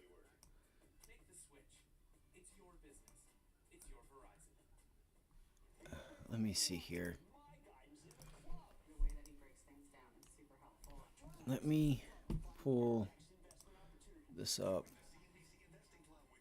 Again, the weakness, you have some weakness in banks. There's weakness all over the place. There's weakness all over the place. But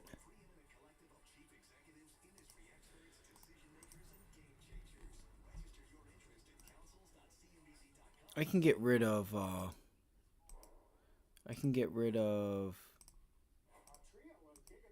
anchored VWAP. Let's see here. Let me put it right there. And look, that line's right up with, look at that. Look at 497. This anchored VWAP right here from the high. I wonder if we're going to run up and test 498. That's where I think we could get to. I said it this morning that I think, or just leave it a little bit ago. You know, in the morning you can't really count the first couple minutes. What is this, a 3 minute? That's some serious volume right here. And right here. And right there.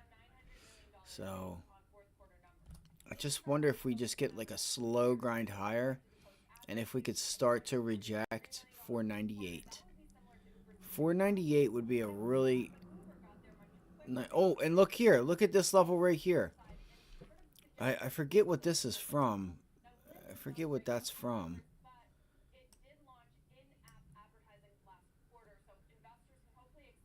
Wait, let me do this. Let me do undo, undo, undo. Okay.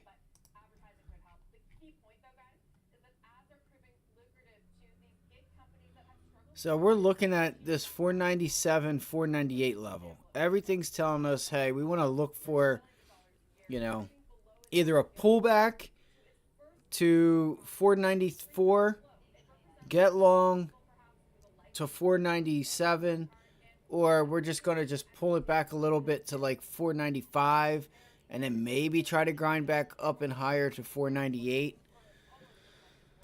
That's what I would look for. Let me pull this up. I'm going to get rid of these here. Now, anchored VWAP, you want to put those at like lows, highs, earnings, like certain points. Like Monday, the start of the week, the start of the month, the start of the quarter, the start of the year. And you'll see that you'll hit those areas.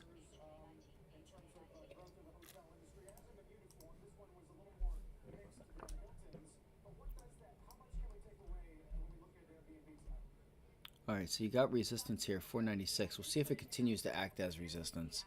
What do we got? NVIDIA pulling back, making a lower high.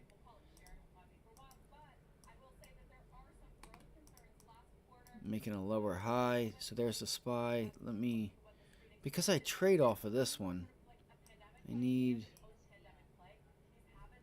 you know what? I'm going to throw in 3, fudge it.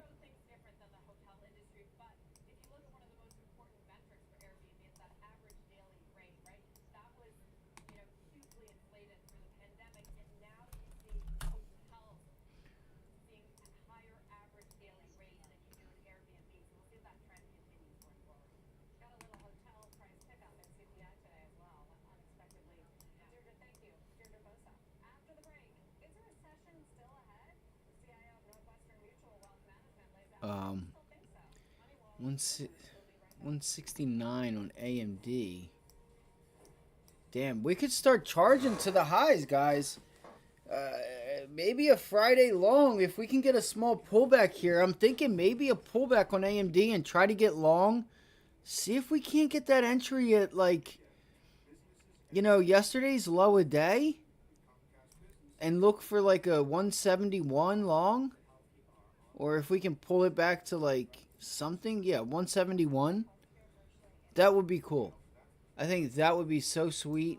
Like, that would have CNBC talking like, oh my God, we were down 5 points and then we closed up 10 points. Like, you know, I think AMD could get a nice run where we are working on a nice pattern here on AMD. Like, this is a really nice setup here.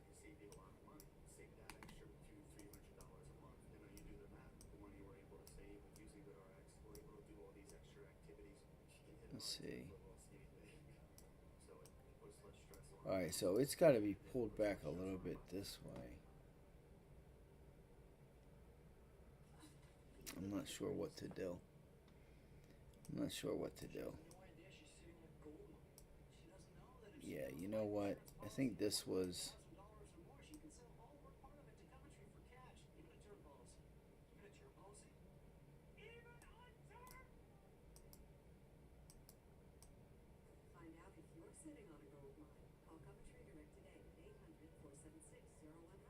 There we go. See if it bounces off of this level. AMD, see if we bounce off this level and try to go to the high up at 177, 178. It's still red, remember.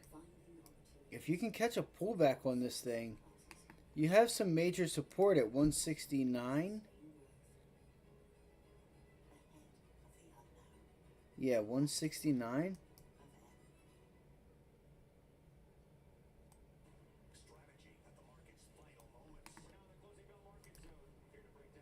And the S&P's pulling back, Jack. Pulling back. The S&P's are pulling back. Oh, yeah, for sure. It's a volatile day, man. It's a volatile day. What we got going on here?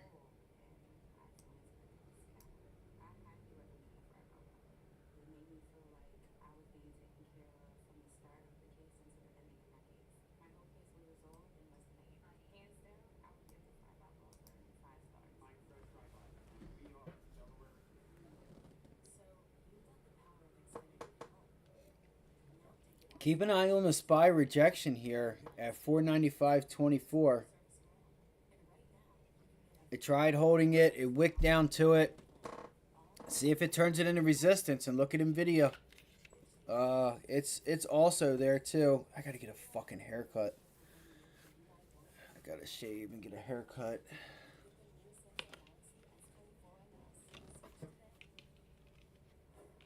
Okay, so...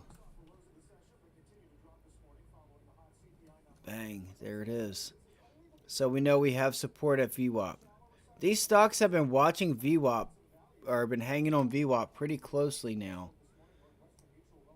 Or like for the past few days, we've been noticing a lot of names have been just hanging out at VWAP. See, that's why I don't like using this, because I don't have VWAP, I don't have the 90 MA. I can imagine kind of where they're at. Kind of.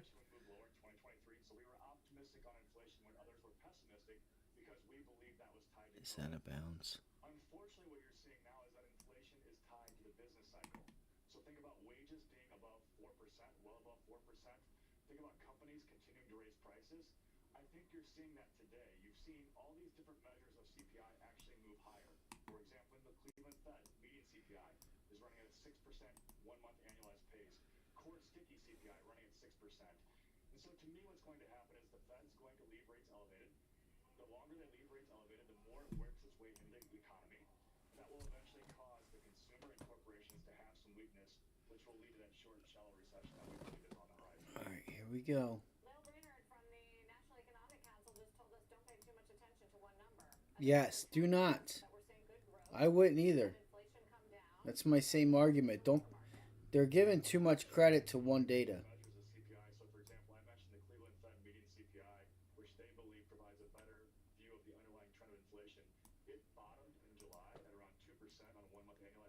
He's right. Pretty much gone up every month to now being over 6%. That is not an underlying trend of inflation that's crumbling. Core services, which is tied to wages, has actually been rising for some time. It's in the 6% on a 3 and 6 month annualized basis. And so yes, goods inflation has come down, but other measures of inflation that are more tied to the business cycle are not. And that's where the big issue is to me. I mean, Is this a hold? Is this a hold? What are you going to do, SPY? consistent with sustainable 2% inflation. It's What are you going to do, NVIDIA? business cycle, which is where unfortunately I think we're at. So Brett Damon out. I mean, let's follow along this path. What cracks first?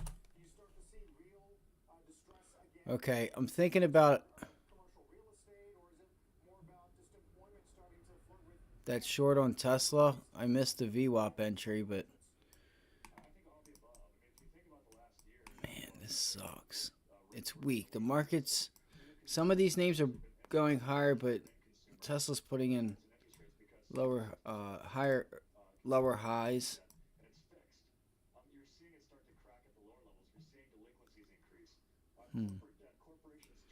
Oh man, that I could get sick though, man, because that was just like, this was my goal. 187 short Tesla.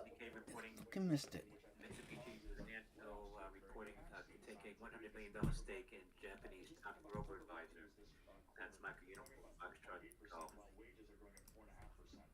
That math doesn't work forever, and so I think you're going to see layoffs, which to me is kind of the final, peg before we get a recession. I think that's unfortunate for pricing. I mean, the optimists would say, well, we have the most dynamic companies in the world, and they're already taking a lot of steps to be efficient. They're dynamic. Companies in the U.S. are dynamic because they're doing layoffs. Yes, and that's why it's more of a shallow recession. Because this time you have been talking about a recession for some period of time, a couple of years, and you have seen kind of rolling recessions where companies have gone through and cut costs. But I think there's one final, kind of downward trend in the labor market, because there are more companies that need to cut costs because CPI, the ability to raise prices is going to be coming down, which to me, with wages too high, this is how every economic cycle ends. And unless we've gotten rid of the business cycle, recession timings are hard. HOLO, Micro Cloud Hologram shares halted now at 39.39. So what do you do? What's the playbook for that? 33.39, hit a high of $43, now up about 95% off the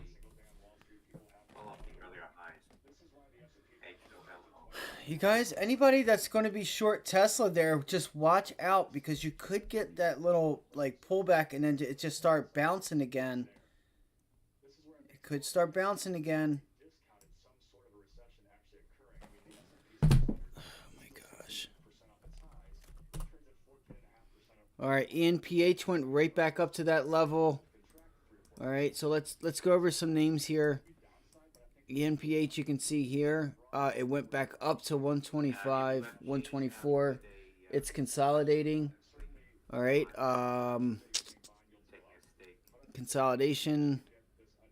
125, 124 area is resistance, but you gotta watch for that more major level at 122. You break 122, chances are you got a nice shot at getting into the 50-day. The cannabis distribution agreement with Manitoba Liquor and Lotteries, that's HITI. On Thursday, the odds are moving. 100% chance of a cut now in July, 80% in June. Let's see what happens. If you pull back to 122, this is a rejection. I need more. This is why I can't have this one chart there. There's no reason to have two unless I'm watching it, because I can just go over here to trade. I figured I changed it yesterday.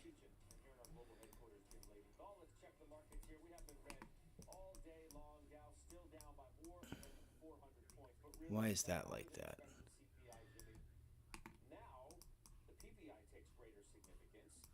Hold up. All right, here we go. No, come on.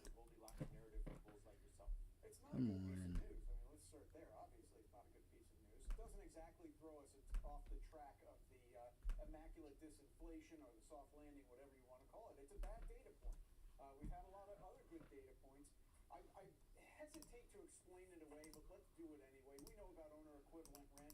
We know about auto insurance. And let's face it, the fact that electric vehicles cost more to repair when they're damaged is not something that the Fed can control by either hiking rates more or delaying cuts. So I think the Fed knows that. They're looking at this and saying, this is not something that we can control. As far as the PCE goes, let's also remember that shelter is a lower weight within Tesla's got a nice spot here. like it's solidly going to come in below 3%. So it doesn't throw me off track. It is a bad data point. 184. Straight line. You take a step back once in a while. Unless, Steph, the whole, or at least a good part of the rally Let's see here. predicated on the fact that we were moving Come on. that we're heading towards trend enough that the Fed's going to cut What? Now you got rates backing up. No. The highest since early and mid-December, respectively. So what does this Come on. to the Goldilocks narrative? What just happened? I'm not changing my thought of a soft landing at all. And a lot of it is because we are seeing above trend economic growth. Hold on, gang. Yeah, it is. I'm trying to fix the Spiking here, $8.28. There we go. There we go. There we go. We're good. I lost the chat there for a minute. All right, we Gucci. We good. We Gucci. All right, so I'm watching Tesla at this minor level here. You can see it's got a sense of continuation when it does go to the downside, that like you've been able to get short these bounces, and it's just giving you straight continuation. So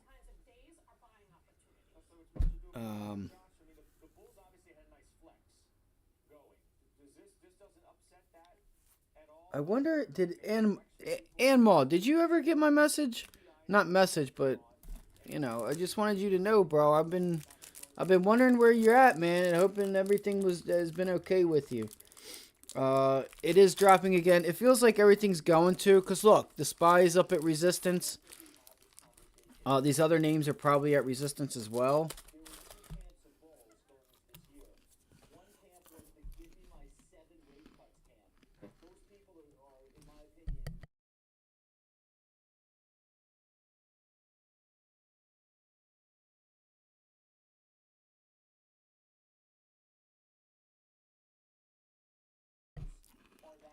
Nvidia's got a hold here. This is where you want to see Nvidia hold. Right there.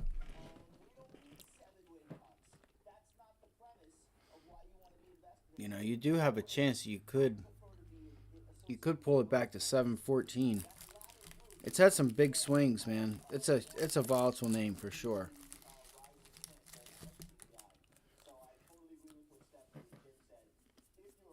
Mm-hmm.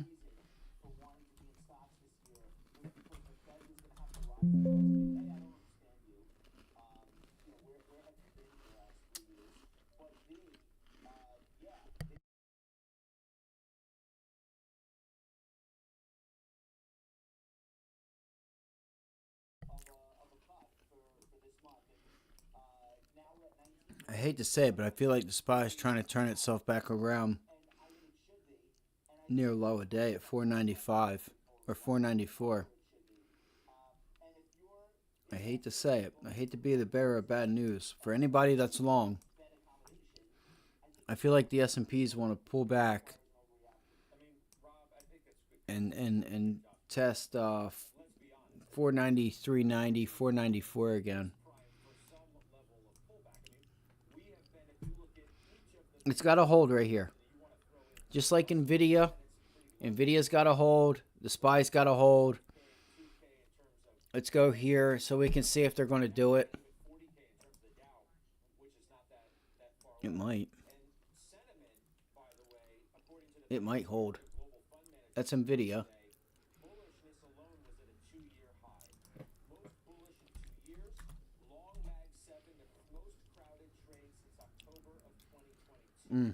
I think that's it, guys. I think we're going to fall. All right, I'm going to try 394 puts.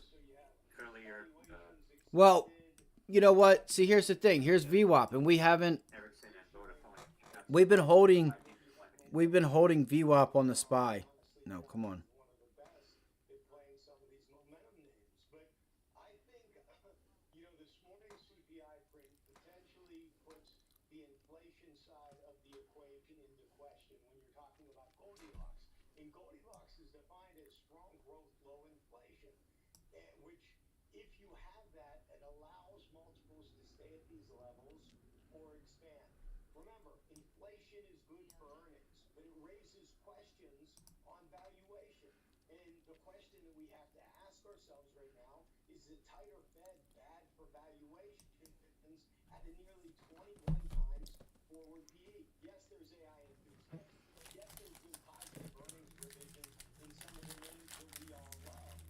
Let's see if we hold.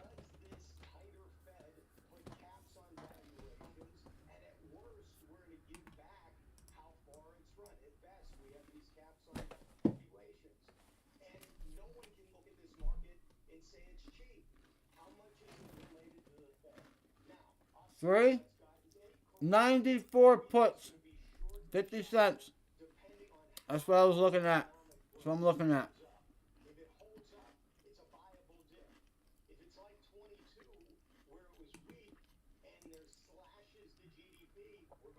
I want to see if we can get back down to 394.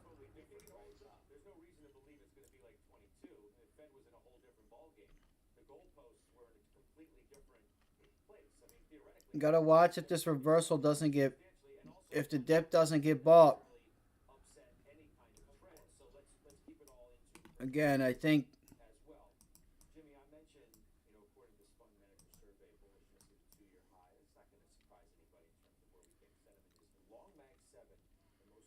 that's crazy. I didn't get much. Sometimes you gotta be quick. Sometimes you gotta be quick. Let's see if you make 495 resistance. Let's see if we can do that. Dude, come on. Right here. POL College does think another hold. Pending.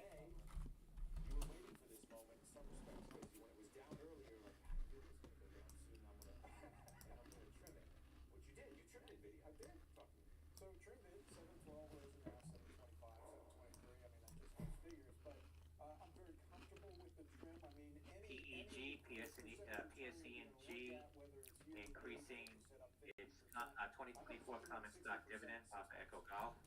All right, I might try a Tesla short. I think I'm gonna go try a Tesla short and see if I can't hold this puppy. We'll see if the contracts are dried up enough. You know, I really think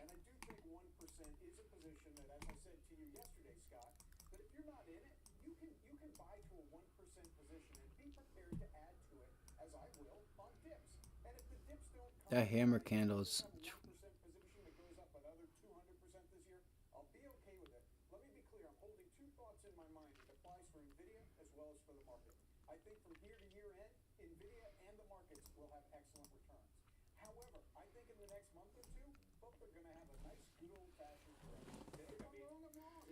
It's just really hard to go short something that's already down 3%. You guys feel me? You guys feel me on that one? It's a little hard to go short something that's already down X amount. Oh my God.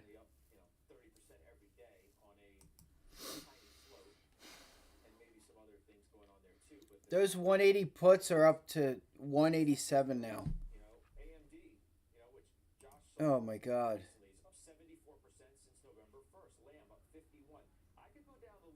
Oh, they were $1.60, so you're nearing 100%. I don't need to look at it because we already know they were like $1.10, $1.20.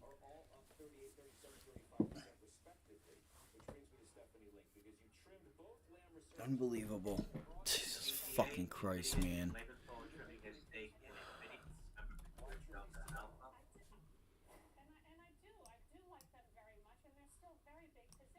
KRE. Rivian. Rivian PLTR.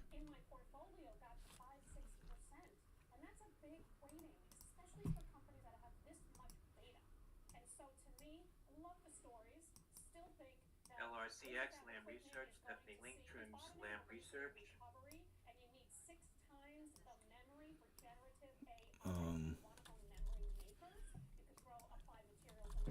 Let's see here. IWM. I have no idea why I have that line there. Oh, it's a downtrend. Okay, that makes sense. That makes sense now. I might be wrong. These things might go up another 50%. I'm still there, still like them, but I think it's a prudent thing to do to trim along the way. Rob, you want to comment on that? I mean, I'm looking at the, Bank of America equity client flow trends, the largest tech outflow since July. 9 of 11 sectors were sold, led by tech, the largest outflow. Stephanie Winkles is July of Brook on 2023, and ABGO. that's also the third consecutive week that people have been, big clients, taking money out. So that's a nice pullback and test the 50-day on IWM. Just bringing that to everyone's attention. I'm trying to bring up some ideas that I see. Maybe it tries to, maybe you get another shot at like 198 short or, something like that. You got a huge gap above you. Do we try to get long for a couple days? We buy the dip and try to fill the gap. So let's look at the RSP. And what the RSP is the equally weighted S&P. Now, the whole time that the SPY was making new highs, the RSP wasn't making new highs. So there's a sign of divergence there as well, other than the fact that we put in a higher high with the, with the indicators making lower highs.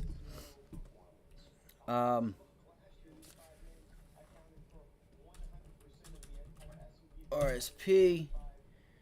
And I'm going to put these guys on that are talking right now on CNBC for lunchtime. So you can see that they did just try to break out of this consolidation. But, the S&Ps have made new highs. It's up way up here. And the RSP is just hanging out. So we may need to pull it back in and really start this ride up.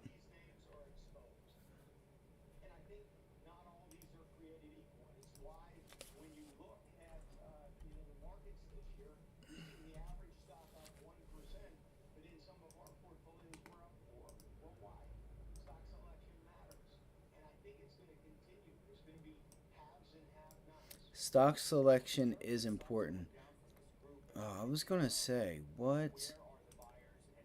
Jim made the comment earlier that there are no buyers left for NVIDIA at this level. That's going to be hotly debated, of course, because as the stock was down, buyers are somewhere, right? Buyers are somewhere because they came into that name. Stephanie Link looks at Apple being the biggest disappointment of the mega caps year to date, which is down 3%. It's lost $86 billion in market cap. Nothing, obviously. And you bought the dip in Apple. This is a new buy.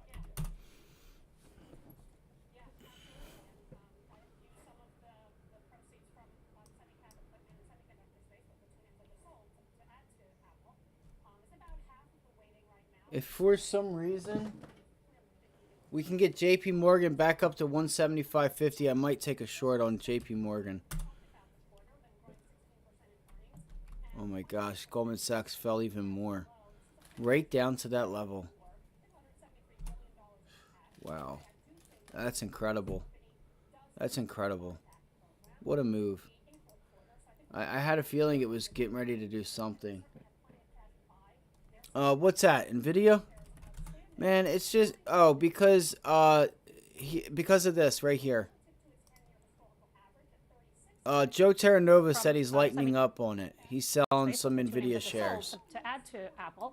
Joe Terranova's an important guy. He's, he has the Joe T ETF. The stock's down 7% from its highs. I thought the quarter was just fine. We talked Not about her, the quarter, but them the growing guy. 16% in earnings and 26% in free cash flow. And this is a free cash flow story for sure. They have $173 billion of cash. And by the way, I do think typically this company does announce a new buyback program in the April quarter. So I think we're going to get that. And I think it's going to be another $90 billion. They certainly have plenty of cash to buy their stock. It's about 3% of the shares outstanding.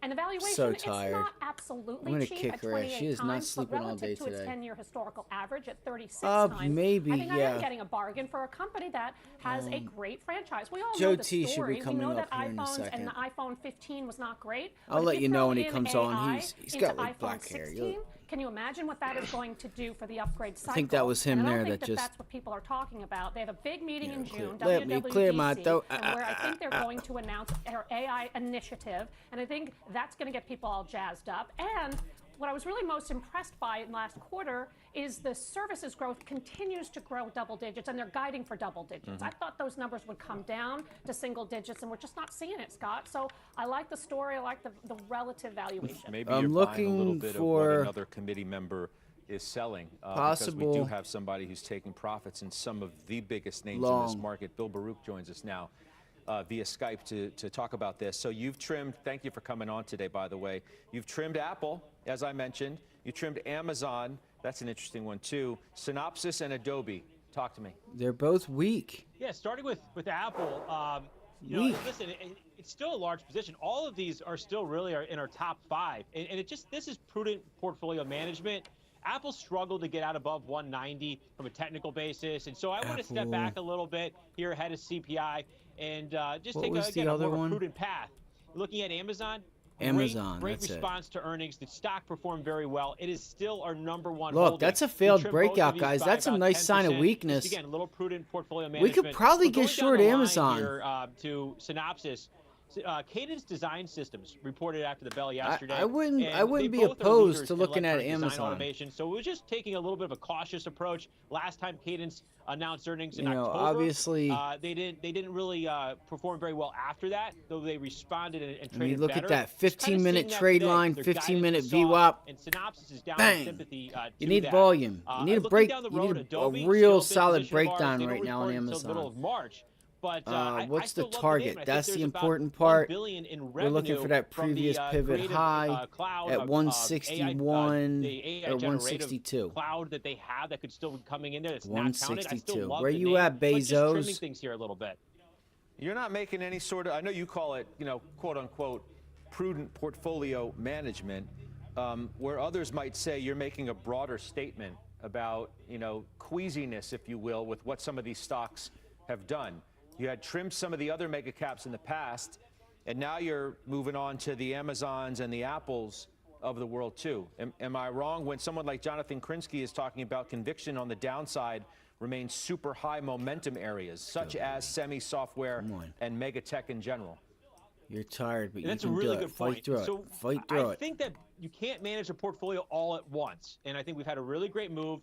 It's nice to monetize it, but when we look to NVIDIA's earnings, February 21st, I believe it is, you know, there is some seasonality that aligns with some weakness in the market in the back half of February. Now, I think everything is really being priced in here, right now. NVIDIA, you know, I fear that when we go into earnings, we could see the market sort of level out for a bit and consolidate. Maybe that's already started here after today's CPI report. So that's really what I'm preparing for, is sort of a leveling out trade that could last over the next couple of months, raising a bit of cash to give me some look for opportunities down the road, look for things that may have sold off already. Talked about Tesla last week. So I'm still out there looking for things to put this money in cash too. I'm glad you remind us of the Tesla ad too as well. Thanks for coming on, Bill Baruch. I appreciate you joining us. Look, the other thing to consider, which we really haven't considered all that much when it relates to these stocks, what if the AI hype isn't all that it's cracked up to be? Kind of gave it the benefit of the doubt, didn't we? With all these stock moves based on something that for many of these companies has yet to be monetized.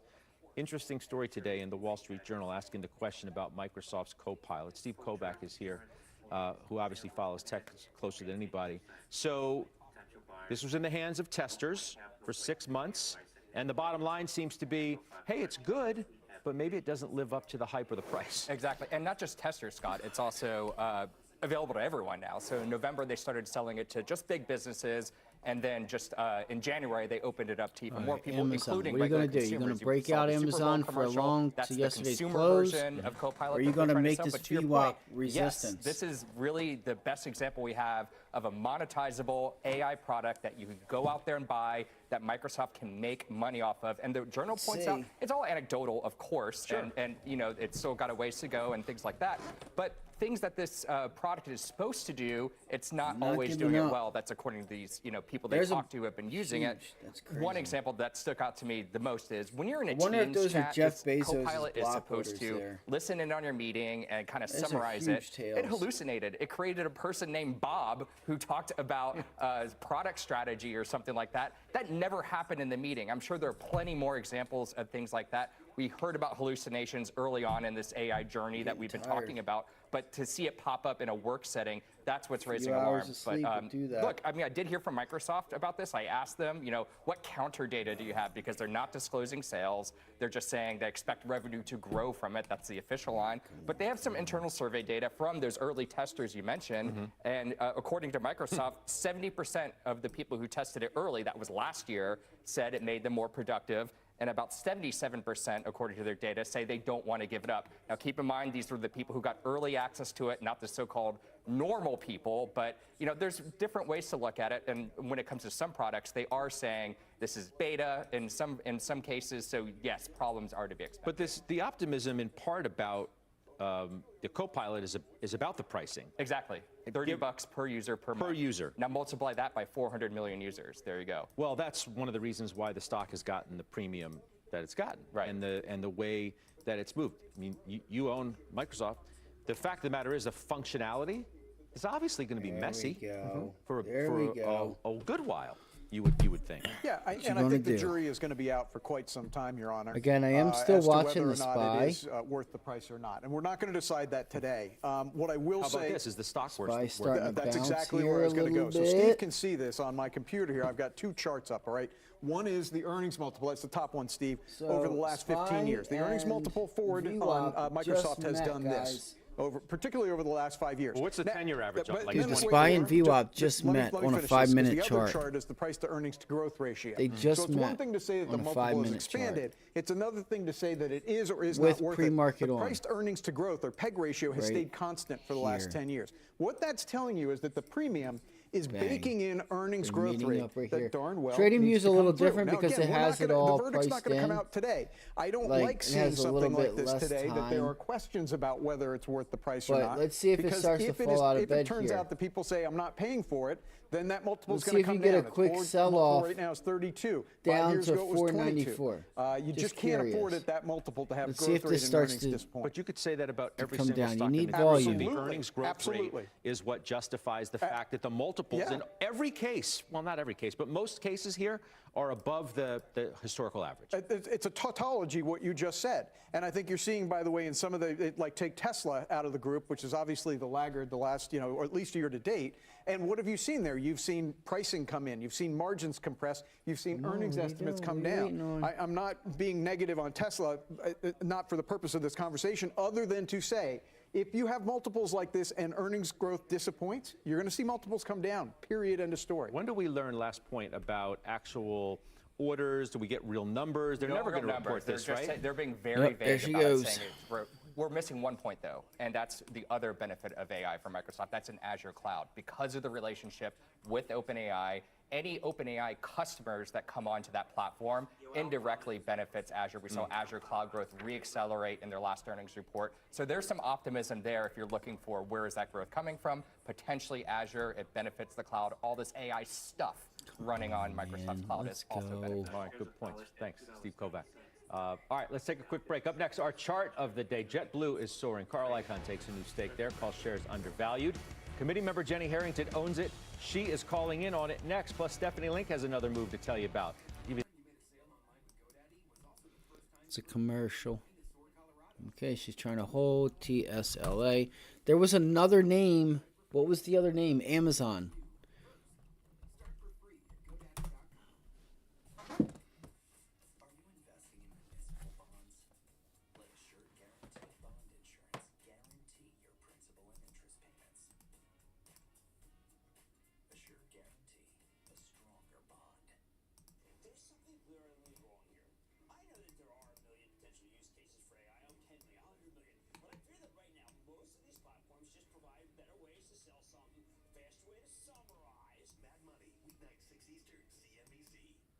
All right, so there goes Amazon, guys.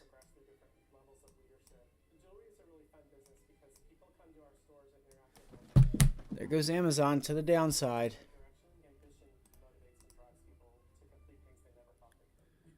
And we have...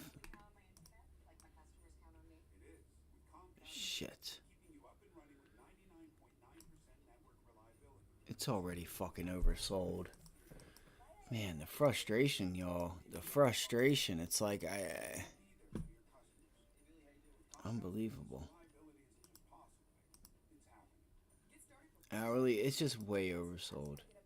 That's something I would look for buying the dip.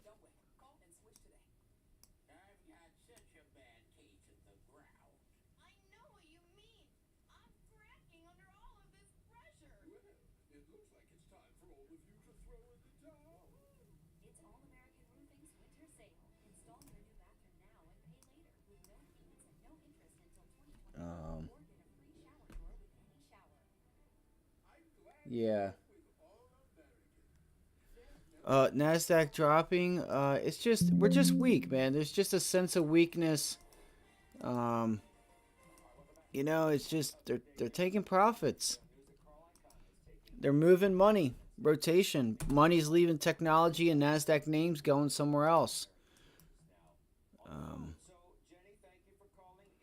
You know, it's still in the range. Like, it's not like crazy oversold.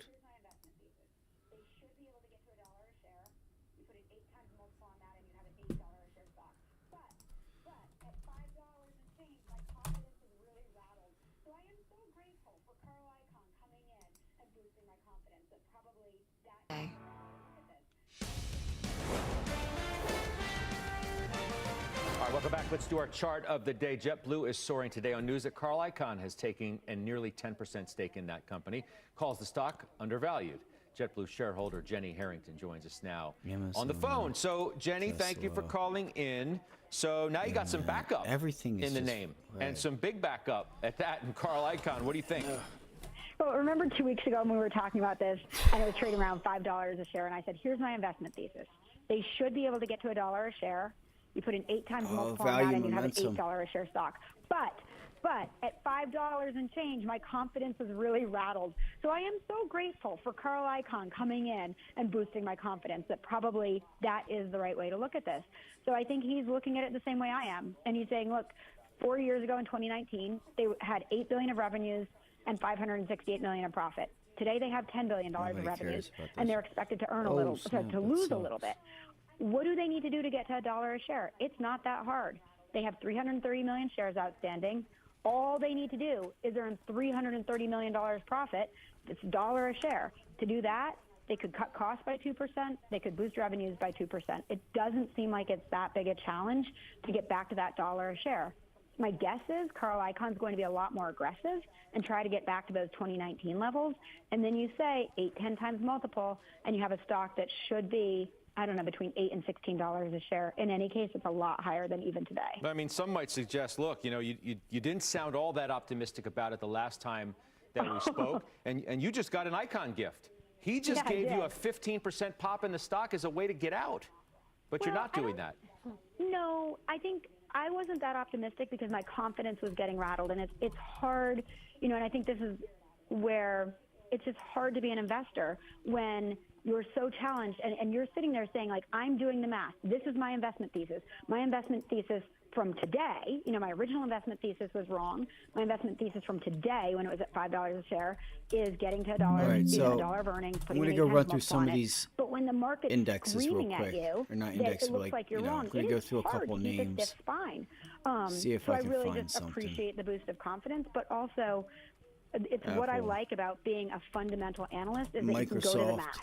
And even when the market's Right, screaming stuff in your like face that. and trying to tell you you're wrong, I miss the this math entry. I'm frequently so tells you no, you're frustrated. not wrong. And that's what we did. That's why we didn't sell it 2 weeks ago, and we didn't sell it before that, because we kept saying, okay, it just can't be that hard, particularly with Spirit out of the way, particularly with management not wasting money on legal fees and distractions from all of that. You know, they should be able to get back to at least $1, hopefully pre-pandemic, $1.90. Sounds like, I mean, you want him to make as much noise as possible, get on the Totally. board potentially? Yeah, just shake up management. Say, you know, give the investors a plan. And this is what we talked about 2 weeks ago too, is that management should come out, and they should come out within the next few months and be like, all right, Spirit distractions out of the way. Here is the plan to returning to like really profitable right here business. off of that It hold. just shouldn't be that hard. Jenny, I appreciate you calling in. I had to hear Thanks from you for having today. me. All right, take care, Jenny Harrington. Let's hit some other committee stocks on the move. Cadence Design Systems. Take a look at the stock today. What's It the was Dow reiterated doing? by today. I'm like- Bank of America price target to 330 from 315. Rob, you own this. Yeah, Scott, it It's a was nice down little 8% support last level night on there. on the back of weaker guidance. It's already worked some of its way back, but let's not confuse ourselves. This was a solid Q4 result. 20% revenue growth, 40% EPS growth. Its order backlog rose by 10%. They did have some weaker guidance because of China. But you have a stock that's had an incredible run, but long-term, this is a leader in a secular growth industry. Semi-software is crucial to continuing the development of advanced chips, so we still like it. Steph, you want to give me something quick on Zoetis, ZTS, which was down about 4.5% before. We can take a look at it now. May have moved a little bit since I last saw it after their earnings. It always gives me a headache around earnings. It's just volatile at 32 times forward. But total revenue, companion animal, that's all I care about. Grow 10%.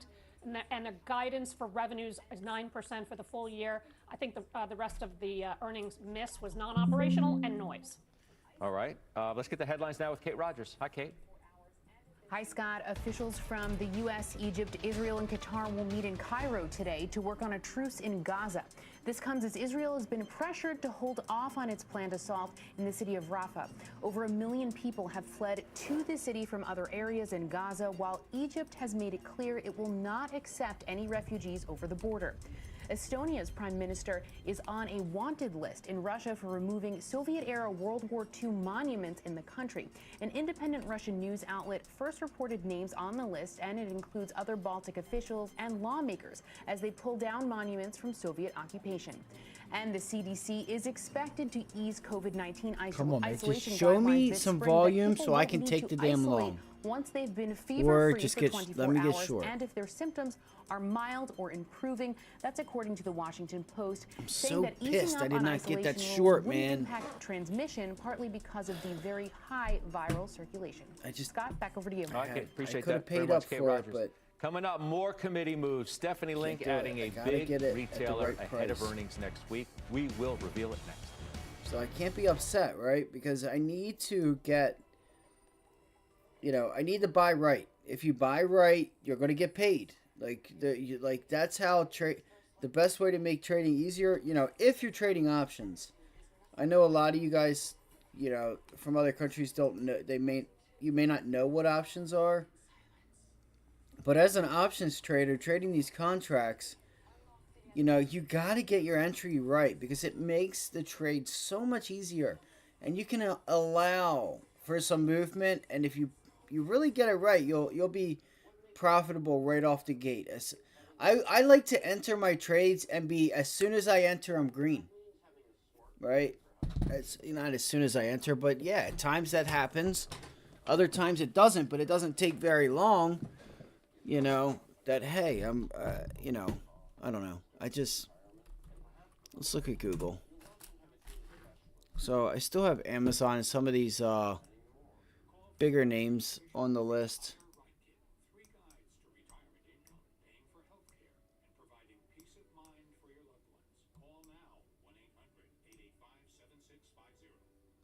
Okay, that's $139.95. Call it 140.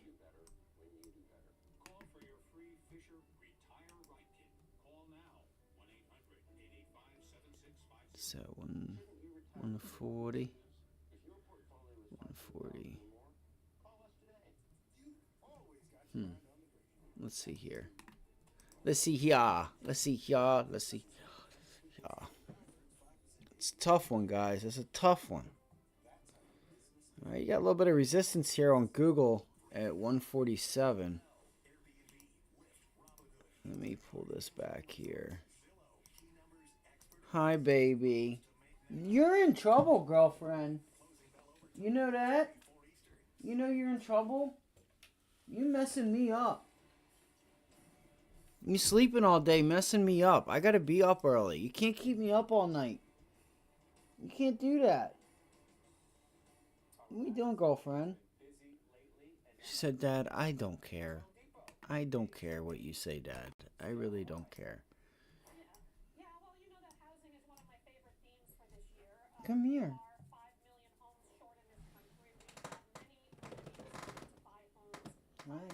Are you hungry? You want lunch? Is that what you want? Are you gonna act like Miss Innocent now, like you don't meow and wake me up?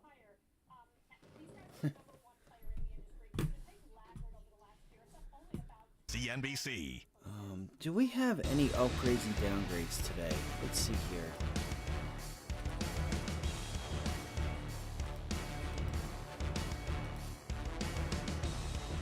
All right, we're back. Stephanie Link's been busy lately and now has another name she's buying. It's Home Depot.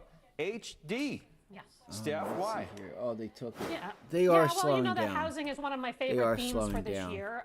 We are 5 million homes short in this country. We have many millennials We're not short starting on to buy homes, girl. Stop 5 million saying. to be exact. Just because you And hear we other also have people say interest rates shit doesn't eventually mean that that are going to come it's down. true. 30-year fixed has also come down, and you're seeing can mortgage show you applications actually go many higher. areas that have And plenty these guys of are houses the number for one sale. player in the industry. It's been a They're big just laggard over the overpriced. last year. It's up only about 12, 13%.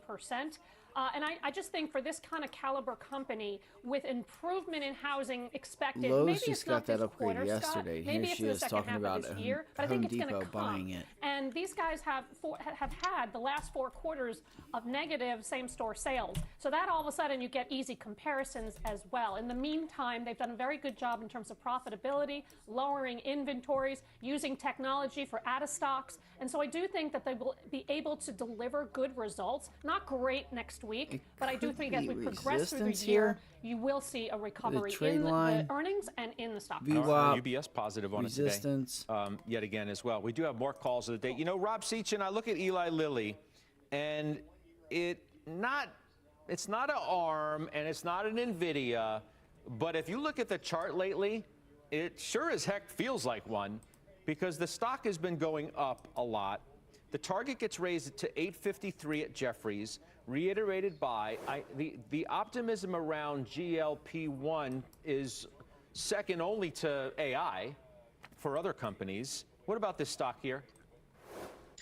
You know, we continue to own it, Scott. It's been a final trade for us on this show a lot. We've talked about it a lot on the show. Revenues were up 28%. Earnings were up 19%. They continue to raise guidance. shit, Margins man. expand. This might be it for the me drugs, today the for a little GLP-1 bit. drugs that you talked about I don't know what to are do. off the charts. And, You know, I and really 1 don't. year after these Unless drugs some now of these account for names can get back to 30% all-time of highs. total revenue, I miss and Tesla. they're It is what it growing at is. 600% I miss Tesla. year-on-year. I mean, it's You expensive. know, 187 Trades short. at a That was supposed to very be the significant trade. multiple, but 188 the or story not in the 188. market right now Yeah, is momentum. 188. And this stock's got a lot of momentum, 188 so we're right gonna there. continue to That's ride why that. I have It's this funny gray 'cause box you right here. You don't own That's NVIDIA. why I have that whole area and you there in the first place. I think you take issue at the way that stock is traded, but everything So you that's a just little said just now, frustrating. if you said That's it my about number NVIDIA, one I'd say, trade okay, idea of the day. that sounds reasonable. Either Optimism short around or AI, long you build the case Tesla. for why the stock Let continues it to show go. you what But it no, you wants did to it with do. Lilly. How do you justify the valuation here? Crazy. But you can't justify it with something like NVIDIA. A few things. Number one, we feel like we missed that one. All right, I appreciate Obviously, the honesty. Maybe that's number 1, 2, and 3. Maybe that's number 1 through 10. It's not 1, 2, and 3 though. It's not. You have revenues growing there at 60% sees- this year, but she sees the slowing bird. to 17% in 25. It trades at 35 times. I know that's lower than where Lilly is, but a 19 times forward price to sale. And when you get to those levels, the odds of outperforming the market on a forward basis go down to less than 10%. Currently, they have a 75% market share of the data there's- centers. Their top 4 customers are That's Meta, so funny. Amazon, Google, and Microsoft. That's 40% of their sales, and each one of them is developing an in-house chip. And you also have AMD looking to grab market share as well. It's going to take time, but long term, we think it's tough justifying NVIDIA at 19 times. And you know what it It's right reminds me there. of, Scott? It's It reminds on me the- of Cisco It's on the in book. You 99. can get it. Well, Okay. what does There's Lilly a- remind you of? What is, I mean, you're telling me that not most of the I wish I could show GLP-1 you stuff is in guys. this stock, not to mention competition from other providers? No question, but we've owned it She's the ready whole to get way, and this we have thing. clients that have It's so huge funny. embedded gains in it. I'm sure that everybody that's riding NVIDIA, and trust me, it's not like we don't get What are the companies SHIT you're for looking not for owning NVIDIA for from our earnings? clients, Earnings is but we- over, my guy. we perform well NVIDIA. in some of the other names we own. This I is an think exercise for in me, earnings is portfolio done. management. For me, earnings is done. You know, this week, you know, there'll be a few names. It'll be a few days. Excuse me. What the? Come on, man. What the fuck? Come on, bro. What are you doing? Come on. What in the heck is going on here?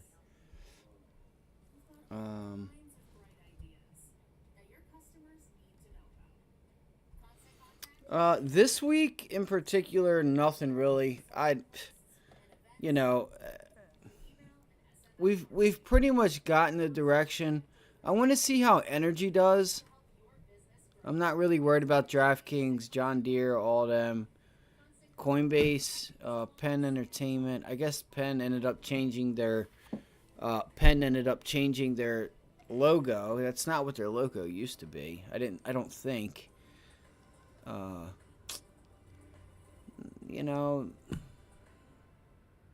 Not. For me, I feel like earnings are about over. For the most part. They came, they saw, they conquered. Palo Alto's reporting. Bloom Energy, I'm not sure what they do. Alien Energy. Toast, I think Toast is that like software for paying at restaurants. Yes, I like Trade Desk too. I'm interested to see if they do well as well. They've had a couple disappointing ones in the past here, but I'm with you there. All right, Snowflake. I'd like to see Snowflake. I don't think they've reported yet.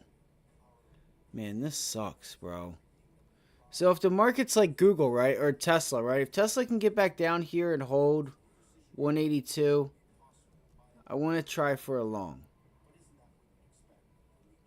This is crazy. Why? See, like before, Tesla was here. Now Tesla is under that 185 level. You can see here at 185, it just sold right off. So I'm curious to see at 185, do we just sell off again? You know, I'm not sure what caused this. But, you know, man, this is just brutal. Like, that was it. I had one shot. Tesla, right that level. Gotta get short, man. Gotta be quick. I couldn't, you guys, you gotta understand, I just couldn't pay up for it. After yesterday's loss and, like, not that it blew me up or really killed me. I was like, you know, I need to get my energy. I cannot pay 20% more for an option. If I'm getting 20% on my positions, man, I'm taking a piece off. I'm going to tell you that right now. I'm going to take a little piece off. 20% is huge. Let's see. 160, 170. 170. I might do some push-ups or something here in a minute, just to get me wake up a little bit again. I only got a few hours of sleep. Peace, good to see you, buddy. Yeah, I was looking at Amazon. I was just looking at it. I mean, it's going to take about a year for them to do it, but this is a nice reversal. Right, that's a pretty sick reversal. We were long this name. At least I called out the long here and said, let's see if we could break, you know, start to break out. You know, I think it was right here. I got long. We rallied and it kind of just hung out. Knowing that Jeff Bezos is selling, you know, some of his stake in the company, at least. Not his personal stake, but his ownership. That's a nice reversal, right? We break out, we pull it back in. now we want to look to short bounces if we're going to continue in a downtrend. But right now, it's still showing us that we're holding 168. We're holding 168 according to the overall markets. Okay, is Amazon still considered, strong, or is it considered weak? All right, semis are rolling the world right now. If you're not a semiconductor, they're not worried about you. Which is yesterday, we saw what we thought was a blow off top on ARM. Remember, I showed you guys that, and I said it could get real interesting if we start to see a little bit of a short squeeze on ARM. But it feels like a lot of these names are being left alone because people are focusing on semiconductors. Is what it feels like.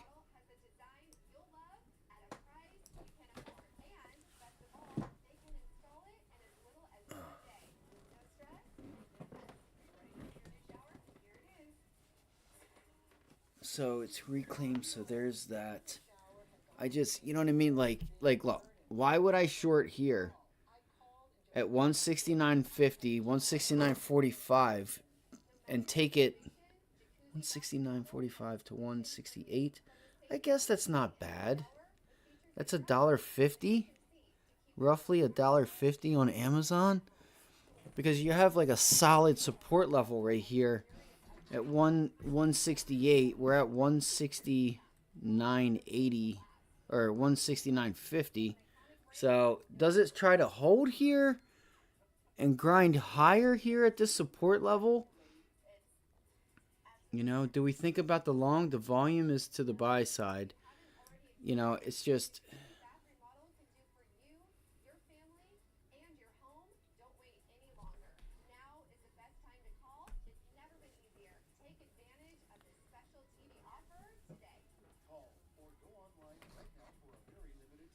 Yeah, that's true, but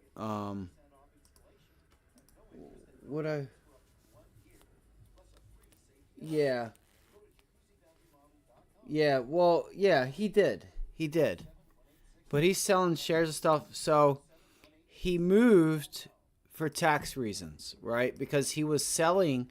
The whole reason why he moved from Seattle was because he was getting ready to sell $2 billion worth of shares from Amazon. And, you're talking 200 to 300 to, I think it was like 3 to 4, it's like 2 to 300 million that he saved himself just moving. NXP, yeah, I've seen it.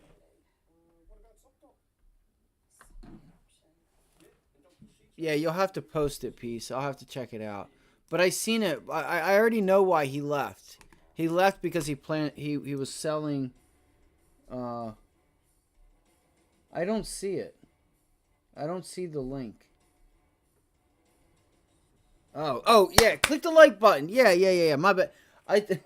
Yo, Basic. I thought you were telling me to click the button for the link he sent me. I'm like, I don't see the link, bro. I don't see it. That was funny. That was too funny. That was funny. Yeah, so he sold that for whatchamacallit. When you're a big league like that. Yeah, I will. I mean, I already know that he sold his house. He moved to I think he moved to Florida or Texas. I know he moved somewhere during the South. Yeah, because again, he is selling $2 billion worth of shares from Amazon. Anyway, yes, thank you guys. If you guys could hit that like button, subscribe if you haven't already subscribed. Right now, we're just trying to figure out what we're going to do up until tomorrow. Right? There were some opportunities this morning up at Tesla. For me, Tesla 188. This morning was my top play. I was not able to get my entry. It got there. I was a little too slow, and it's hard for me to pay up for it. So that 187, I was waiting all morning. We got the bounce back, and I just could not pay 20, 30% more. I can't do it. You got to stick to your rules. It'll come back. It'll give us the long.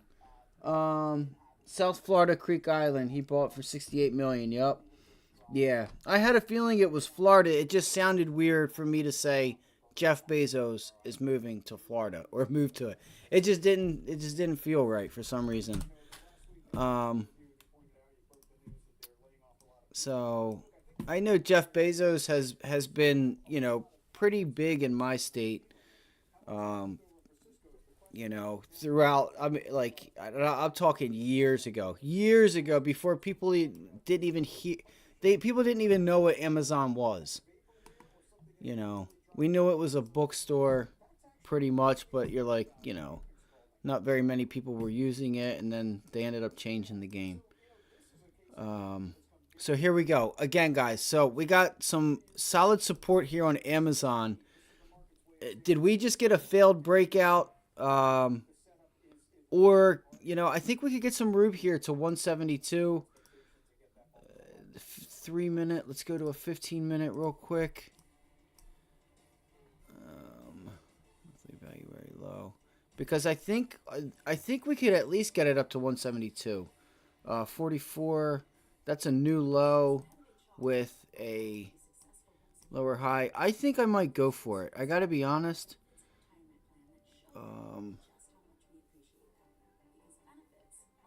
Reflects his sell-off.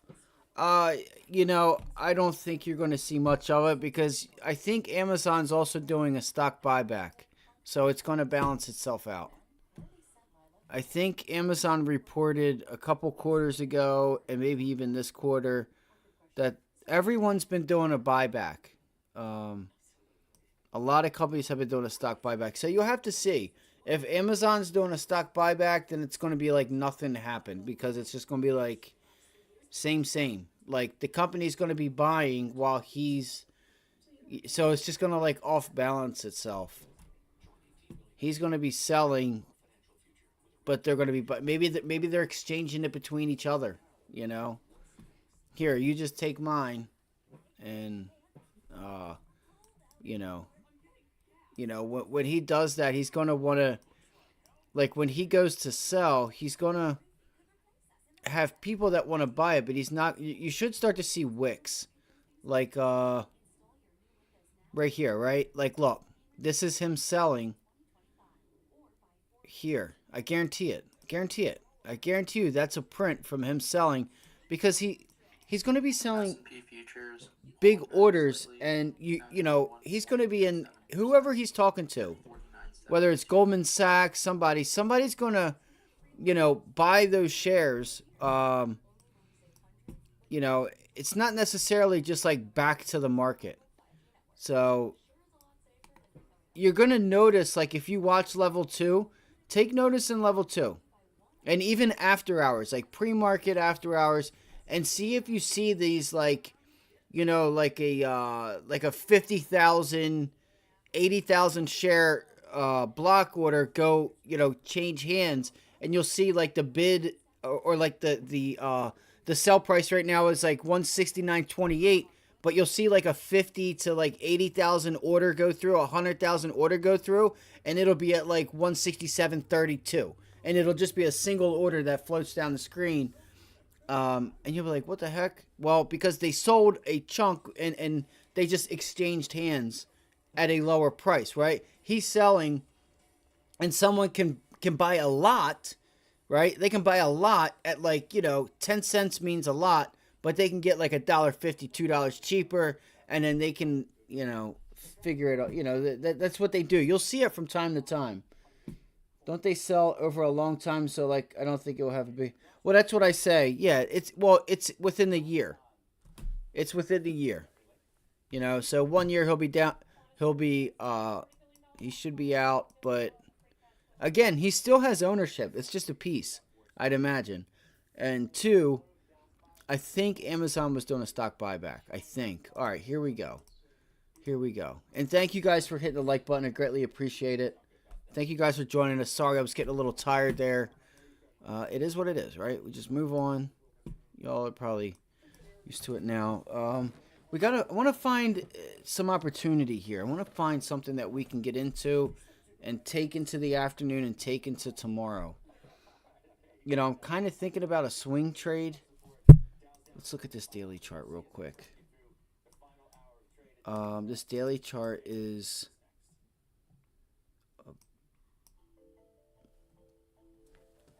You taking a bath?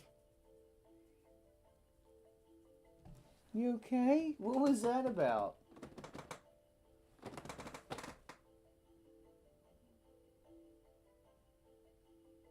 Oh, baby.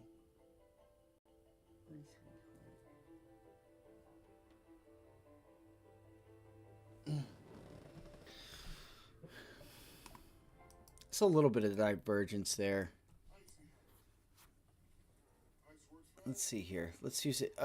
It's important to look at the daily chart because you'll really see where your support levels are. 165, 165. My watch list is all red, bro. Listen, everything in the market is red, and that's funny because this weekend when I went through the watch list, I had a lot of short ideas. So I kind of told myself, like, look at everything, dude. And that's what I say. When you start to get into, like, a bear market, like, they take everything. Everything. Like gold. Gold is down today. I don't know if you guys seen that. Gold, bonds. Look at Squares getting beat up.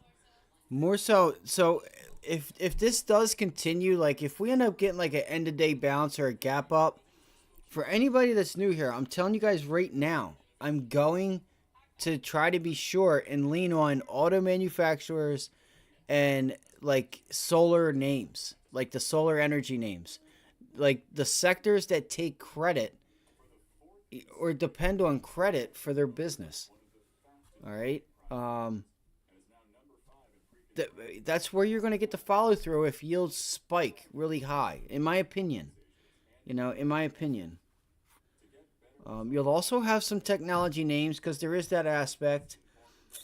There is that aspect of, you know, having the refinance and stuff. But more so, I think when it comes down to a business model, your earnings are going to depend on, you know, how much you were able to sell and get into a tougher environment when people either don't qualify or don't want to pay that much, and it doesn't make it worth it, right? Just like these solar names. Here we go. We're back up here. Can ENPH start to pull itself back here?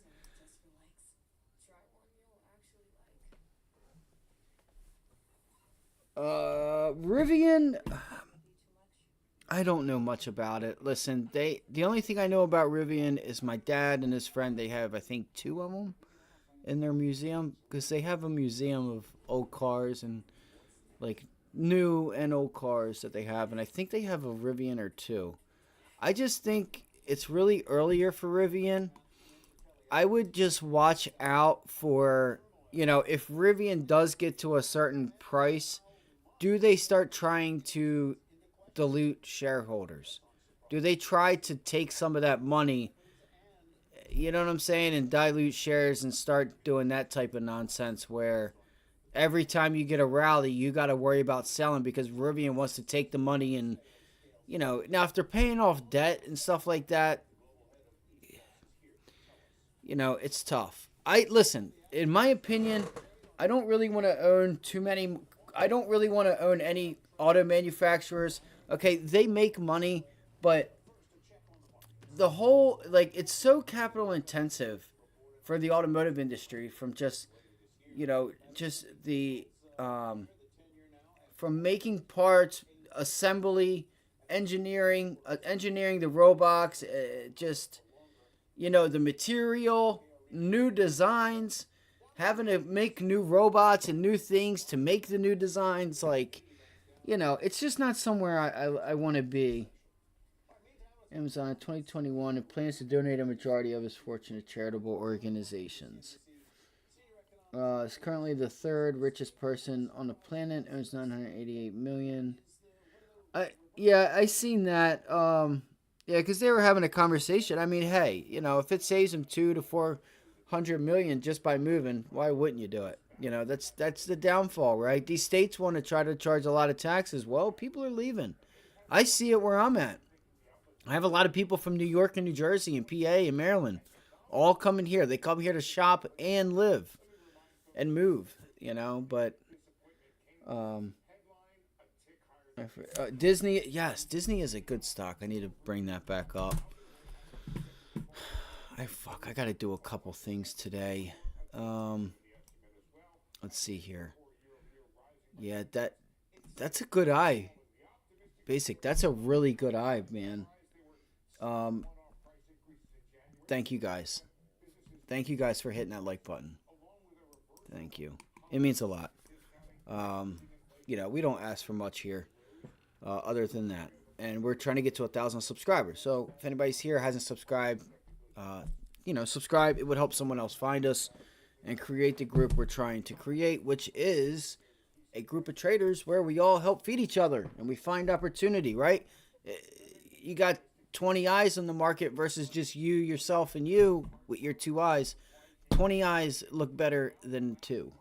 So when opportunity, you know, presents itself, we're all able to like scatter. Honestly, I want y'all to really notice that I was like wanting to like, which could probably make the SEC and them mad. I doubt it though. Is like, yo, like we stick to our sectors. We have like 4 or 5 that we all look at. Where's the relative strength? Bang, I got it. 3, 4, 5 minute candles, right? First 5 minutes of the day. Yo, over here at like, you know, whether like right now we know semiconductors are leading, but you know, it's good to have like, you know, eyes in the markets where, you know, it's like if you have a sector or names that start, you know, trying to pop off, like JP Morgan and the banks this morning, right? I was late on this. You know, that would have been a really nice move this morning. Oh, we're doing it. Yeah, we're doing it already, you know. There been some really good call outs. Basic called out some. Ty called out some. Like, you know, we've been on it. I tried giving out Tesla 187, 189. I couldn't get it. I messed myself up. I had ENPH. For some reason, when I clicked it, ENPH popped up instead of Tesla. And, you know, no big deal. No big deal. We did Rivian yesterday. Ty was able to hang on to that Rivian trade. I bought it a little too early. So yesterday, when we got this pullback right here, I took like just under a break-even loss on that pullback because I could not risk it bouncing up higher because I was down 50% on that position. Nearly. Not 50%, like 40%. You know, I entered somewhere in this rally up here. Yeah, here.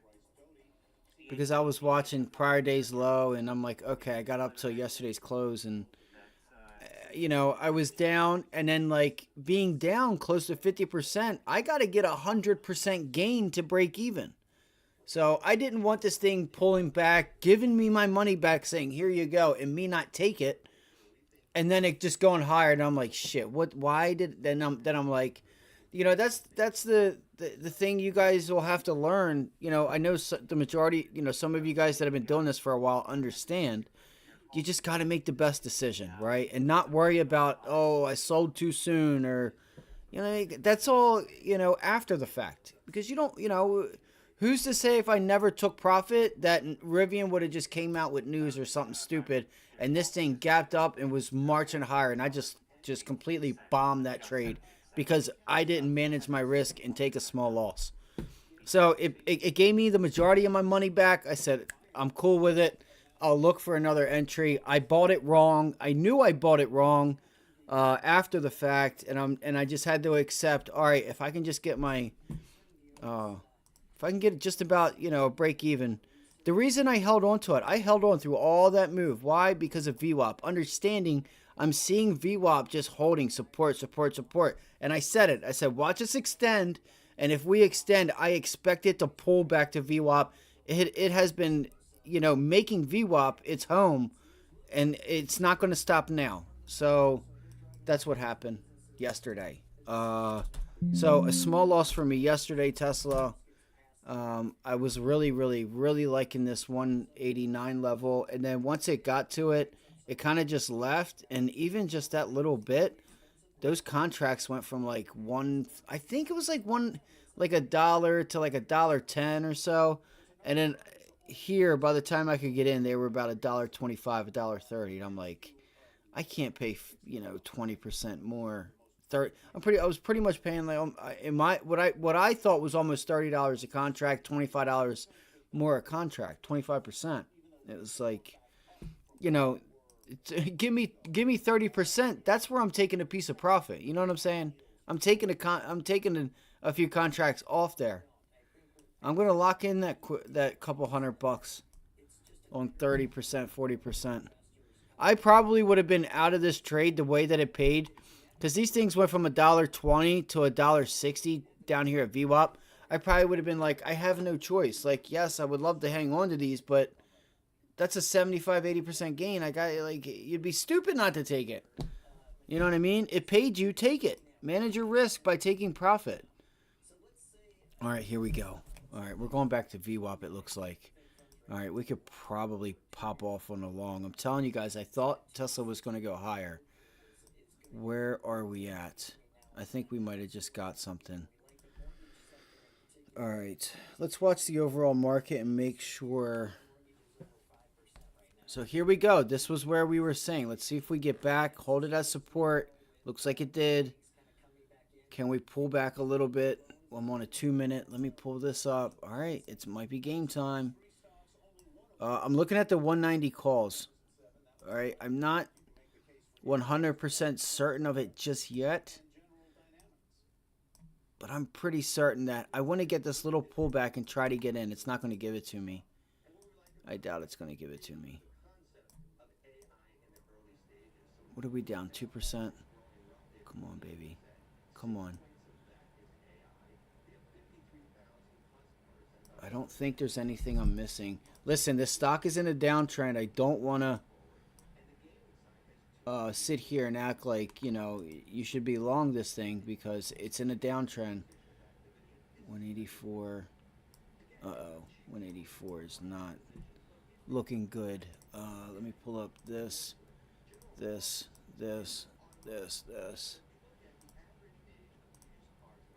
bang, bang, bang, bang. Sorry, give me 1 second. Oh, shit. There we go. All right. All right. So you guys can see we're getting a little bit of a reverse head and shoulders here.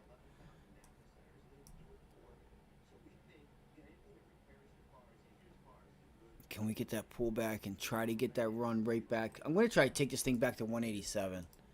I got to be honest. I'm going to try to take it back to 187 if I can. I'm going to try to hang on to it a little bit. I'm going to keep my stop tight. That's my entry right there. And look at it pick up. I'm not. Come on. Where are we at here? 133. I clicked on the right one. What is that? 190. Okay. Feels like a trap a little bit. Look, and it's 190.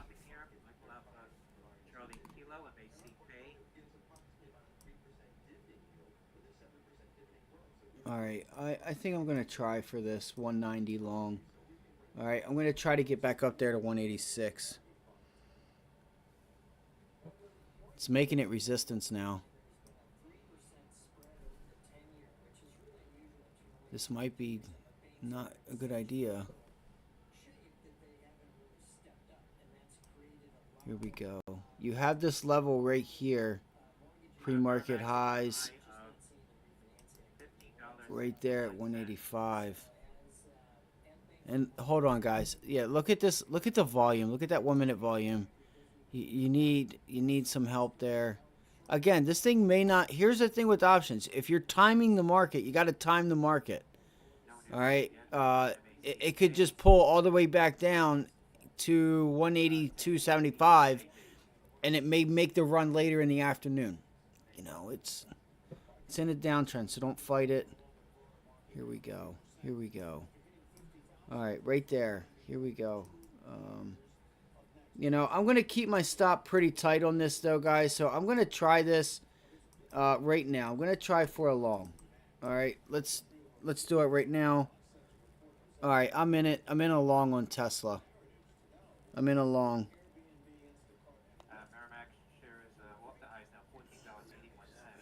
So that's 137 I paid. 130. Hold on, let me make sure. Yeah, I paid a little too much for that, and it's gonna pull back. Listen, this could be why I do not trade this. You will lose money. Okay, you will lose money. It's in a downtrend. I want to see if we can't try to get her back up to VWAP area and just see what the markets are doing real quick. Again, the markets are pulling back. You don't want to be long. The markets are pulling back. I think I'm going to get rid of this bad boy. 37.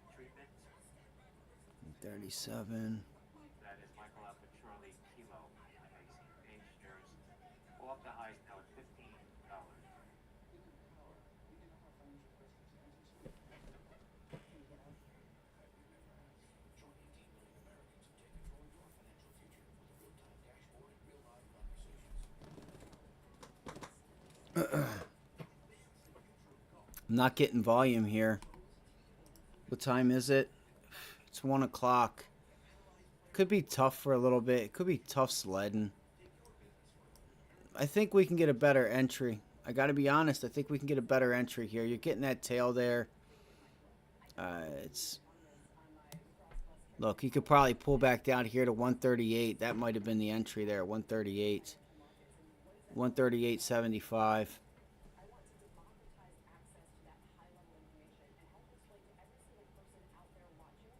Again, like I said, I'm going to keep my stop tight here.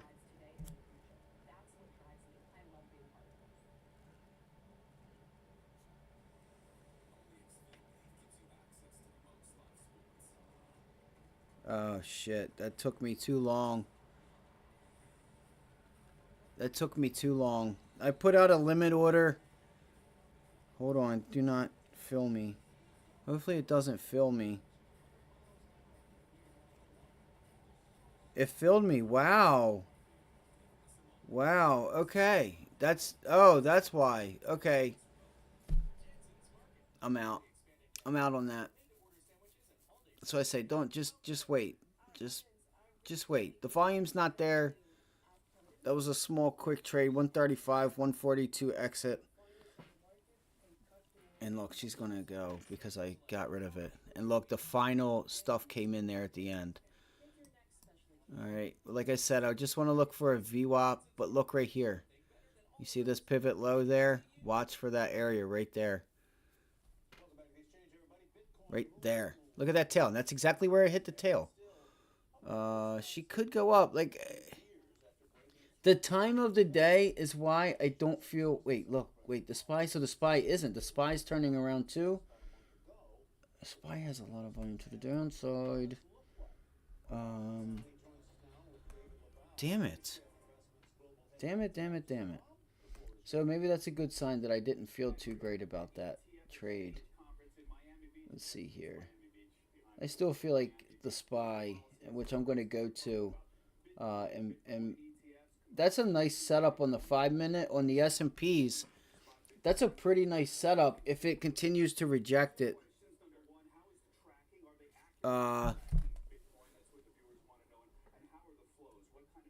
And look, just that one wick back. That's my exit. You went all the way up there, and that one wick back, you're at 142.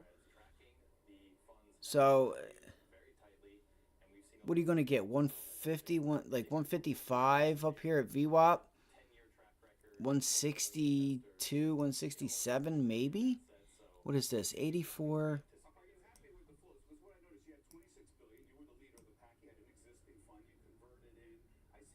27. 84, 85. Yeah, 40, 50. Yeah, it'd be like 157, 160. When you get up here to VWAP. That's what I think. Just right off, I'm not digging in deep in the options price, but yes, I think you're going to be about 157, 154, 157 if you get up to VWAP, depending on when it gets there. So that's that. The SPY, it's rejecting 9 EMA, pivot low. Talk about it. S&Ps, SPY right here. Look, matched up right here with this pivot low. Could be a nice something to watch here. It looks better on the 5-minute. You can see here. And it was the opening price. Maybe it's not like.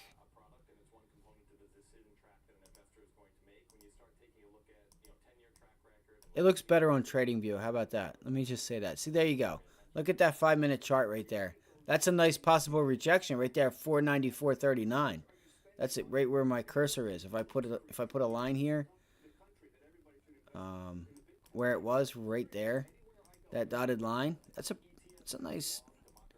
nice possible area of rejection. You got 9 EMA. You got that. Like you got multiple things going on here. You got some nice volume. So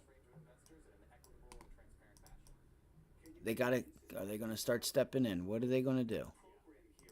All right, let me go back to the stream. Sorry. All right. Disney. Let's go look at a few names here. SPY. I'm thinking about grabbing a long on the SPY for tomorrow, for a gap up tomorrow. I don't think it's giving me the proof that I need to get long.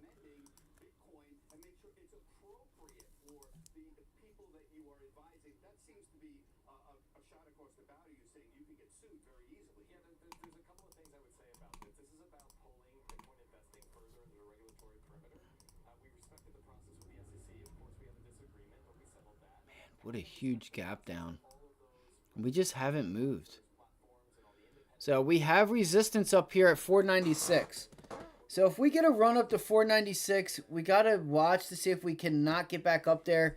You do have this little like L, right, from 496. And then this little area here at 494 that it's holding. So you break 494, look for 492. Support down at 490. So that's the game plan for the downside. 494 breaks. 492 take profit. 490 target. And what else is that? That's our last. That's the high of the day for Fed Day, or that, not high of day, but it is that median range before the meeting.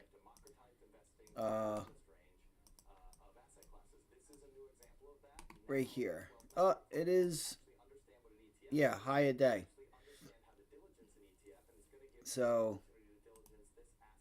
we're not too far. Where's that? 189. We'll be there before we know it. And then, like we said, 492 and then 490.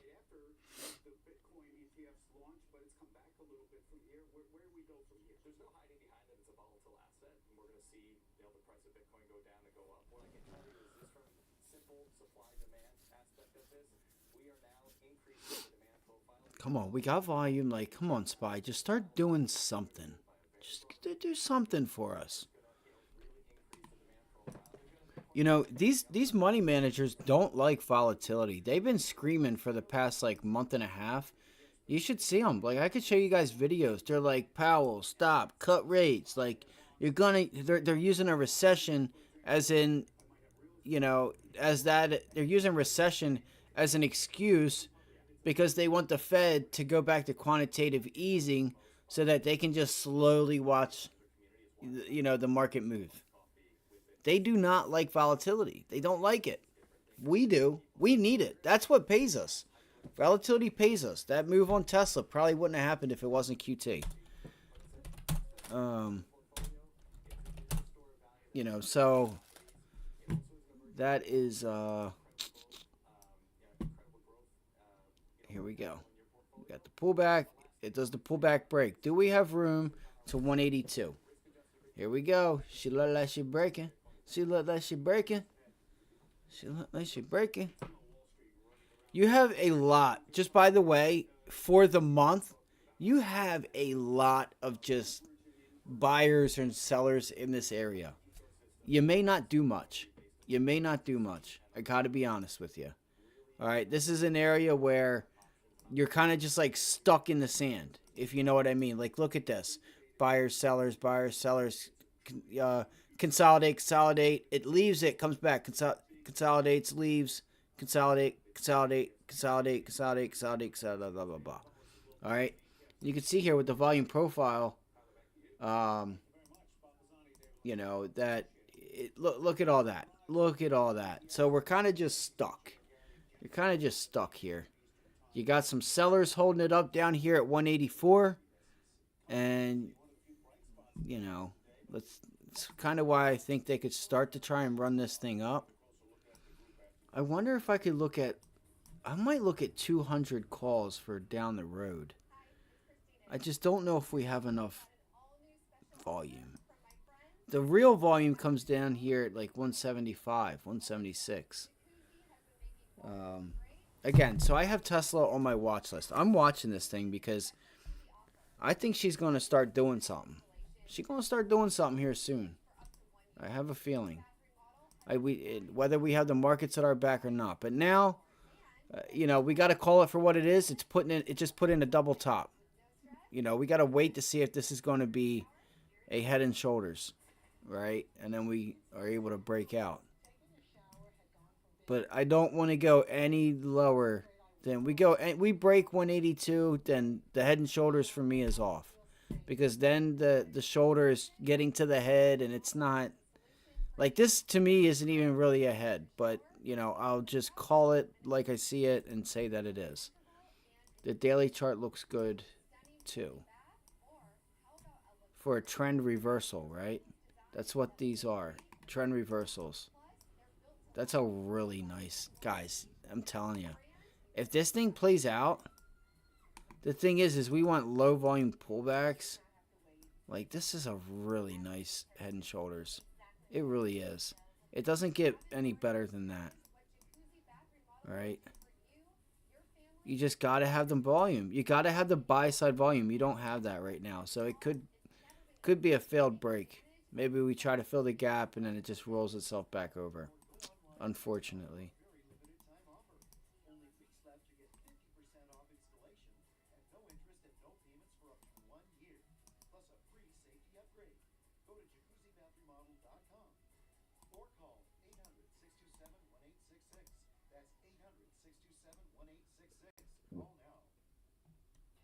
This is a keepsake frame. This is actually a photo from my wedding. 185. Alright. Look, she's going. She going. Oh, come on. Yo, I swear to God, I was like, yo, Basic, tell him, bro. Tell him. Say, bro, click the button. What do you mean, where's the link? Click the button. I was like, yo, I didn't see the link, bro.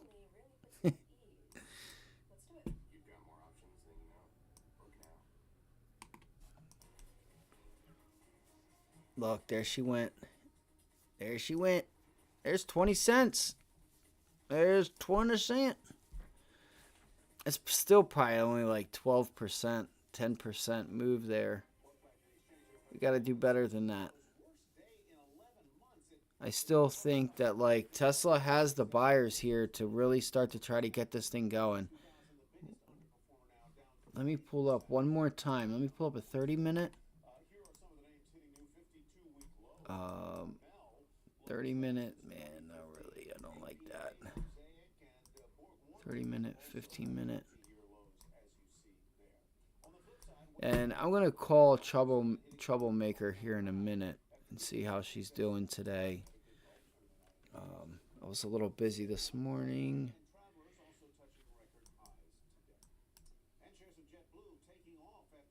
let's see here. All right, so we're back at VWAP. We know VWAP is a point that has been rejecting. Do things start to change? We're coming up on 130. I wanted to see what was going to happen here. We're down 2%. The market, the SPY, is down 1.3%. Do we start to make a recovery? Look, this looks like a perfect opportunity for the SPY to try to bounce higher, but in my opinion, it doesn't have the buy-side volume. In my opinion.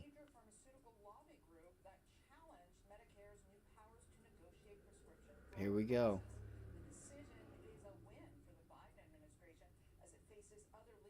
Is he going to pull back? Right now, it's going higher. Look, is that our... Is that... They just said Bitcoin's starting to go. That's what I say. I can sense it, right? Can you? Can you sense the... Look, Bitcoin's turning around. You know, again, we can't forget what just happened. But this is where the sellers are. Up here at 52. 50,200 on BTC. ETH.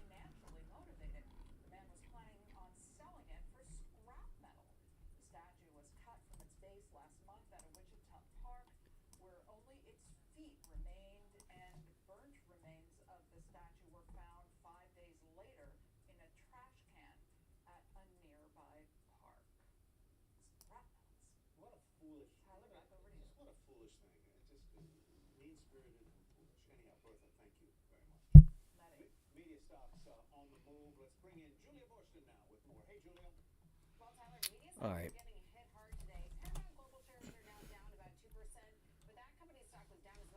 What we got going on here? Where we at? Bitcoin's starting to bounce. Let's go look at the overall indexes. The Dow's getting demolished, guys, so watch out. The Dow is still getting hurt. Let me go grab a bottle of water and let's get to it. All right, look at the overall indexes real quick. All right, start with like the Dow. All right, the Dow's was trying to put in a new low here. QQQ. It's been our leader. Look, putting in a higher low. There's our divergence. Can the Qs get going, or are the Qs going to follow the Dow? The Qs will lead to the upside. They can also lead to the downside too. Look at the IWM. Risk. Hanging out with the Qs. The SPY hanging out with the SPY, or the SPY is hanging out with the Qs and IWM, and the Dow's just by his damn self. Blue chip's getting hurt. Look, it made a literal double bottom, and it put in. Not only that, it put in a new low, guys. That's weak. That's some damn weakness. I'd be watching out, guys. It's not good. It's not good at all.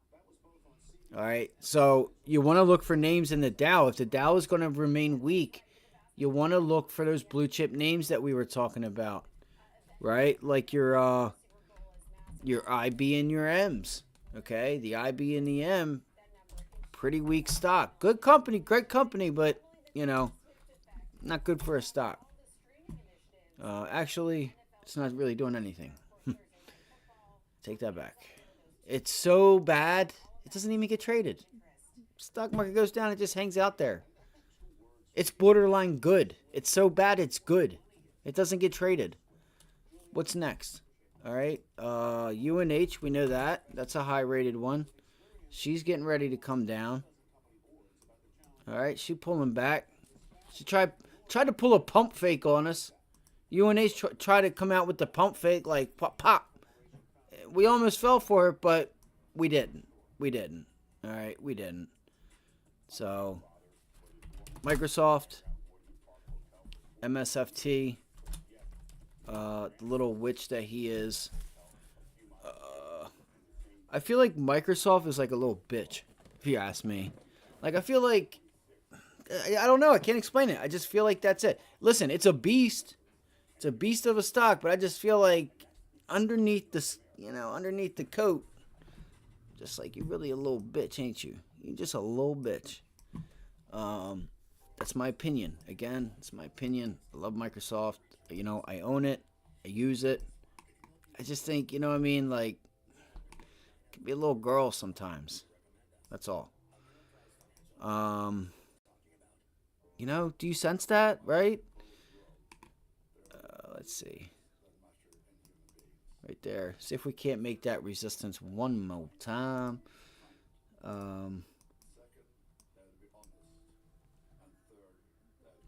Let's look at Netflix. They said streaming names were getting hurt. Nope, Netflix is okay. So we've been watching Netflix and it just hasn't gave us our move yet. It looks like it could be trying to. Oh, absolutely. You got to. Oh, I touch it. Oh, I touch it. I touch it. Absolutely. You have to. You got to manage your money. I mean, if you don't know how to, then, you know, there's a difference between buying, you know, some of the best companies in the world and just leaving it. But yes, like I rotate I'm pretty much out of energy. I have a little bit left in energy because I bought them so cheap. It's like, you know what I mean? Like, it would be very hard for me to not only be down money with the price that I've gotten to the upside, with the profit that I've taken, with the dividends and the warrants that I've gotten along the way. You know, I can't tell you how many warrants I sat through with Oxy and, but yes, you know, always, you gotta own. And that's a good way also to really understand the, whatchamacallit, price action.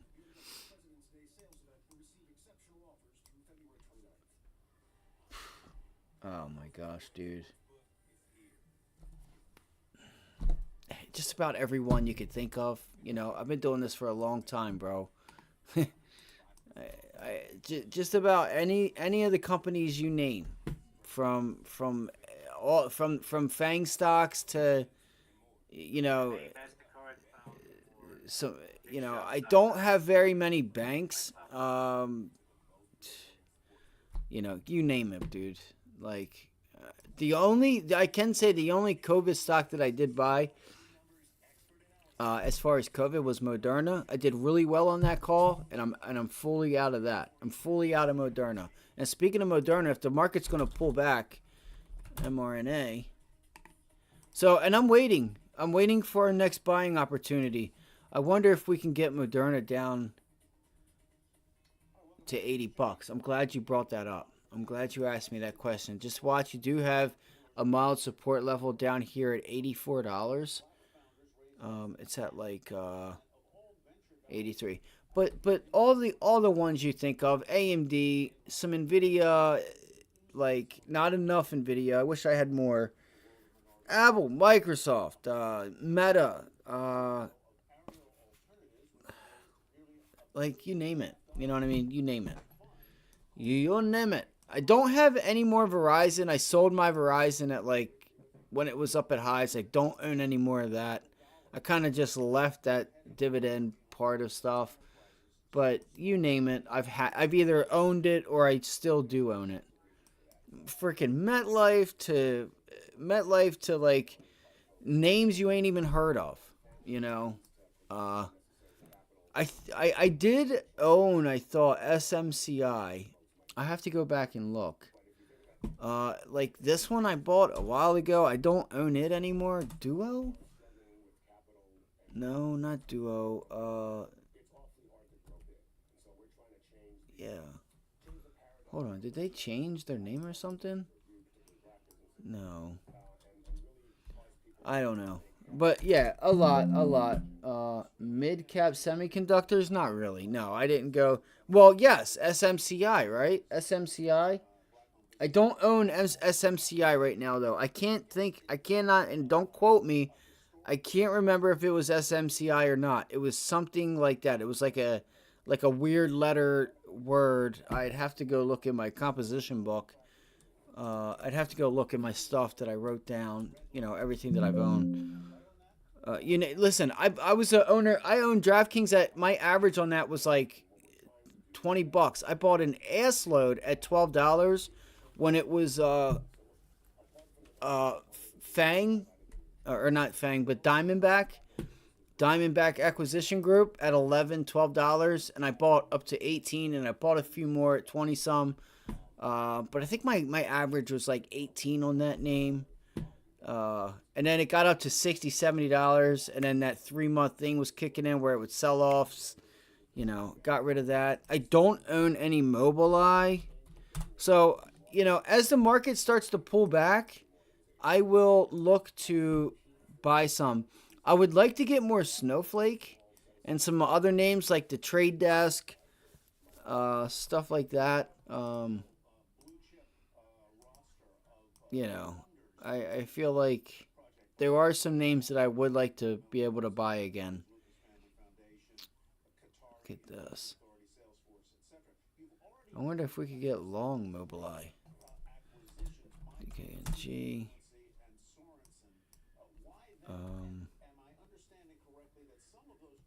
Let's see here. What were we doing? TSLA. What was I doing? We were going over Microsoft. We said Microsoft was a little witch. But it's not. I'm just kidding. You think Google will do this here? I think all like mega cap tech just is probably going to maintain. As long as they maintain and can, beating and just maintaining, they'll do okay. I don't think they'll outperform. They could, because again, the reason that they always outperform, and it's not about PEs and that stuff, is because, one, fund managers need to chase alpha. Two, they're liquid. Okay, you can get in and you can get out with big size and not have to worry too much if something happens. You don't want to get caught in a limit order, right? You don't want to get caught in a limit down because there's just, something just insanely stupid has just happened. So I think that they still will outperform. I think they'll outperform next year as well. Or not outperform, but continue to, I guess, kind of lead this market higher. Because we're not going to go into continue to make new highs without Microsoft, Apple, Google, Amazon.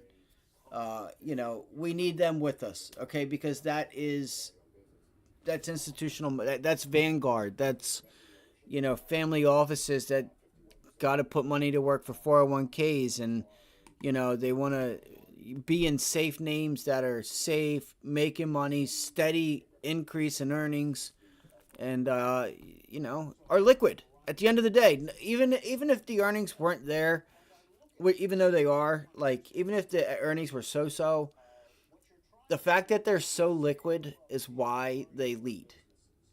It's not the only reason why, but it is a big reason why Microsoft, Google, Amazon, and stuff continue to lead the market higher. But again, that doesn't matter right now. At the end of the day, if they continue to beat and if they raised guidance, it would have to get way out of hand for people to start saying, or fund managers to say, you know what, my 5-year expectation on this is really low. But again, I didn't put money to work the last 2 years because I thought everybody told me to be in treasuries, and I'm about to lose my job. I got to get into some of these names, and in order for me to buy something, to participate, I also need to feel some type of safety. And that's going to be Google, Amazon, Meta, Microsoft, Netflix, maybe Netflix, Apple, and Microsoft. So the liquidity is probably the biggest factor. Whether they've earned it or not, whether next earnings they just crush and just don't do well. Not that they crush it, but they don't do well. So here's Tesla pulling back, guys. What did we say? There is a scalp to VWAP, which we got, and that's why we did it. That's your plan. Trade your plan, right? I said, hey, let's see if we can just get a bounce to VWAP. That's what happened, right? That's what happened. Make trading easier. Now, do I know that it's going to go to VWAP? No, I don't. That's why when it gave me the extension, I took my profit. All right. chances are, though, the probability that Tesla was going to go to VWAP was probably 68 to 75%, because it's been doing it all morning. Why would it change now? And what we're starting to see here is I think we're starting to see a shift. Let's see if we start to put in a bottom here and try to come in with a gap up tomorrow. I do not want to get screwed with Tesla, though. Again, the one day after earnings, I tried to get long. It was walking up the levels like, oh, this is great. You know, we're going to come in with a gap up and we're going to go higher. Like, fucking gaps down. I'm long. And I'm like, you got to be kidding me. And it completely just made a fucking fool out of me. You know, so that's always in the back of my mind. It's in a downtrend until it changes. You know, I want to see this start to put in. And this is what it feels like it's doing. Can you guys feel it? Right? Can you see it trying to put in a bottom here? It's pulling back, getting some buyers. It's trying to curl itself to the top right of the screen, not the bottom right. Wiz, good morning or good afternoon. Long ES 497. Let's go over to the SPY. Let's do that. Let's go over to the S&Ps. Let's go back home. Let's go home. Let's go home. Be careful, bro. We said if we break, what did we say? 492, 490. That's the profits to the downside. Or those are the targets. I think that's what we said, right? 490. If we break, we'll look for 492, and then we'll look for that final take profit at 490. 492, I thought. That's weird. I don't know. Oh, yeah. Yeah, 490, 398. What is that? 494, 492, take profit.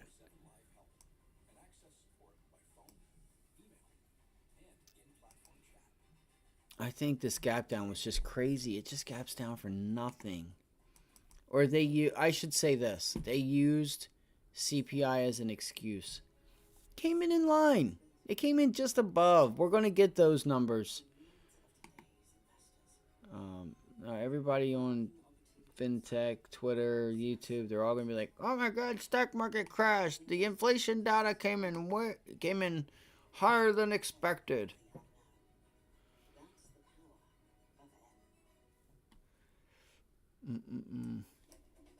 All right. I like it, Wiz. I'm just trying to see where my entry would be. I'd like to take it with you. I don't want to take it just to take it either. I would have liked to have seen a new low, the stock make a new low, but look at the volume. Man, she's killing it on the sell-offs though. Like the volume is there. It's telling you what's going on. It's like a shark in the water. It's like a great white. It's showing its teeth. We're like, I bet you. I don't want to fuck with you. I don't really have the 45 on me, so, you know, I would much rather sit in the boat than be in the water having to worry about those sharp-ass teeth. Right? Now, if it would show, you know, if it was like, hey, actually, I don't have teeth. The shark doesn't have teeth. That would mean to me, I know this sounds crazy. You're like, what the hell is he talking about?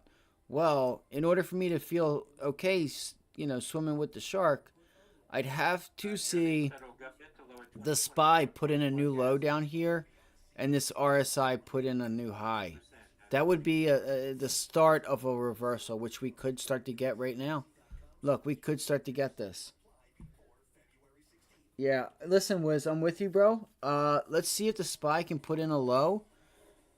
And see if we can't. It's trying to make this resistance. Here's your target. 492. Yeah, 492. Okay,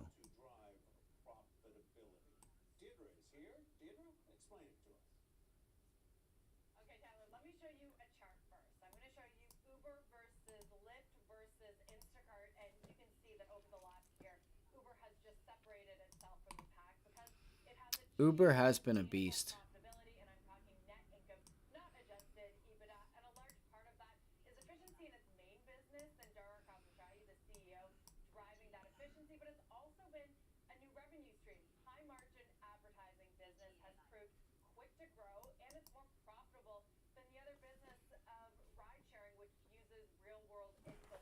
What did ARM do today? I'm going to go back to the SPY because I might trade the indexes.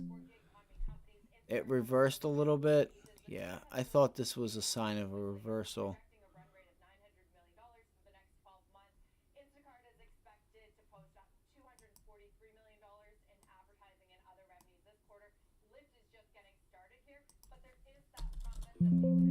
Disney's going up. That is crazy. That is crazy. AMD. Let's scan the markets real quick. How was your day so far, Wiz? And anyone else that's on here, how's your day been? If you could, do us a solid. Hit the like button. Subscribe if you haven't already done so. We get to 1,000 subscribers. I'm going to do a giveaway, and I won't have to say it anymore. It would just be an honor and a pleasure to get to 1,000 subscribers. But more importantly, it's not about me. You know, it's not about you. It's about the person that's sitting there like, man, you know, I wish I had a place that I could go to and trade and learn and, you know, hang out that would help them find us. Right now, they're sitting there just lonely as hell. Like, man, I don't want to pay $1,200 a year, $100 and $200 a month, $100. If only somebody out there could trade live. Well, you'd help us find them. Or you'd help them find us, however you want to look at it. Glass half full, glass half empty. We appreciate you guys. I know the majority of you guys have. It was great, but the dip in the morning. Bet. I know. I was a little slow on it myself. Great job, man. Great job on that. What's Nvidia doing here? There was a nice rip off the bell. I was watching Tesla in the morning. I almost went long, but I said, you know what? Relax. Let it get to 187, 189, and get short. That was the plan. Nvidia, she's still hanging out. That's really bullish. This is really nice for the market. Look at the volume too. Look at the volume. I think you guys got to look for Nvidia to come in with a gap up tomorrow or like hold this level. This is a really nice pennant that it's putting in here, just like Tesla put in this morning. This is a pretty nice setup in my eyes. I got to be honest. You got to get through 730 though. You know, this is a really nice pattern right there. And look, you're going right in there with VWAP. VWAP's coming right in with that level. All right. If you know technical analysis, you know you want, you want multiple indicators lining up at the same area to give you that buy or sell trigger. Right? You want as many things as you can have to line you up to say, hey, the probability that this is going to go higher has now went from a 65% to a 85% chance, 90% chance. The market's been getting sold off at the most random times, but hasn't given you follow through. I'm seeing divergence on the daily chart. All right, I'm seeing divergence in the markets. Chances are, in the coming weeks, days, this market's going to pull back. Well, here we go. We got it.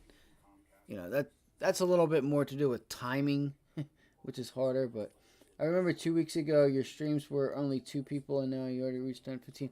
Yeah, that is true, man. Well, you know, a couple weeks ago, it was like 4, 5, 6 of us that, you know, are here. You know, the day ones, basically, the day ones. We just gotta keep eating. All right, we just gotta keep eating. And it'll grow. We'll get it there. All right, I have a, if I could just get my damn sleep. I have some plans here. All right, big test for Nvidia, guys. Big test for Nvidia right here. Watch 720. Watch and see, like, if you're getting any signs, like, cues. What are they doing? Well, really, you could look at futures. Look, the Qs are pulling back. Trying to. All right. Remember, where are your buyers? Don't get too scared. Don't get too scared. Why do I say that? Where are your buyers? Your buyers are down here at 427. Your sellers ain't until you get up to like 437. Sellers are $10 away. So, you know, you got to give yourself a little bit of wiggle room. In order for these buyers to turn into seller, this level is going to have to break. All right, this whole level here at 427 on the Qs. It may pull back to test it. And it might be like, oh, hell no. Right there at 427.75. See if you see a big reversal. If you don't, and you start breaking this level, you break 427.75 to 427, you want to see that it has volume to trust it, but chances are if it does break it with volume, then that pullback, like it breaks it and then bounces it back to 427, 427.10, chances are that's going to become resistance. All right. That's what I'm looking for. Ziggy! Need a bottom. We do. You said bottom gap fill. I know. I need to go fill some gaps. I was at the hospital. Oh shit. Malik, are you still here? I took some pictures for you, Malik. He's from a different country. And he don't understand. We got a full ass cafeteria. Bacon cheeseburgers, anything. Yo, they had wings. They had wings there yesterday. So, this is part of it with macaroni and cheese, fries, wings. I don't know if you guys can see that there. Well, wait, hold on. Let me pull the picture up real quick. Let me make sure. I know, man. Yes. Wings, bro. And then bacon cheeseburger. Hold on real quick. Watching the market here. I'm watching this level right here on the Qs. All right. We got wings. All right. We got some wings. And then this lady was really nice, bro. She's making anything you want. Full oven, everything with like bacon cheeseburgers. You name it. There's soup. And this place is huge. Look, it's breaking. But anyway, ton of baddies. God damn. Ton of baddies there. I'm like, sheesh.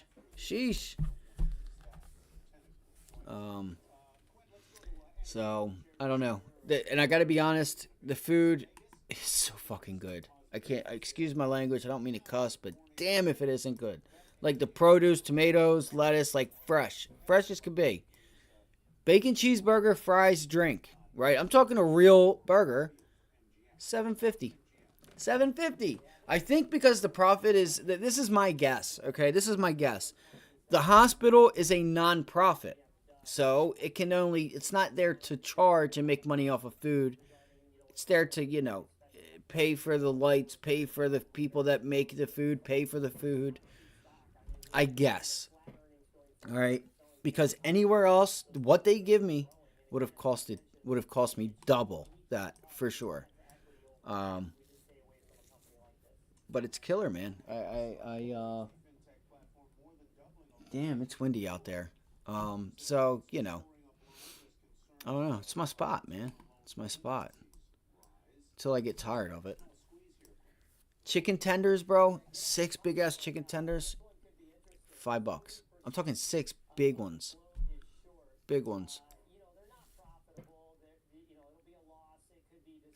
Oh, you think that's expensive? Boy? Oh, shit. McDonald's is $12 for a meal, bud. $12 to $14. And Delaware is not expensive. Delaware is not New York, Philadelphia, Miami, major cities. It's inflation. I know it's crazy. Like me saying $7.50 for a bacon cheeseburger, like a ton of fries and a nice drink. Anywhere else with like a home cooked thing like that, you might be paying anywhere from like 12 to 17, 16, like Shake Shack might charge you $15, $14, you know? And the burger there was actually bigger than what they give you at Shake Shack, even though, you know, Shake Shack just, you know, comes with the grease. This didn't have as much grease. Yeah, it's crazy, bro. I know. It's crazy. Delaware's, you know, the average the median home last I looked was like 400 and some thousand. It's just everywhere, you know. Shake Shack is nice. They throw in a little bit of grease with it. That potato bread with a little bit of grease. Shake Shack sauce. Yeah. Yeah. Well, actually, you know what's funny is Florida is actually pretty cheap. Actually, Florida's cheap. The South itself is cheap. Like, their pay scale is cheap. It's just when you get to, like, Miami. Like, when you get to, like, Miami, like, certain areas have a different type of economy because of the amount of opportunity and things that are going on there. All right, so we are still not going to get snaked for this long. Look at the volume coming in on a 1 minute. I have the 5 minute up. Shit. Damn it. All right, we're still here doing our thing. We're talking, but we're not. Look at this. Oh, look, it just turned it into resistance, guys. And this is the Qs. Be careful. Wiz, be careful, my guy. I know you know what you're doing. Just be careful. I didn't like that. This right here. Look at that. It's trying to turn it into resistance now. That's not cool.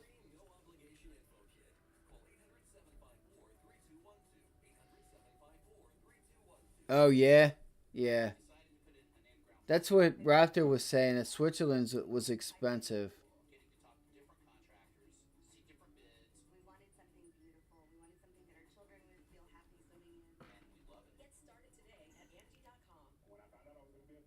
All right, let's see here.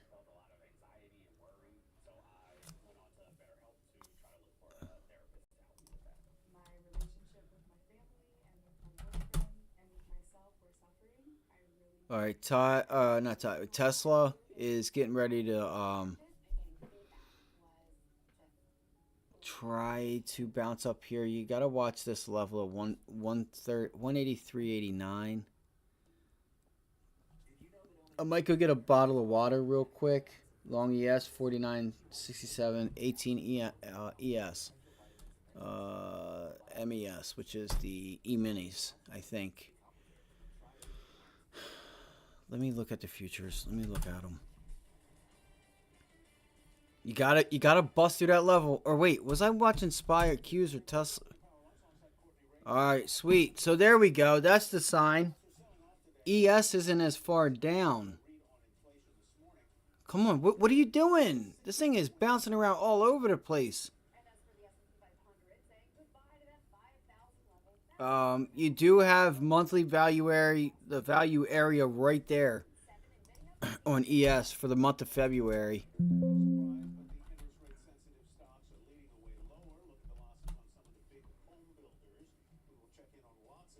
I don't think I've ate yet today. Oh, I had a couple crackers. That was it. Okay, Qs. RTY.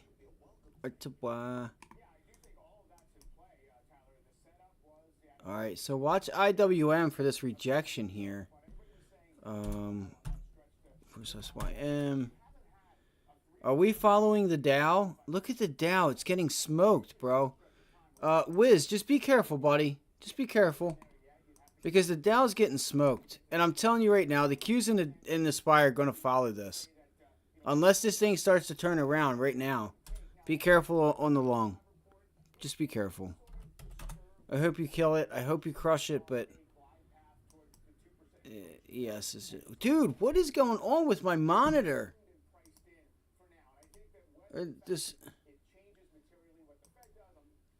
Look at this. You guys seeing this? It's going nuts. You know what? I'm doing this right now. I'm going to do this. All right. And I'm going to turn on CNBC so I can grab a bottle of water, use the restroom. Let's see. Let's see what happens. Let's see, baby. Let's see. Let's see if we can hold. I would love to hold. I'm down with the hold. I'm with it. I'm with the hold. I wish more. I wish more people would do the hold. I wish more stocks would do the hold. Oh, fuck! I knew it. This piece of crap's gonna sell off. She's gonna pull back further. Just be careful. Just be careful, my guy. I don't think. You can see some of the volume that came in back here on the Fed day. But really, up here, as it gets to highs, they start taking profit. All right, what I'm going to look for on the SPY, look for a bounce. I am looking for a bounce now that we've broke this level. I'm looking for a bounce, and I'm going to try to get short at 494, 493.95, 494. I want to look. It already did it right here on the 1 minute. It already did it. It already made it resistance. Shit. 492. Gotta watch short 492. I missed it. I missed the trade already, guys. I didn't see this. It already pulled back to it. You can see here. Why am I looking at that? Look at the 15-minute chart. We broke the prior double top resistance. We're now underneath of it. It's looking like you have support down at 492. You're in the range, right? Look at it from like a box to a box, right? This is the upper part of the range. This is the bottom part. You break up or down out of it, then you're in a new part, whether it's a new high or back to lower, you know, the lows. I know it, man. Shit. Yeah, it is crazy with the foreign exchange. It is crazy. The dollar does need to continue to pull back. People think they want a strong dollar until they get a strong dollar. They just don't know what the hell they're talking about. They heard one person say, I want a strong dollar. I'm like, you fucking goofball. Talking about, our fucking dollar's so weak. I'm like, well, actually, the dollar's really strong, okay?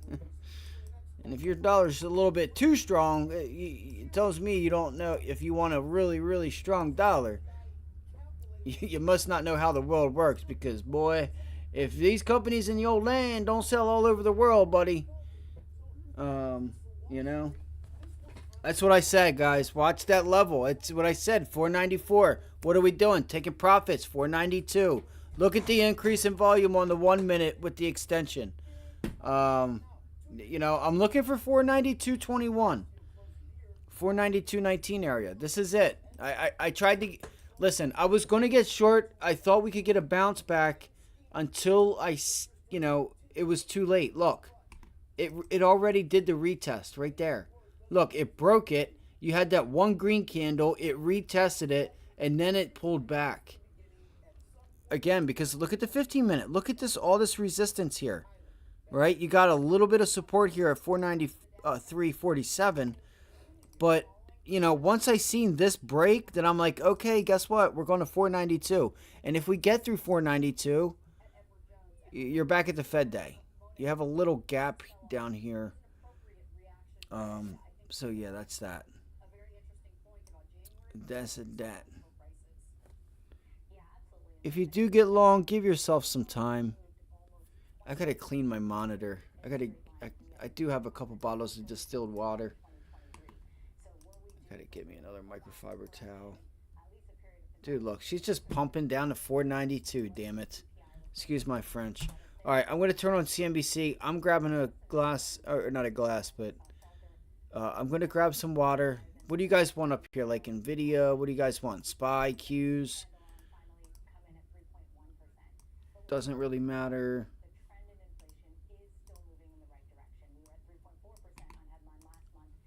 We are moving in the right direction. She is right. Others bring up about January being a reset month for prices. Yeah, absolutely. And look, I think others have brought up this point as well, but we moved almost 22% higher Does she in a work for straight line Edwin in the Jo- S&P yeah, Edwin 500 Jones, since I thought October so. 27th of 2023. So were we due for a bit of a All right, pullback, so it's a little bit correction, crowded at here least too, a period of guys. Consolidation. The answer there is All right, probably it is yes. a little And bit was crowded here for CPI report the monthly catalyst to value get us area there? or the Perhaps. And look, volume there was some profile. disappointing data in the So you CPI. could We saw see, you could shelter, start to see some and chop rent and components not higher much than we'd follow like to see. through. We saw I'd have headline to be inflation, taking which profit we thought there. we'd get a two-handle on, finally All right. come in at 3.1%. I'll be right back. When we look broadly, 1 second, the I'll be right trend in back. inflation is still moving in the right direction. We were at 3.4% on headline last month. We're at 3.1% this month. Core inflation remains flat at 3.9%, but we think there are signals that could get us to a more moderating trend even there. And specifically, Sorry, we I think thought I that had the real-time SPY data up. in shelter and rent pricing is moving in the right direction, and that'll show up with a lag in the months ahead. So more broadly speaking, we do think that we could be due for a correction, but we don't yet see any tenets in place for a correction to become more nefarious, a bear market of any sorts, because we do see better inflation trends. We do see a Fed pivoting later this year. And by the way, we see an economy that's holding up pretty well. And to your point there on the Fed, when the Fed looks at this, are they also going to look at the trend and say, well, look, we're going in the right direction, even if some of these components were a little hotter than expected, particularly that shelter and rent? Or does this push out potentially their decision to cut interest rates a meeting or so beyond maybe where they would have before this data came out? Yeah, look, the Fed has already told us that they want to be patient here, and they've earned that right. The economy was going in the right direction, and inflation was moving lower even as we got this better economic growth. So they can certainly be patient here, wait, we think, until probably the June meeting. And we think now the market is pricing in somewhat of a more reasonable and better aligned number of rate cuts with what the Fed is expecting as well. So the market, as of this morning, looking at 4 rate cuts beginning in June. We're in the same camp, 3 to 4 rate cuts probably beginning in that June timeframe. Keep in mind, if the Fed were to do more than that, 5, 6 plus, it's probably because the economy has faltered in some way. And if they're going less than that, 0, 1, or 2, it's probably because inflation is continuing to remain sticky and the economy is also above expectations in a more meaningful way. And so we think there's a sweet spot that's emerging, that's 3 to 4 rate cuts, that gets the Fed gradually back towards a more normalized level of interest rates. And so we think what happened this morning is actually probably a healthy adjustment. We're looking at the Dow now down 660 some odd points. I guess that would be the session low. I'm wondering, the idea of rate cuts is anything but off the table now. It just looks like the trajectory may be longer to begin, maybe a little shallower, not as steep a decline, maybe not as many.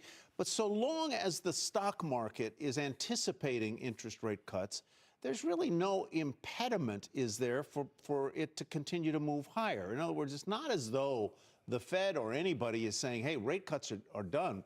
It's just a question of that anticipation before they start. Yeah, I think that's well said, Tyler. And look, I think when we think about what could create or drive a bear market, usually it's if you're in a recession or entering a recession. It's also if the Fed is raising rates.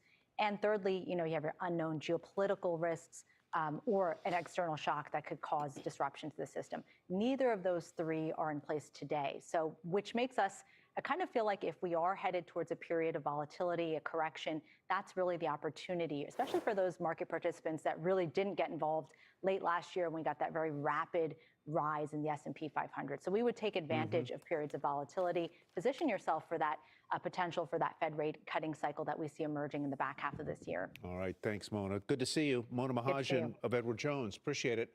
The Dow down 660 right now, 1.7%. The S&P yielding the 5,000 mark at 49.38. And the NASDAQ, the biggest loser there, down 2% at 15,623. Big tech getting hit hard. The NASDAQ is, as I mentioned, down 2%. The software and services ETF, the XSW, down more than 2.5%. After the break, we'll speak to an analyst who's raising his price targets on a couple of key tech names. There you see them.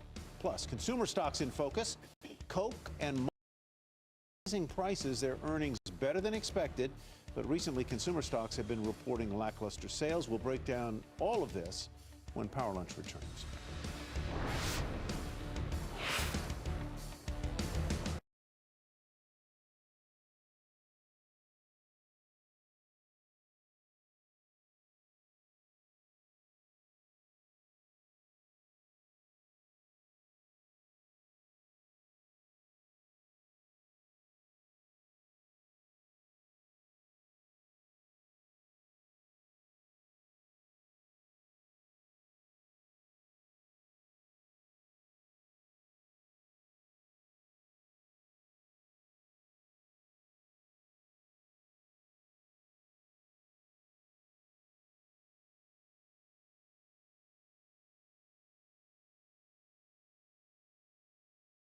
See if we can make something happen here at 3 o'clock. Call it the 3 o'clock scalp. All right, 3 o'clock scalp. See if we can't make something happen. Get nice and focused. Toss a little peanuts in the body. A little Red Bull, a little coffee, whatever you prefer. But they say peanuts and caffeine. You know, for some reason, there's that mix. There you go. 492. Bang. Taking profits. Look at it. Look at it cutting right through 492. Told you. Told you. Damn, I'm so pissed. I did not see this break and retest of 494. And it's slicing 492. That's it. That would have been the trade. Short at 494. Taking profits at 492. That was the trade, folks. That was the trade. The trade to get you laid. All right. That'd been oh, look at that. This is what we want to see. We want to see a nice reversal off of this level. I'm not sure if we'll get it. But if we could leave this area pretty quickly, that would leave us with a nice gap up tomorrow, possible. A nice possible gap up. Not sure. You see, I'm also not sure if it's going to be too soon to just come in with a gap down. Like, I got to do my best to wait for a gap up or like a bounce back, get short on the bounce backs, you know?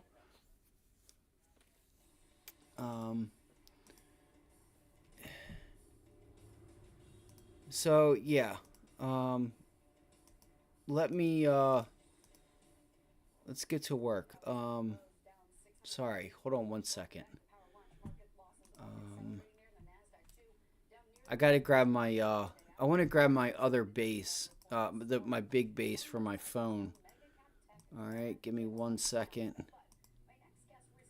And look, you got some really nice support here. Now, if it doesn't hold, you know, take it back. You know, you're looking at like 490. You're looking at 490, and she's just cutting through these levels. I don't know what the hurry is. Calm. Did it reverse?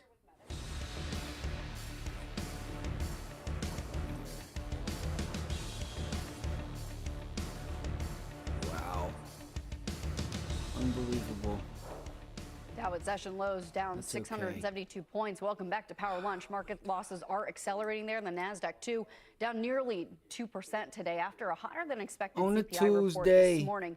And among those laggards are mega cap tech, Meta, Amazon. Yeah, and it should be Alphabet. strong for Next you recently guys, upped his but price for targets us, on all three of those names, it should be especially strong. Meta, But it gets to a hiking his point target if it's from too strong. $470 to $555, citing You know, upside it all momentum depends on driven what country by you're in. AI. Joining us now is Rob If we have a Sanderson, strong senior dollar, internet analyst at Loop Capital it makes it Markets. more Rob, thanks so much expensive, for joining us. I guess let's start there with Meta, since that for was kind us, of a big like the way price target things hike, are. and I guess maybe today, notwithstanding, If I go buy some of something in your Japan right now versus Japan buying something from here, you know, it's going to be cheaper for me to buy something in Japan or another country. But when you have foreign exchange rates that change, and that changes the entire way the system was built. All right, you're flipping it on its head. Right now, instead of us buying from them, you know, y'all want to buy from us, but we're consumers. Right? We're consumers, they say. I don't know. You just got to think, if 90% of the companies in the S&P do business around the world, what happens when they have a weak dollar and ours goes stronger? That means they collect less dollars from around the world, and when they convert it back into the U.S. dollars, that's less earnings. So if we can stay under that, when they bring in and convert dollars from around the world and convert it to U.S., when we have somewhat of a weaker dollar, that's more cash that they bring in and they report. All right, that's on such issues.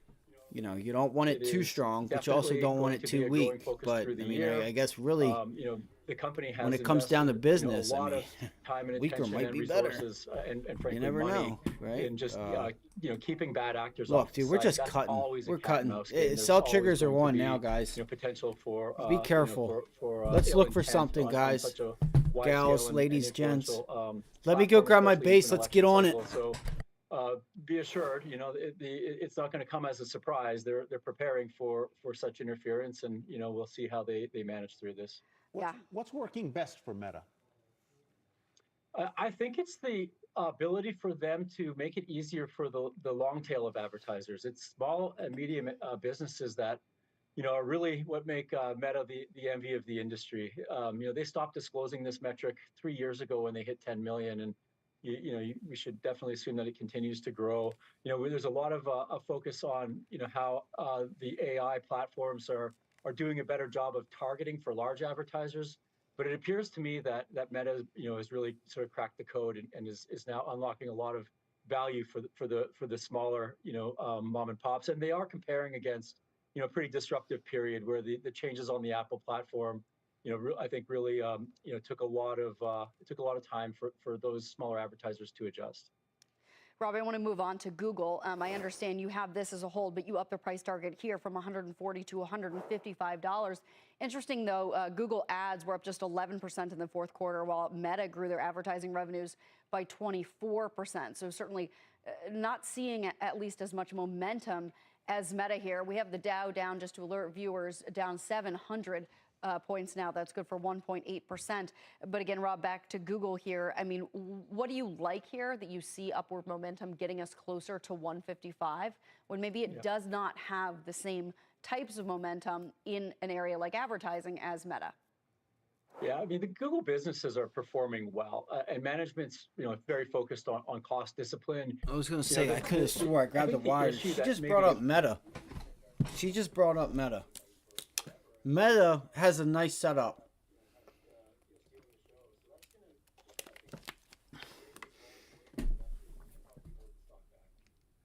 All right, let's do this.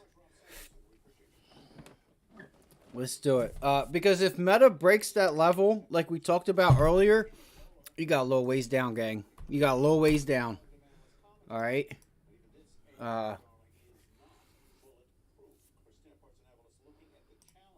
Okay, look, it's just trying to get ready to make VWAP resistance. So there's actually relative strength with Meta. Meta's not at low a day like the SPY and the Qs. So take that for what it's worth. Okay, take that for what it's worth, that Meta is not that weak right now. Look, it's still, it's still above the opening price. Let's look at Amazon. All right, what are you guys seeing here? Amazon, same thing. Google, Apple. Google's not doing well. Google's down. Apple's down. MSFT, not bad. It's still not great. Netflix is doing okay compared to others, that is.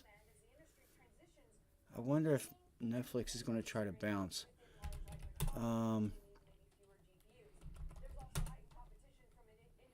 EMPH is flat. I wonder if we could get a... You got to be careful, because if you get, what, I'm not even going to think like that. I'm not even going to do that. I'm not even going to do it. I'm not even going to do it. All right, let's find something, team, that's weak. Now that we got this here, Palantir. Let's look at Palantir. You know what? PLTR. Let me pull up the heat map. So if I'm wanting to short something, I want it to be Apple. I'm so frustrated that I did not get the opportunity to get that second bounce like I wanted.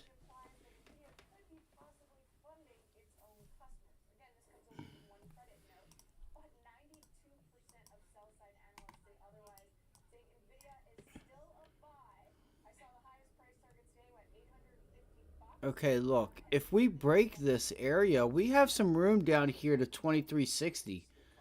I'm kind of curious if Palantir is a short. I know this is the gap fill. It's rallying and consolidating. What's IWM doing? Do you guys have any ideas at all? Damn right, we're almost to 10 likes. That's so tight. We're almost to 10 likes. We can do it. We can do it, gang. We can do it. We can get to 10 likes. We can do it. I know we can.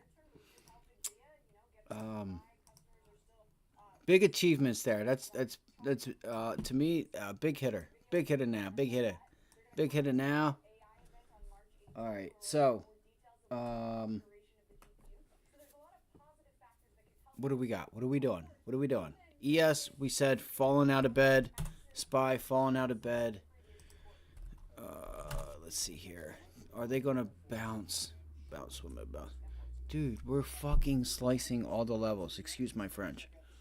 So we're slicing 492. We're at 492.15, 492.12 right now, and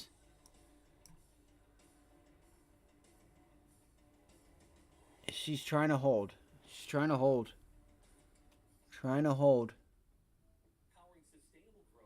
All right. You see how this is a 2, this is a 1 because these are minor levels here. Wow. Unbelievable.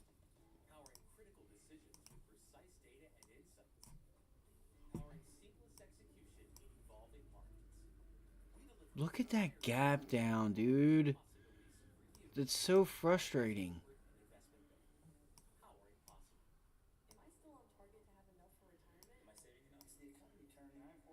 I mean, all right. In my opinion, you have room to 91.30. You know, or you're going down the Fed day at 489.36.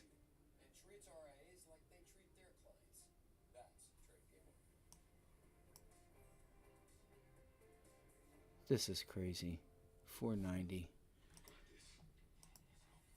All right, 490. That's okay. We get down to 490, then we know we can look for a possible 493, 495 bounce and get short. I want to find something for the end of the day here. I want to find something before the end of the day.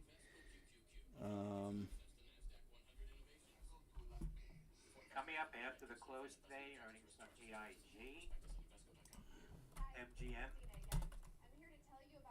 ES, Eversource Energy, DBA, DaVita, ABNB, Airbnb, WScan Waste Connections, WELL Welltower, EQT, LYFT Lyft, GBDY GoDaddy, IAC. Yo, Nvidia is still holding on, y'all. HOOD, Robinhood Markets, CG, Zillow Group. Nvidia is still holding on. I mean, it's going to be one of the last ones to go down. So you got to watch being short that name.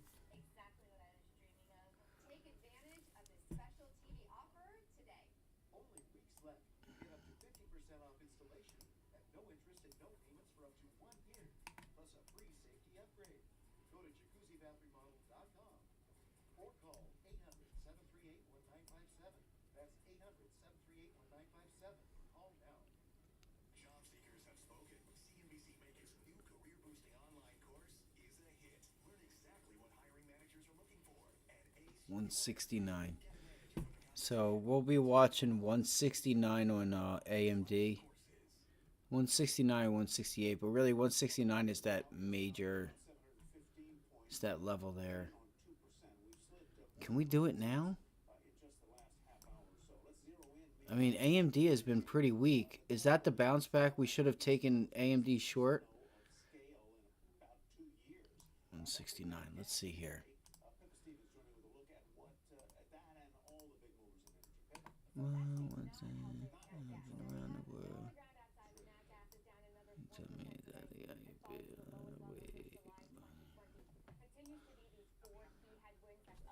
oh shit! You know what, guys? Sorry. Again, we're almost at 10 likes. We're that close. We're that close to 10 likes. You know, dig deep. Dig deep. All right. I'm debating whether the reason I don't want to short AMD right now is because I feel like AMD, Nvidia, they're kind of hanging on. And those are the parts of the market that are strong. So it doesn't feel like a good thing to do. Like, yes, I feel like there's relative weakness with AMD in the semiconductors, but semiconductors as a whole is still a little strong. You know, and I don't want to play around and get put out, right? I don't want to be the fire that gets put out and stomped on. But yeah, 10 likes, man. We're almost there. We need 2 fucking more. 2 fucking more. You can do it. I know we can. So, all right. I need to get my head in the game. J.P. Morgan, banks, healthcare, Walmart, Home Depot. What are some names? Palantir. What do we got? What are moving? What's moving? Adobe, Cisco. I don't really trade Cisco, but Amazon. We know the big 7. What do we got here? Look, healthcare is getting ready to go red. We're almost everything is red. Almost everything is red. EMPH. No, ENPH, not TSLA, ENPH. All right, looks like this thing's trying to turn over.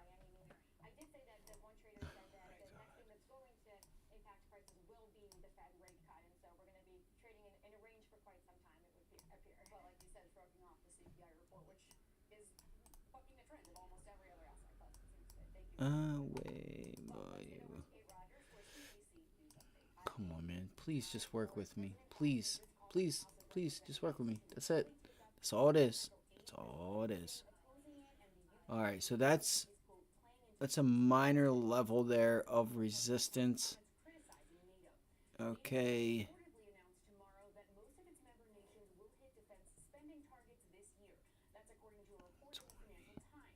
What am I watching? EMPH. Rejection off the 200-day. You're holding NVIDIA? Nice. Excuse me. I'm so frustrated that I did not get my Apple short swing trade. That's still going to bug me. Tesla, I'm not worried about the Tesla trade today, you know.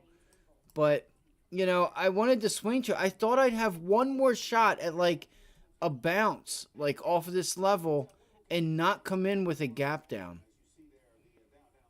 Fucking gaps down. I'm like, you fucking asshole. 184. So I will be looking for a bounce on Apple here soon. Because I've been waiting for that 184 test for a while now. And this trend line has been trading like to a T. It's been hitting this trend line to a T. Both on the upside and downside. So the downtrend and the uptrend. It's putting in a nice trend reversal here, ascending wedge.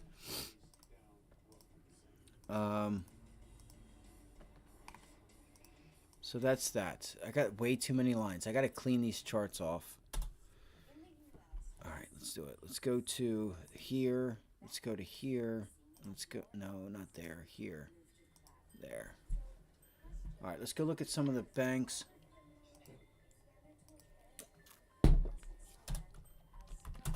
JP Morgan. Daily chart. I know we don't have much time. I'm trying to hurry up. It's 2:30. Like I said, I know, guys. I know we can do it. We can get to that 10, baby. We can get to 10 likes. I know we can. I know we can. I know we can, baby. I know we can do it. Let's see here. JP Morgan, JPM.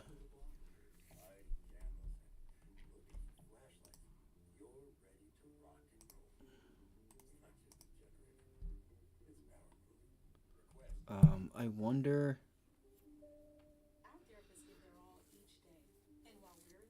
Man, if you could just give me a bounce to like 174 again, JP. Come on, JP. Give me a bounce. Give me a bounce one more time. We got that break of 174. Give me the bounce to 174 so I can get short. Please. Please. Come on, man. Come on, JP.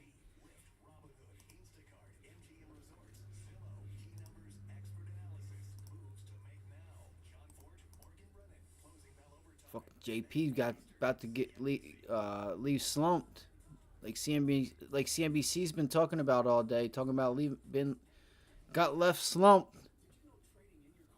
Don't do it, Jamie. Excuse me.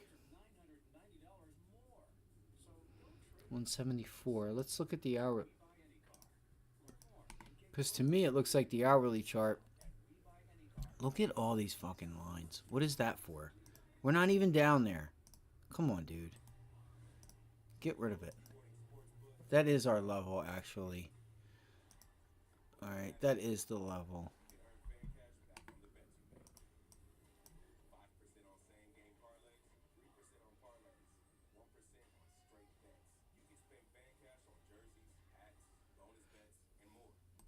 You know what?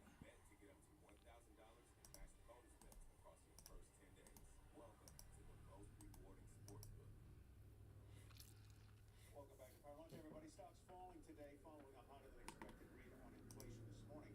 Interest rate sensitive consumer facing stocks getting hit. All right, so it looks like you do or could possibly have a trend reversal going on here.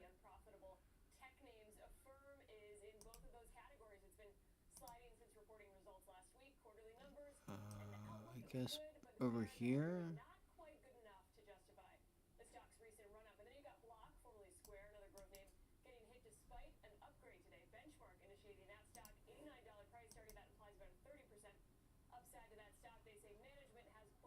Plenty of runway for increased profitability. And then you got PayPal, another name that's lower today, continuing that cost-cutting mission turnaround plan under new CEO. Shares all over that, guys. Back over to you. Thank you very much, Kate. Well, let's keep our focus on the consumer, but a slightly different area. Coca-Cola and Molson Coors both reporting results this morning.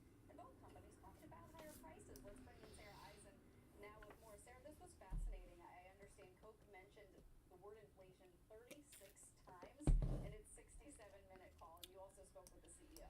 I did. And you know what's funny about that, Courtney, is clearly prices are still driving growth at some of these companies, food and beverage companies.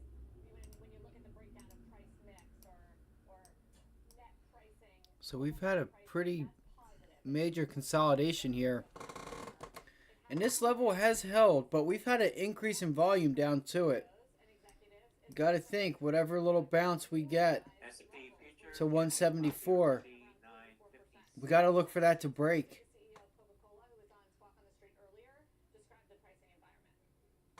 Let's see here. Let's look at the SPY and see if we're starting to see like a reversal at all.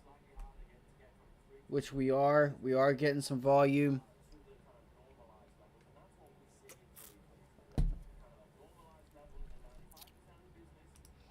Alright. Alright.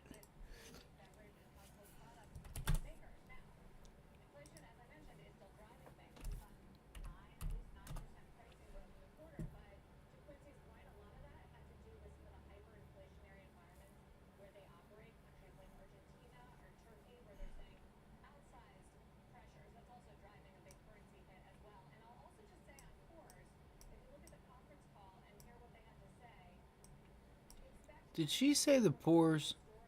Sounded like she said, if you heard the pores. I'm like, what? Let's see here. Is AMD going to bust out? Is it going to bust out of town right here? This is the level. Here it goes. She's going into it. What we doing? What are we doing here? Are we going to go take a long? If I can hurry the hell up.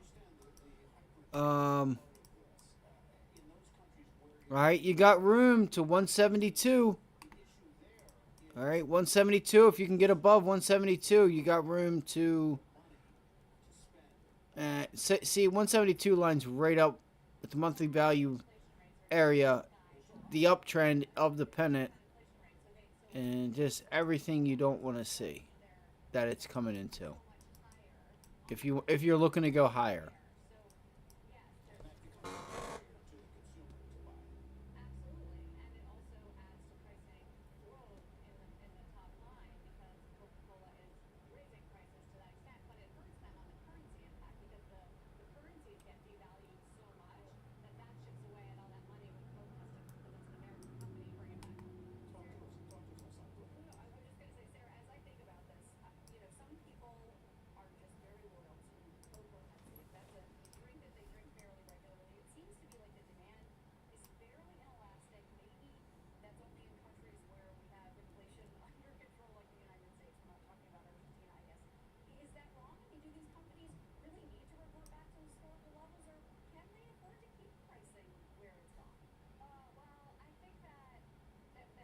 Oh, well, I think that... Damn, 170. Come on, AMD. You can do it. All right? I'm not long AMD, but we can do it. AMD can do it. We can get the 10 likes. We're at 8. 2 more. Let's go. Let's get this reversal. Come on, let's go. We can do it. We can do it. Let's go.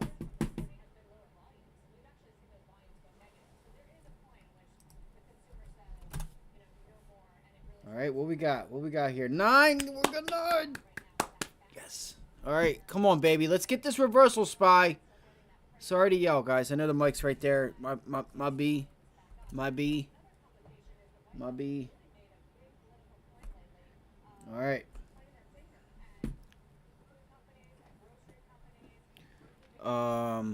What is this? Boeing got... Wow. I always miss this. For whatever reason.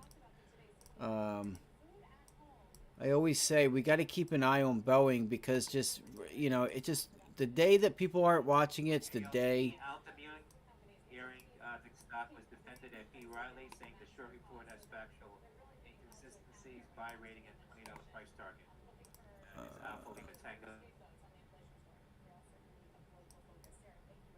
Alpha Lima Tango. Alpha Lima Tango.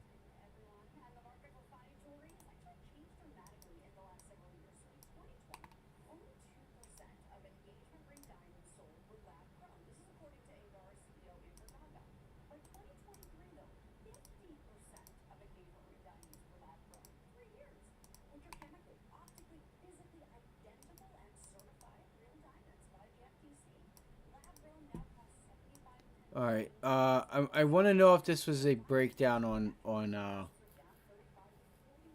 it might not be. 203.61. 203.61. 203.61. 203.61. 203.61.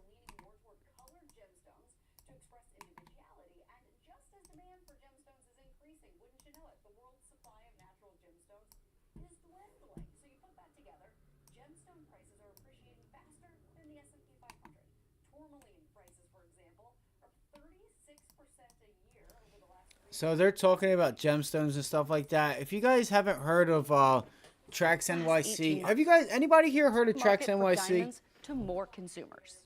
Out of the Diamond State? The jewelry industry not worldwide Diamond is State, roughly $330 billion in revenue. I think that actually, within a decade, gets to $1 trillion. The place in New York. Another trend, Brilliant Earth CEO Beth Gerstein and Signet Jewelers tell me consumers, particularly Gen Z, are leaning more toward colored gemstones to You express have? Oh, awesome, individuality. Leak. And Yeah. just as demand He was just at the NASDAQ a couple weeks ago.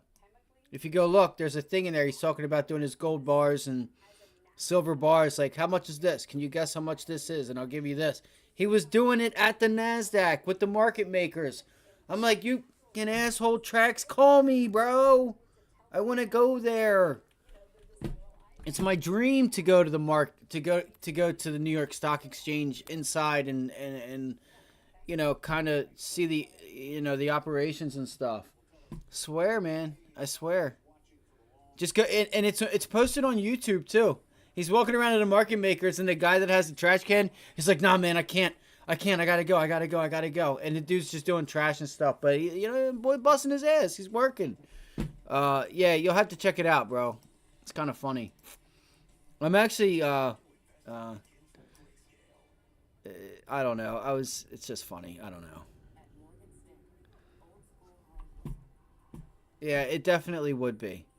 I actually want to get a hold of Trax. I do. I want to get a hold of Trax. I actually wouldn't mind seeing if I could get an interview with him. I'm going to be honest. It was also one thing I had on the list. Maybe, you know, if Roman Sharf, him, that whole sector, right? And kind of like doing something there. I wish I could get them all in a room and talking about it all. And I think it would bring some entertainment, right? CRM, Trax, hell, you could have Nico, right? Nico tracks Roman, you know, whatchamacallit at CRM. Long in at the moment. Right now, nothing right now, Ty. Right now, nothing. I was just looking and I got off track because of the CNBC. Thanks for putting me back on track. Right now, nothing. I was looking at Boeing here to see if this was a breakdown. Because we have like a little bit of support here. 100-day rejection. So thank you for that. Thank you for bringing me back on track. You can see here Boeing's trying to turn 204 into resistance. But NVIDIA, it's holding up very nicely. It was. Let's do it. Let's get long. You're right. Let's get long. Look at NVIDIA. Man, it's just... man, you got to watch. We could still come in with a gap down. Like, look, the volume. We need breakout volume. Okay, I was looking at AMD, Ty. Maybe like whatever strong. Okay, Meta, right? Meta. Anything that is not down with the markets, like the SPY and the Qs, they're way down. Well, let's look at Meta. Like Meta's still like doing okay, right? Meta's still not at low like pre-market lows. If you look at the SPY, SPY is past pre-market lows. QQQ, you know, it did dip below it, and it's trying to reject again. So, you know, I'm right now. I'm trying to figure out what's strong, what's weak. Do I think we could get a gap up or a gap down? I'm trying, man. I'm trying to. Ty. SMCI. Yeah, semis. That's what I said. Semis. Like, you just gotta, you know, NVIDIA, SMCI. You know, I'm not sure if ARM... I think ARM might be done. I do. I think ARM might have it. It might try to go for a long here on ARM. It's a nice little area it could just hold and put in a double bottom, and it could try to catch itself a little bounce. All right, let's look at SMCI.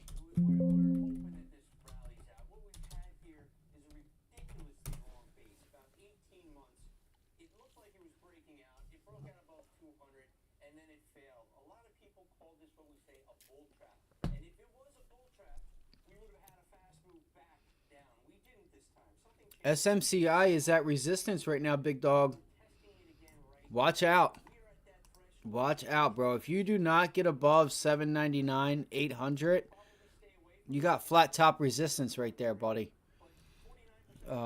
It's doing better than some of the others. It's doing better than NVIDIA. So yeah, that's a nice setup.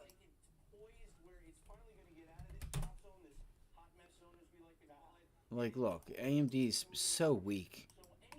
AMD is so weak. Intel, INTC. Damn, look at Intel. Just demolished.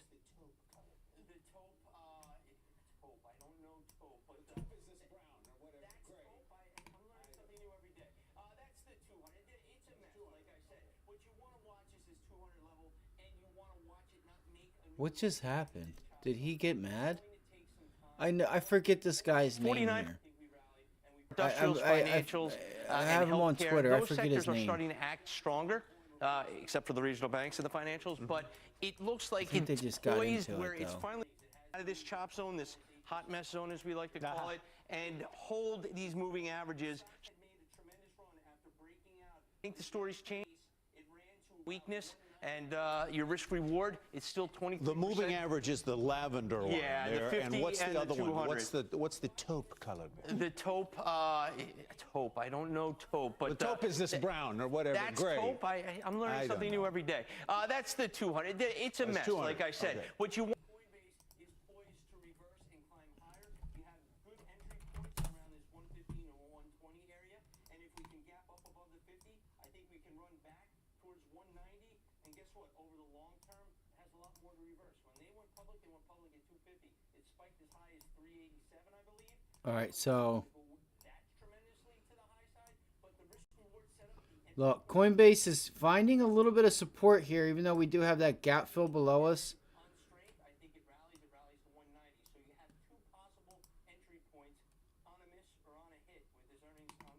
Yeah, I was going to say, we have earnings coming up for Coinbase.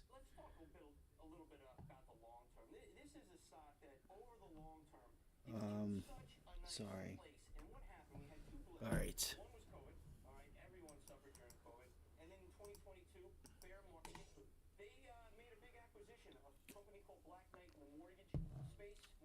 Is that another fail of the 50-day? And look at the RSI. It's going higher. This thing's just pulling back. Nice little consolidation. Well, I feel like Coinbase is going to be the next one to rally 30%. Yeah. You know what's funny that you bring up the word 30 with Coinbase? I'm so mad, and I was telling somebody, I'm like, how did we not buy Coinbase when it was $35, $40? I remember telling you guys that. Even 50. How in the hell did we not buy it? How much lower did we think it was going to go? It was a $30 stock. Should have bought that bad boy. And I didn't. So frustrating. But all good. That would have been a killer, man. This thing was hit 200 from 30 bucks. That would have been a huge gain. I would have been able to wipe my hands from it, you know, and just pretty much sold the position, you know, the majority of the position, and put all that money into something else and kept my Coinbase shares for free, plus more, right? You're talking $30, $40, 50 bucks into 200, right? That is compounding money. One of the greatest opportunities, once again, on that pullback in 2022, 2021. This is why more people need to get in the markets. A lot of people just don't know, right? They don't really understand, you know, what they could really do for themselves. Look at that, $32, man. Even just this extension, 150 bucks, 200, sweet. Guess what? I'm taking my profits. I'm going to go throw it in another name, but I'm going to just make it more than free. You know what I mean?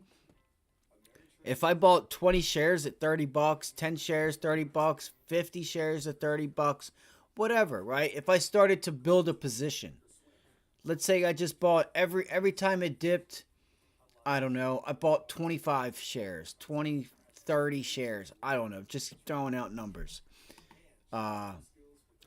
You know, by now, you would be good. You would still be able to have the same amount of shares, if not more, take profits, throw that money into something else, have that shit work for you, and it's just like, that's running money. That's running money in my eyes.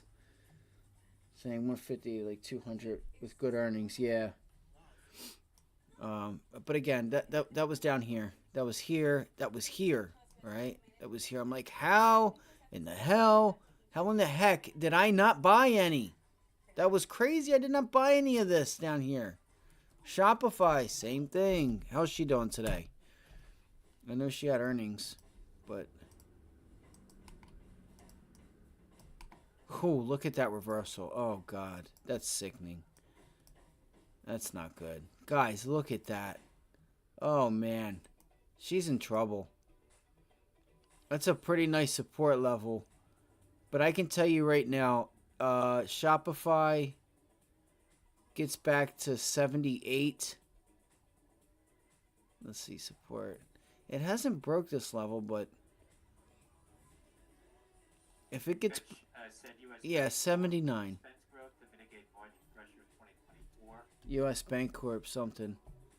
Maybe I wait for a 79 test. I gotta make some moves here, guys. It's almost 3 o'clock.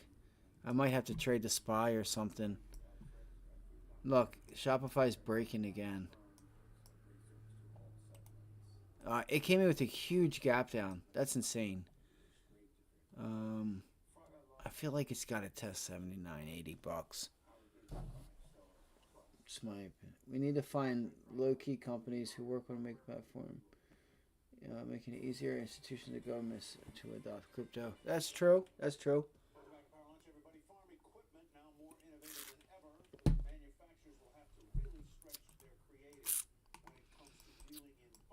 Yeah, it's going to be hard for them to adapt to crypto, man. Just because of how their system works, right? You have a Federal Reserve. With crypto, you don't need a Federal Reserve.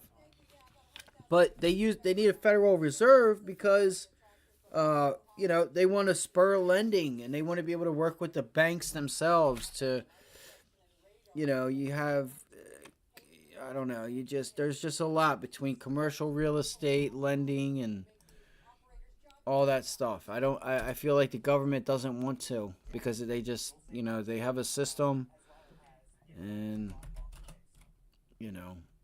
I get just keeping the system but doing it with crypto instead of the US dollar. You know how they are though, right? I like what's going on with crypto now because it feels like it's paying you more. Right? Who's to say if like things did become legal if it wouldn't be so worth so much? Maybe because it's so early and there is a lot of just whatever, not not necessarily opportunity, but like what if it's hurting the case for Bitcoin going up once you actually start using it and spending it, even though you do, and a lot of people do. Like, I feel like Bitcoin's been really good to anybody that's been in it. Me personally, I would be scared for a change. You know what I mean? Exactly. No,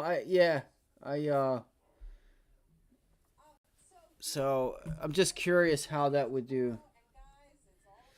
How that would be, how that would, I would be worried. Again, I'd be worried about how that would affect the price of it, but,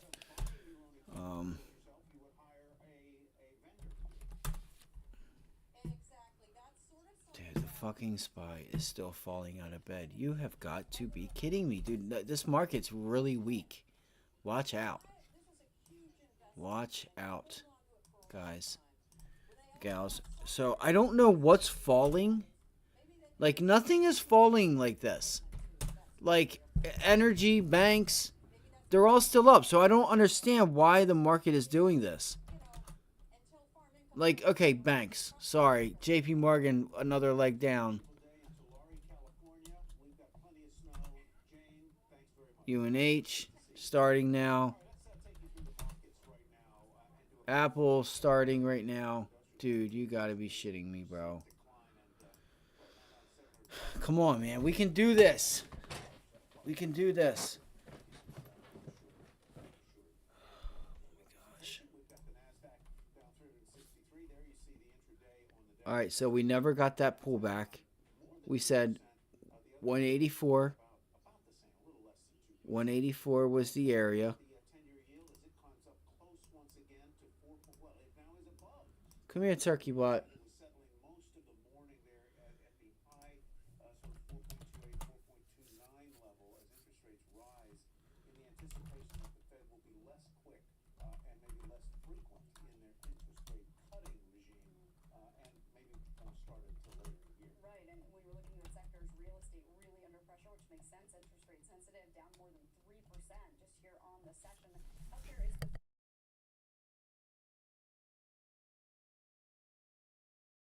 We've got 163. There you see the intraday on the Dow Industrials. NASDAQ down more than 2%.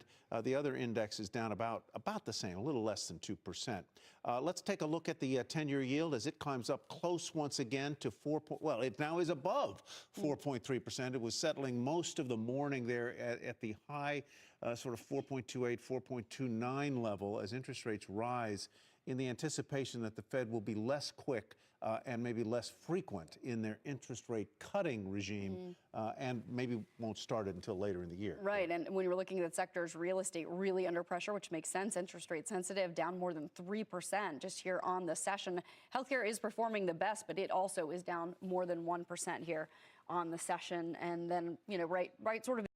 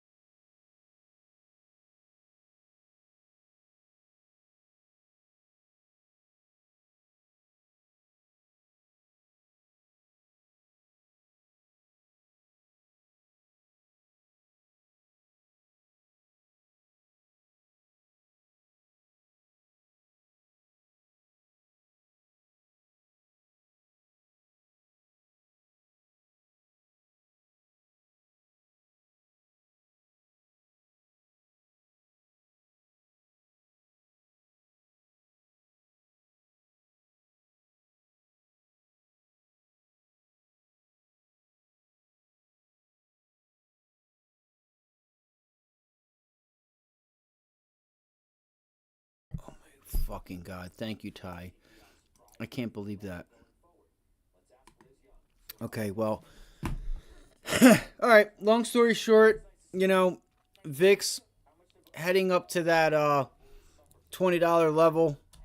All right, 22. These are the times where the you know, these are the times when you know, the you start to get the you start separating the Joes from the pros, okay? You're going to start seeing options are going to be very expensive. All right, you're going to have to face, you may have to face a little bit of a drawdown because you're paying more. Basically what I was saying in the long run is, all right, this is where things start to get fun. All right, things start to get fun.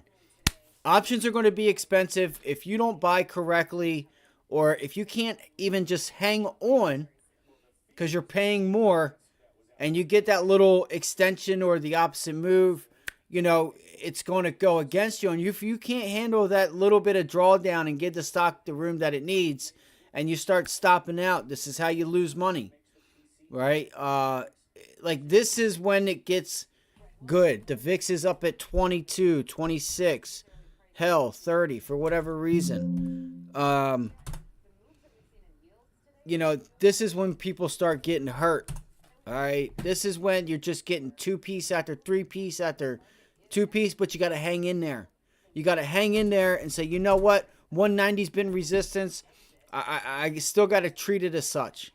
All right, I'm still treating it as such. You may have to give it a little bit of room, but then finally, bang. And the thing is you may not make as much as you might think, but you could. On days like this is when you get movement. But all I'm trying to say is, options are going to start getting expensive if we continue this type of price action. If we continue selling off, options are going to be expensive. So, and if you play options, you know, buy your puts, sell your puts, whatever, or your calls. Make sure you're getting them. Make sure you're doing it right, because you can get torn. You can just get kicked in the teeth. All right, you can really just get like chewed up and spit out. I promise. If we start coming into that environment, I promise. VIX is going to be $24, $28.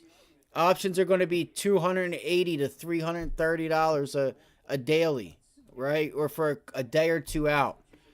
So this is when you want to start, when we start getting up there, you might want to start thinking about selling options. Like this is the time for premium sellers. This looks like, you know, it doesn't look like it, but man, we could seriously have a reverse cup and inverse cup and handle here on. It's what I've been watching on Apple, guys, right? And the pullback. So.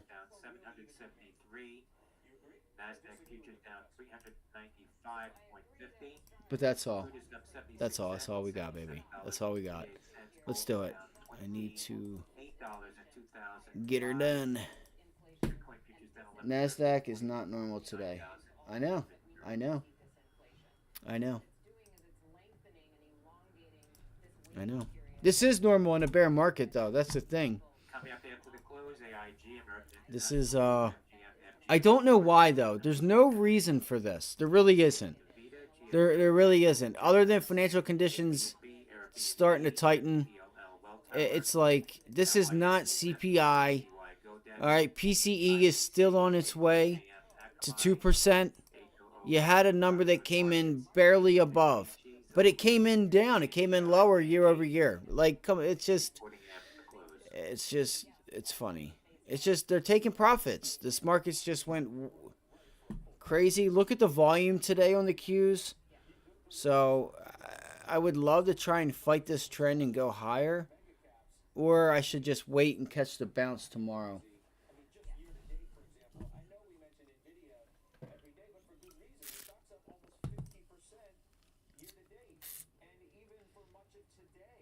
Yes. Yes. Yes. Exactly, Wiz. Exactly.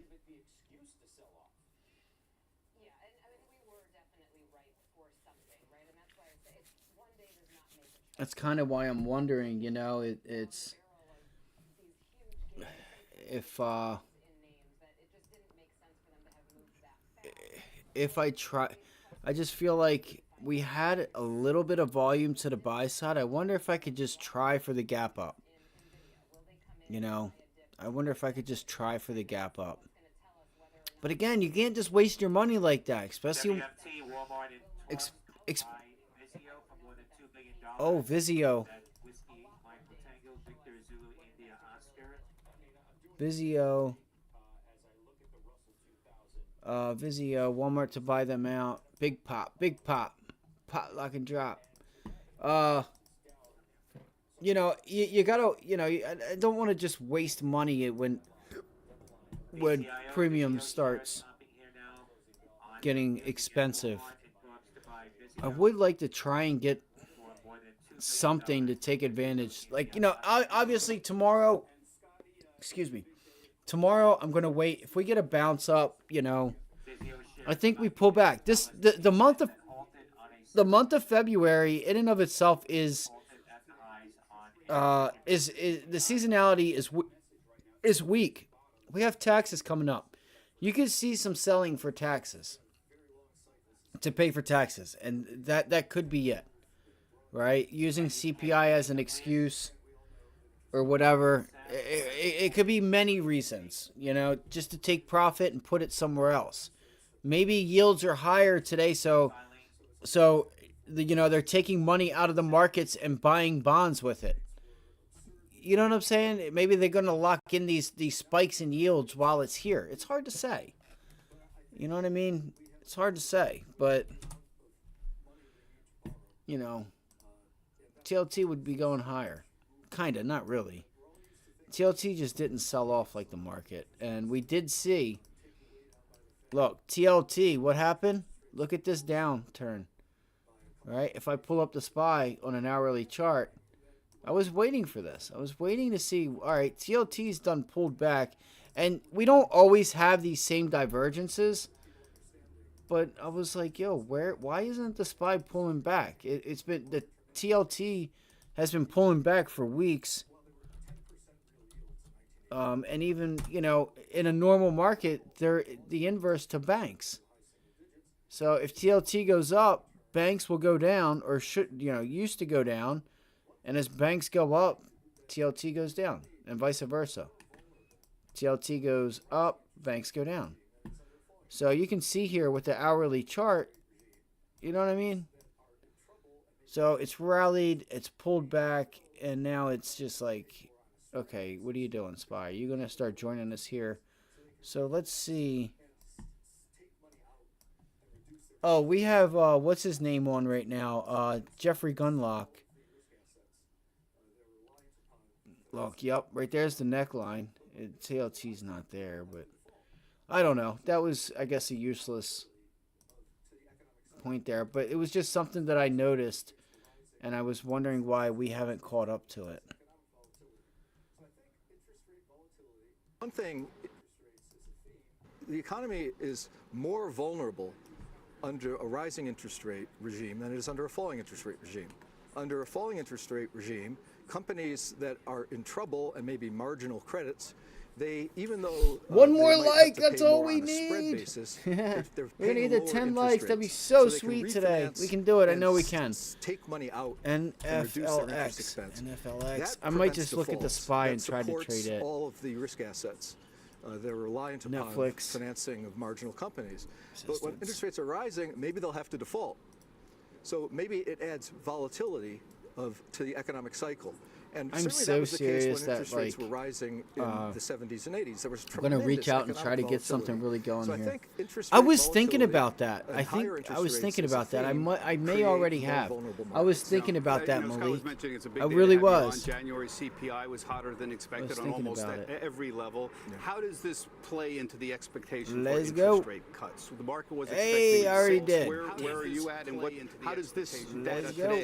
I wonder if I can get copyright. I wonder if it'll copyright me. you me. need, I think the market has had. All right, JP Morgan, guys, this is a trade I'm looking to get into. It was down to almost If a certainty of tomorrow, 6. which we already did, And kind of it bounce seemed back. That the Fed, since they weren't going to move All in right, March, per the words bounce of the back to like chairman, 173, that means they're getting 174. started I want to in get May. short. And then there's this thing called the election that I don't know if they probably. I was thinking about the election too, but I figured that would be our gap fill. JP Morgan, 172. Let's look at SoFi. I want to find something that we can trade, something that's either like in a range.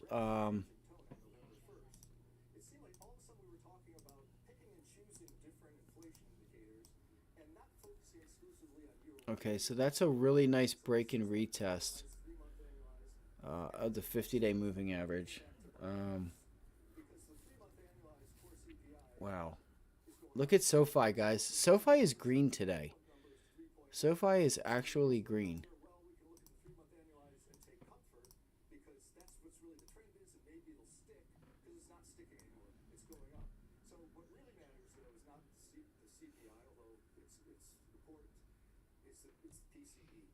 $8.20. VZIO is open now, $11.12. Oh my gosh, Vizio. Victor Zulu India It's VZIO, again, that report from the Wall Street Journal. VZIO opened at 11, gang. We got something going here. $2 billion deal that Victor Zulu India Oscar and It's going to halt again. I know it is. Michael Tango. I kind of want to buy it. Walmart's buying this thing out, guys. I do. I feel like I want to buy it. I mean, you got room to $12. And UKK Nucleus shares up about 4.6% now on that 13G filing that is NUKK.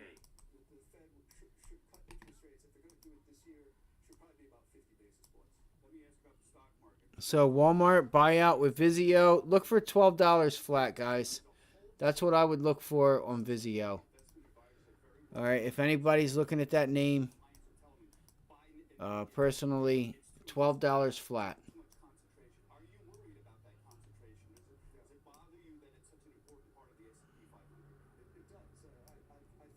Wow.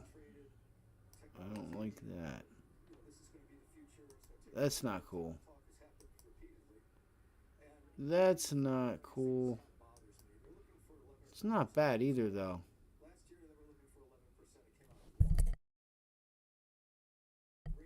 Nah, Walmart is going to buy it. Walmart is buying out Vizio. All right. Walmart's buying out Vizio.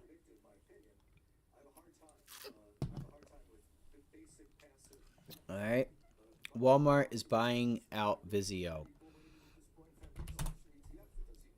For anybody that didn't know, that just came across the wire a little bit ago. All right, AMD still holding on. Nvidia, come on, man. We're coming down to 3 days now, man. Apple, already looked at. Meta.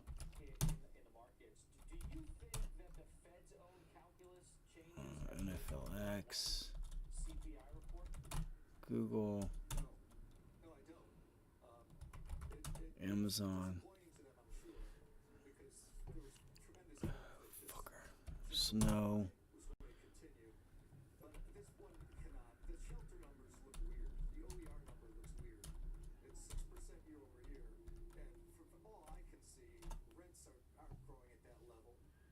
That's crazy. It's still up.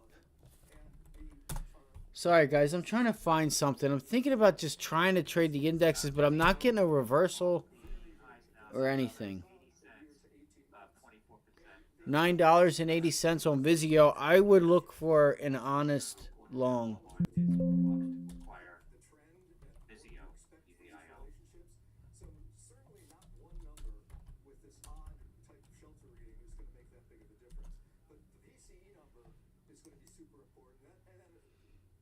Just looking for an honest days long. That's a nice gap up. Pull it back. Get long. Let's go. I don't think, you could have some traders. I don't know the short squeeze on this or the short float. You got to look up the short float on this. I don't know what it is. This thing could go after hours. VZIO. What is that? Stock twits? No, Yahoo. Short float.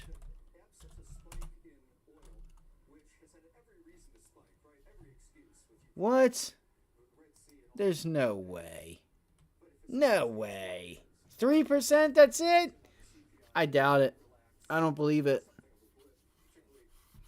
I don't believe it. There's no way. I don't believe that. I don't believe it.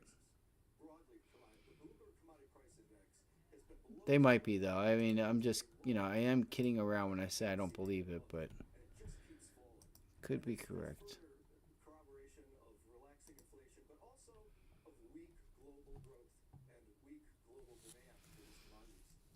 All right, let's see here.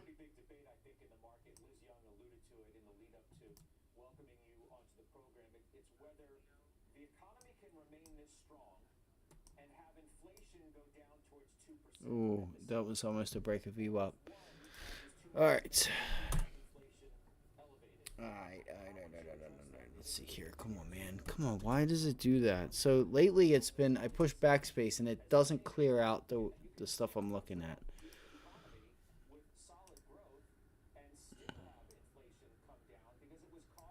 The SPY is still selling off. This is absolutely insane. When was the last time we had a 2% day in the SPY? That is insane. It's been a long time. Shouldn't have left you. Step two. Timberland. Oh shit. It's been a long time. Shouldn't have left. Was that Aaliyah? Aaliyah and Timberland?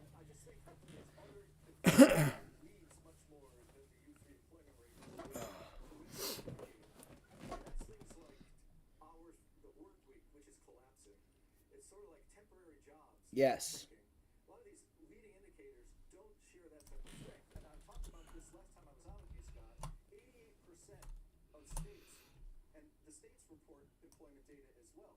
88% of the states say unemployment is rising over the last 6 years. Come on, man. This is tough, guys. I'm sorry. I feel like my whole day, it's not ruined. 187. 187, man. I woke up, Tesla. I got Tesla on my mind. Right? I got Tesla on my mind. Going to sleep, waking up, Tesla on my mind. 187. 188. We're going to find out. Fucking EMPH gets popped up. What is that? The 180 puts. They're at 215 now, gang. It's a solid. Wait, what was the entry?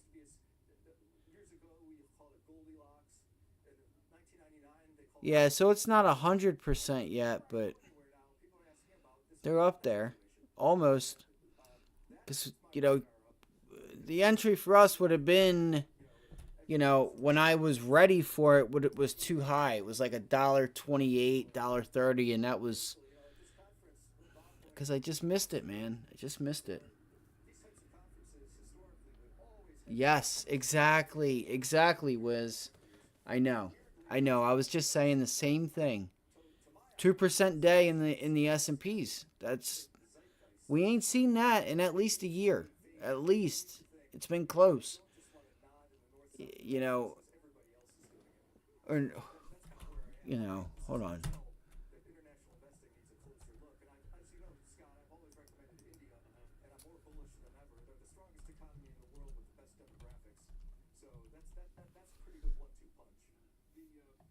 Yeah, 2%, over 2%. This is why I should have went and bought VIX, UVXY, something a while ago, but whatever. I gotta get better. Gotta get better, man. I had a great January. I can't be, too crazy. Today, mishap with Tesla. That 180 short on Tesla.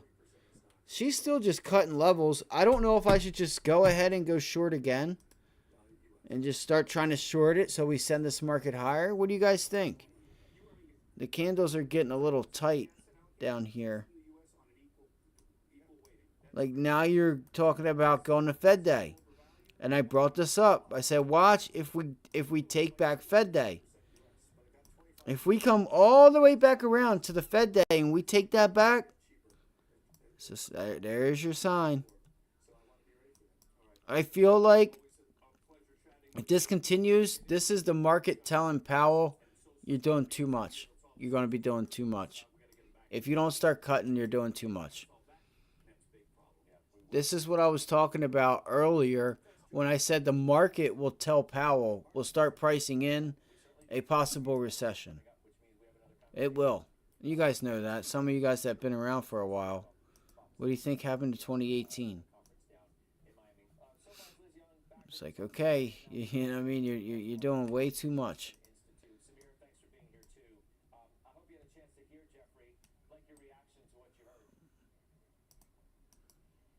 Jesus Lordy. That hurts. That hurts. I just feel like it's like I'm not sure if there's anything. 31st day. Oh, we did. We had a 2% day, Ziggy.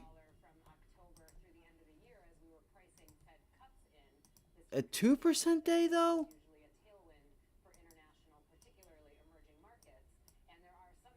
I don't doubt it. Yeah, look, the gap and go right there on the 31st. I figured that's the day you were talking about. Yeah. Nah, you're right. I don't know why. But other than that, it feels like maybe that's a sign of things to come. Seasonally, February is weak. I'm down with it. I love some volatility. How could I have forgot about in that day? That was a crazy recovery.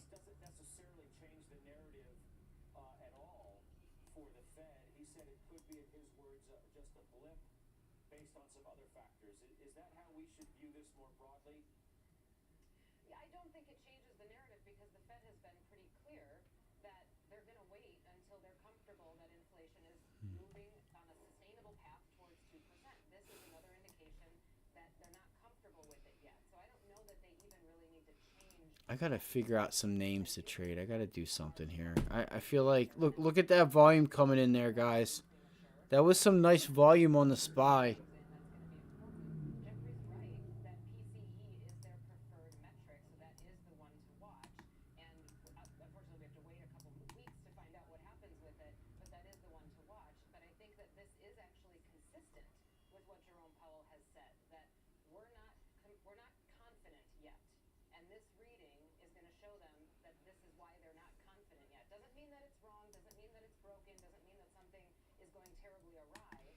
I'm really curious what happens on the close here. We're just trending lower. I might as well just get... See, I can't. Look at the volume that came in right there, guys. That's some really solid volume there.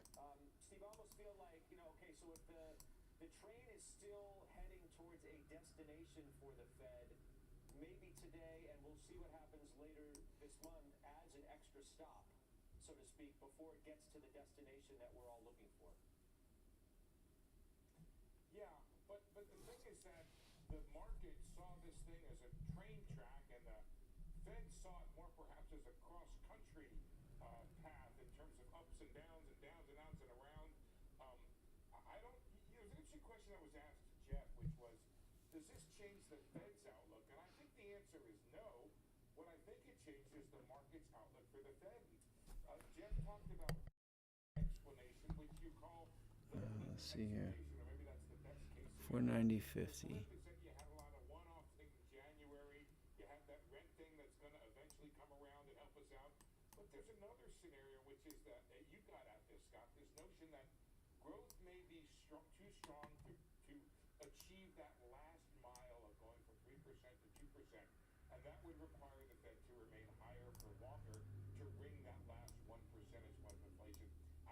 system, especially the services part of the system. Steve, you know so much better than me in terms of when the Fed gets access to certain pieces of information. Certainly, they gather data points all along the way. They're talking to people within the system, so to speak, all along. You think they're surprised by the read today? Was Jay Powell, you think, shocked? Yeah, I see it, Ziggy.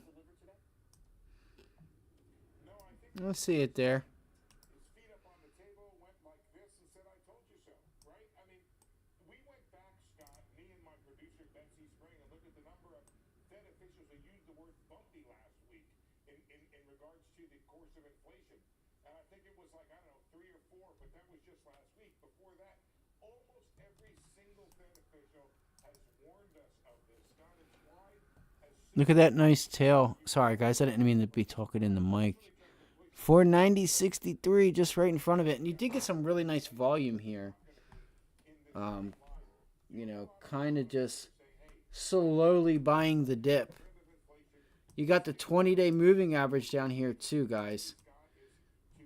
As an area at the Fed day. Bam, bam, bam.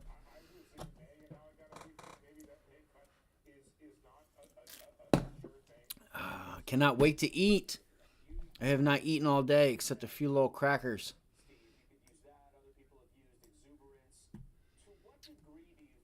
Nice call, Zig.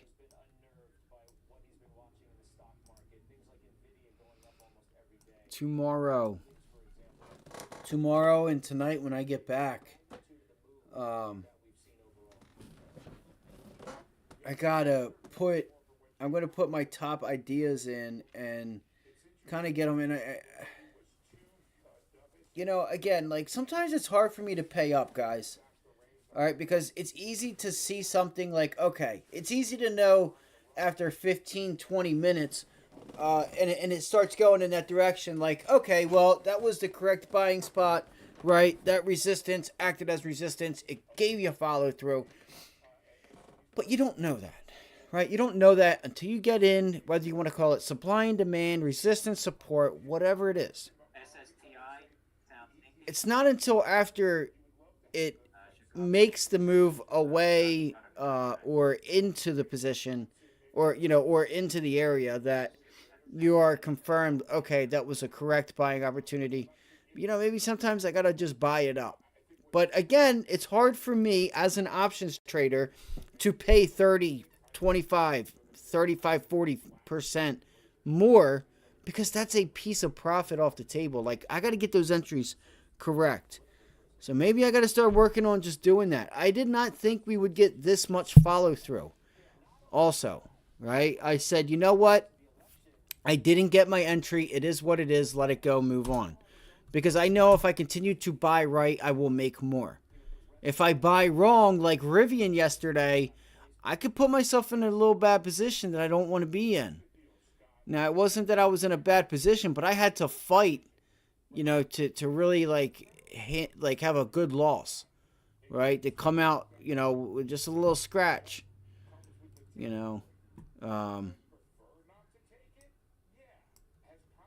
So why do I say that? I say that because I'm just reiterating that whatever names I'm looking at tonight, I'm going to have them already in my phone. I'm going to have the orders already up and out and ready.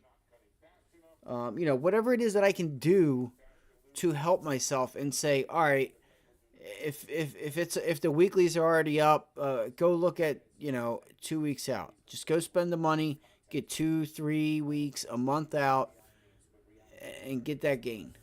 But more importantly, if you guys are able to catch it, I say, hey, Tesla, this was the level. So I said, 187 rejection, let's go. Right? What happened? You got the reversal. I think this was like 80%. Just when we got it up here, it was like 60% from here to here. I was hoping that this thing would put in a bottoming type of process, but it's not going to.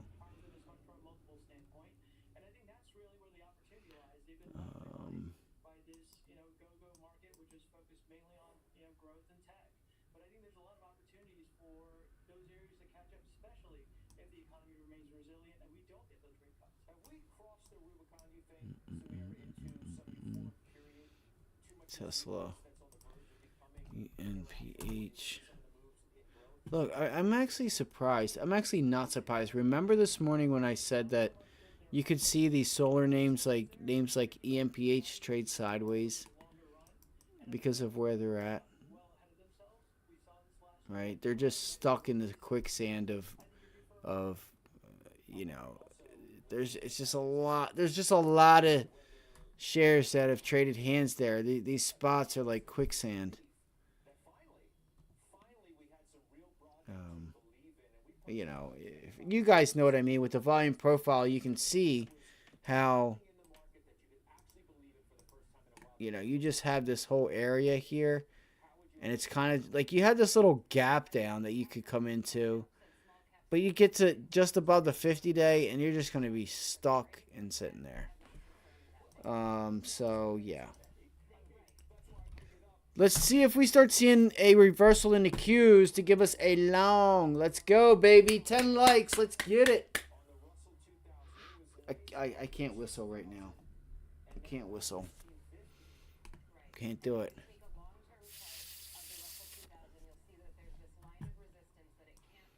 Let's get it. Come on, we can do it. We got, oh my God. We got a half hour. God damn it. Where does the time go? Mother beep. I'm not going to put on any trades for tomorrow and assume that we're going to get a big gap up. I don't think we have data. Let's make sure that we don't have some huge earnings or something. Let's see here. Core inflation rate. Hey girl, what's your inflation rate? I don't know why. It just sounded funny. Yeah. What's your GDP? I'll show you my GDP if you show me yours. So yeah, PPI.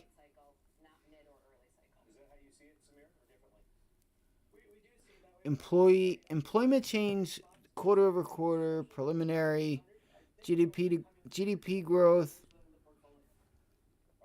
And this is for Q4. Everyone else was pretty good. If Europe doesn't, for some reason, have decent GDP growth, that's going to be weird because, like, everybody had, like, in line or just above GDP growth there. We're so close. We're so close.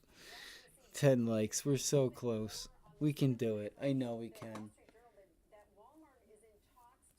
Look, CNBC just now reporting Walmart to buy Vizio. 20 minutes later, and they talk about how they want to do this, that, and the third. Sounds like they need to start getting up on that news. I know it is. What's that, NVIDIA or the markets? Yeah, the market's pulling back. It's pulling back, Jack.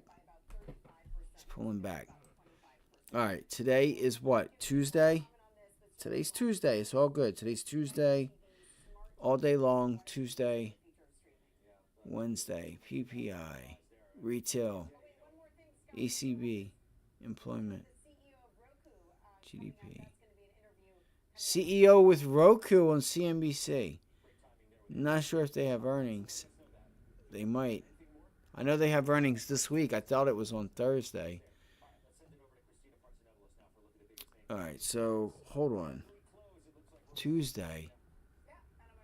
All right, hey, we have PPI tomorrow. What if PPI comes in pretty good? PPI could come in good and take everything back. But nobody cares about PPI, they say. Okay, well then why do you care about CPI? Right? Why do you care about CPI? If you don't care about PPI, why do you care about CPI? If you don't care about PPI, you shouldn't care about CPI. You should care about PCE. I could only imagine someone randomly clicking on the channel, talking PPI, CPI, PCE, and all these other words. They're like, what the fuck is this? What in the hell did I just click on? PCE, 1, 2, 3. He is. All right, so energy, mortgage applications, PPI, core PPI, PPI excluding food and energy. Okay. 17-week bill auction also tomorrow, 11:30. GDP growth rate for Japan tomorrow. Fed bar. All right. Fed bar. But that's it. I don't know. I'm just trying to stay awake. All right, here we go. Getting a little reversal candle here. Everybody thinks they're going to be so smart and grab some puts. It might actually work because I'm not doing it. I assure you, if I do it, markets drop in another 10 points. You're going to wake up with a huge gap down. And you're going to be like, damn. Like rush hour. Right? Like rush hour. So, I personally, my plan is to just let it do what it wants to do. I'll just wait to get those bounce backs and try to short those bounces. That's my plan. Tomorrow, I will... Listen, if I do not do a live stream tonight, like a watch list, I will be on pretty early tomorrow. Abby will be knocked out. She is done waking me up, and I will make sure of it. Last night was so bad, and it was so hard to get up this morning. You have no idea. I'm still sitting here tired, groggy, and at times trying to fall asleep. My body wants to fall asleep because I had 2.5 to maybe 3 hours, along with everything else. So, usually the weekend is when I get my sleep, but it was a little busy this weekend. So we have resistance up here on the SPY at 496. We broke 492.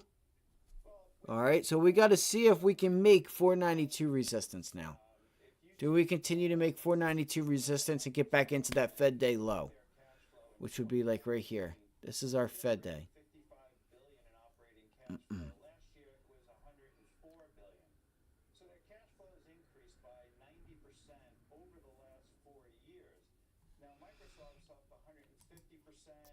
Okay, let's see here. It's a 2-minute. And again, I hope you guys had a wonderful day. Yes, yeah, it's confirmed. CNBC just reported it too. 80 minutes later. Yeah, they're definitely, I guess they're in talks. Well, it is confirmed that they're either in talks or are buying it.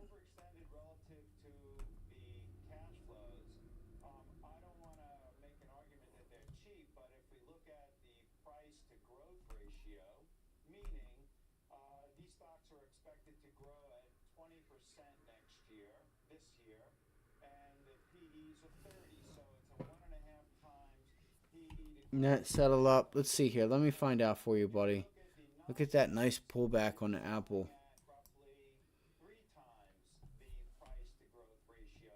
Just give me 1 second. I cannot believe this. It's 340. Okay. Net.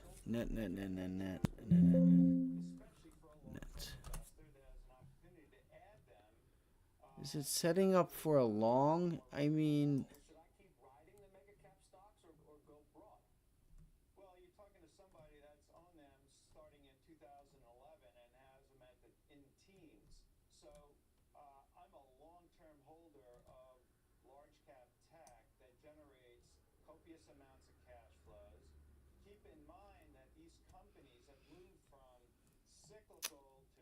Look at that gap down right there. Like the lines lining up with the 1-minute scale. Yeah. 102.26. Let's see here. I would look for a bounce back to 152 and see what happens at 150 or $100.50. All right, you got VWAP there. You got prior support. That's what I would look for. All right, right now you're pulling back on the daily chart.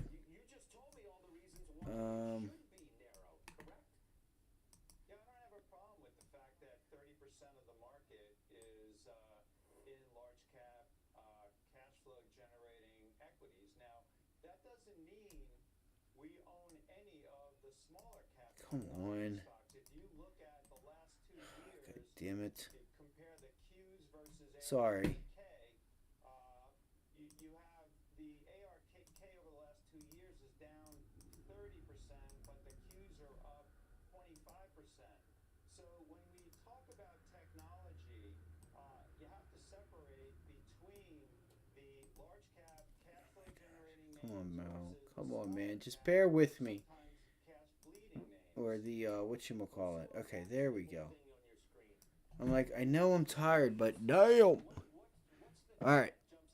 110. You know, you have room. You know what? That reminds me of a song. You know, Young Rich. We never had no old money. But we got a whole lot of new money, though. Alright, 110. Or 120. 120. Raindrop. Drop top. Looking up. In a crackpot. Something like that. You know, Lil Uzi Vert actually is a lot more talented than I thought. Which, no, he always had good music. But, like, some of these beats he's been dropping with, like, Nicki Minaj and his... I'm like, bro... You got me moving. Like, I hate that I can't play music while we trade with YouTube. YouTube will take my head off. So there are names there that are attractive. And on the technology side, you mentioned the names, whether it's Google, Microsoft, Alphabet, Apple. And like I said, I like all kinds of music. I don't really listen to country. Like, I have my little stage, you know, but fuck, you know, sometimes I'm just like, yo, fucking white people. Fucking white people. Nah, nothing, you know, nothing against white people. Nothing against country music. It's not really a vibe. It's not really just, you know. There are some good songs. Listen, I do have respect for good music. That's one thing I'll say. All right, I have respect for good music. Just like, you know, you got to respect 120 on net. If you do pull back, this 89.50 looks really good. 89.50 looks like that's where I would like to get along. So that's where I'd look. Let's see here.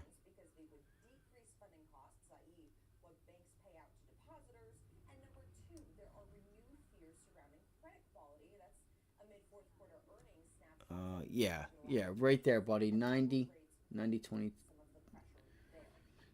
Yeah, I'm sorry, Raptor. I mean, I had a feeling, bro. Like, you know, it's not really a feeling, but you know, when I come out and put out the watch list Sunday night, Super Bowl night, and I'm looking, I'm like, dude, everything I have is short for the most part.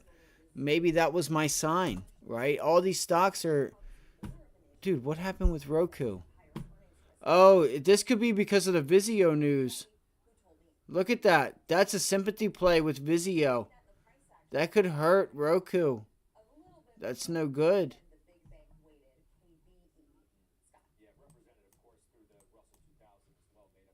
Wow. All right. It is what it is. I didn't even think about that because I'm pretty sure Roku has some of... I don't know if they use Vizio, but I know Roku has like Roku TV and stuff like that, different stuff for people. I don't know who makes the TVs. Come on.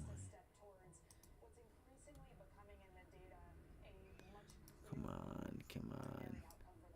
All right, 1 hour chart. We're almost there. We're on the home stretch. We got 15 minutes, guys. Clap it up. If we could, if you're just joining us, please hit the like button. We're almost at 10 likes. We're almost at 10 likes. I hope you guys had a great day. Even if you didn't have a great day and you had a bad day, fix it. Flip that bad day around. Learn from it. What did you do wrong? What can you change? All right, maybe ask for some help. Don't be scared to ask for directions. Stop being a little bitch. Oh, I'm too cool to ask for directions. and then you're lost. You wind up lost. You wind up continuously losing money. But you think you know where you're at. And then guess what? You make the wrong turn. And then you get slumped like the markets. Okay, so don't get slumped. Speak out. All right? You want to know that you're headed to the block. You know what I mean? It's coming up. It's a Thursday night, a Friday. You know what I mean? You got to go hit the block. Got to get what you need for the weekend. Right? Not, yeah, I'm on vacation. I got my family in the damn minivan and all this other stuff. You make the wrong turn. You didn't ask for directions and you got all messed up. All right? You don't want that. You don't want that. Okay? All right? All them snacks you got in there, gone. Gone. That's the only way you're making it out. It's the only way you're making it out. Give up the snacks. You gotta give up the snacks. That's all we asking for right here. We'll give you a pass, but give us the snacks. So, all right, we got some support here with Roku. That's what I'll be watching with Roku. You know, I'm a little upset that Tesla did not give me what I wanted. It's my fault. It's not Tesla's fault. I had a really nice short opportunity on Tesla that we gave out. You know, we said, hey, let's look for the 180 puts next week, this week, whatever floats your boat. Just know that, hey, if you can't hang on to this, you know, or if I'm wrong, you got to be able to know how to exit it. Let's see. So I'm still aiming short. I'm still going to be aiming short, guys. That's a long way, 74.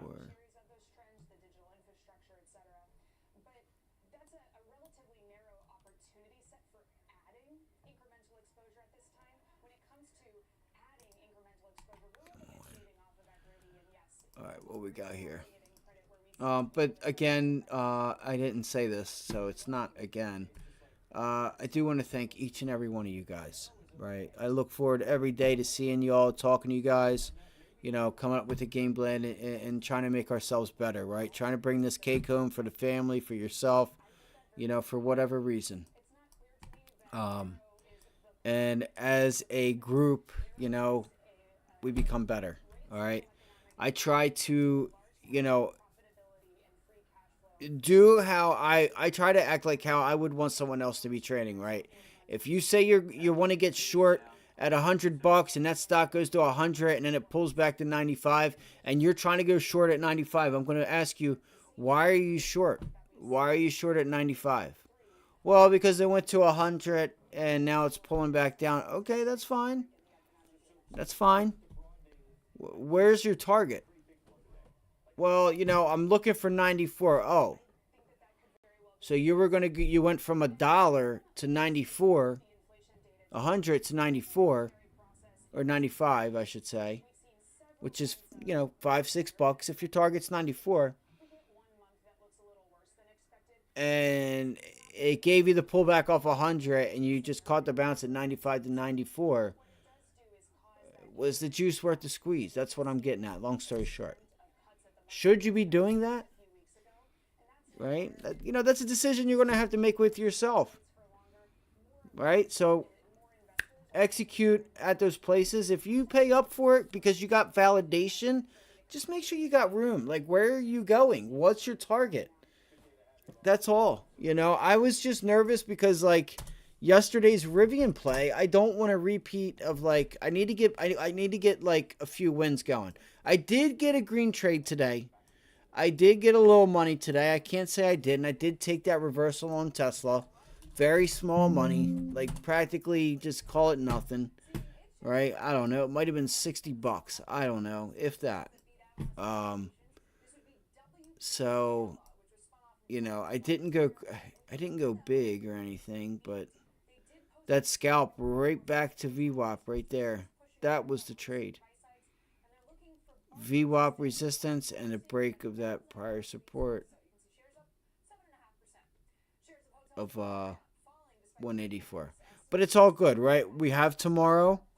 I didn't endanger myself. I'm still in the game. We can be upset as what we want, and we could try to perfect this as much as we want, but at the end of the day, you know, we got to try to make it easy. We can't get overcomplicated. We can't overcomplicate things. And like right now, I think Tesla's due for a bounce. It's in a downtrend, so it's like, what am I fighting? Like, should I side with the volume or should I side with the direction? Because the volume is telling me to go long. So I appreciate that, Malik. I appreciate that, man. So we do have some earnings after the bell. I want to see what Tesla plans on doing here. You can see here how it put in this little bit of price action here now that we have, you know, a little bit, you know, we got another piece to the puzzle today. Look at that. Another piece to the puzzle. No.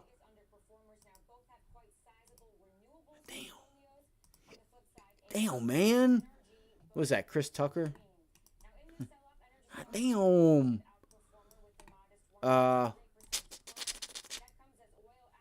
184.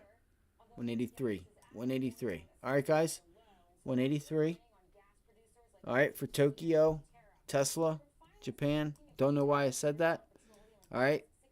Tesla, not Tokyo, not Japan. Love y'all. If you're watching from the Asian districts, Chinatown, China, Japan, Philippines, all that good stuff. Much love. Okay. I got Tokyo confused with Tesla for whatever reason. So yeah, I think Tesla could get a bounce. Microsoft, again, semiconductors were weak, but they were strong. They still held up the best. The Dow just got crushed today. We missed a trade on Goldman Sachs. Look at Goldman Sachs today. Right? Look at the Dow. Comes out of the gates just a flushing. That's not good. Blue chip names? It's not good, guys. That's no good. I wonder what they know that we don't. I'm really curious. I'm really curious to know.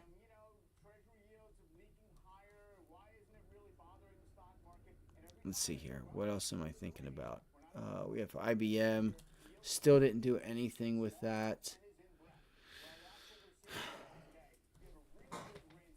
Oh, shit. Yes, we did it! Whoever you are, thank you. God bless you. Thank you to the 10th liker. I appreciate it so much. We finally got there. We did it, baby. We did it. We did it as a group. We did it as a team. All right. We did it as a group. We did it as a team. All right. You know, tonight, too, I want to work on the stream a little bit. I have a lot planned. All right. I want to get a shout out to all the day ones. I want to get a shout out to all of the day ones and, you know, the ones that show up repeatedly, that want to get better, that, you know, are trying to do better for themselves, right? There's a lot of other stuff in life y'all could be doing, but you're here with me. So, you know, I need to provide the best and that I can to help you guys not only save money, but make money. You know, preserve capital is first. That's the first thing, right? You know, risk on. Like, is the risk worth the reward? Is the reward worth the risk? However you want to put it. Is the juice worth the squeeze? All right. So, yeah. All right. Look, AMD is still hitting the top of that trend line. I'm thinking, y'all. I'm thinking. So we've already. Nucleus popping to the highs now, following that 13G filing from Goldman Sachs. November uniform kilo. Let's see how long they remain red, because there's been an appetite to buy on almost any dip in this space, and that's going to be key to watch too, I think. Yeah, for sure. And the big stuff. What the heck? Come on. It's really not cutting into muscle at this point in terms of the rallies those stocks have had, and for the S&P in general, you know, I mean. Okay, so this is a. Dude, this thing's down 8% in 2 days. What do you guys think the chances of a pullback on AMD is here? I feel like I'm gonna get messed up if I try to short that thing there. DVA Let's see. WELL Well Tower, Airbnb, GXO, You think it finished better than Nvidia? Are you just looking at like the percentage? It's all Raptor. It's all on glass half full or glass half empty.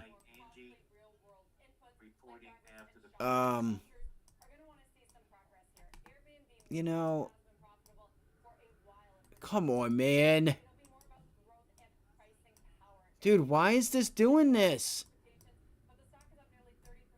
All right. Let's see here. Let's see. So Nvidia, and then we're gonna pull an AMD'ner.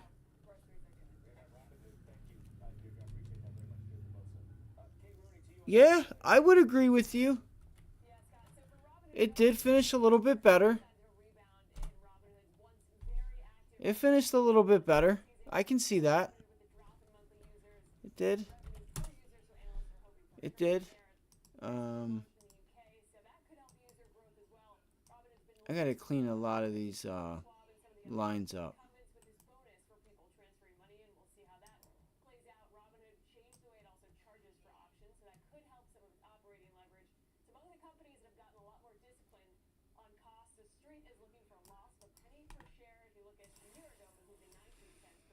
All right, guys, 2-minute countdown. Good job. Give it up. Clap it up.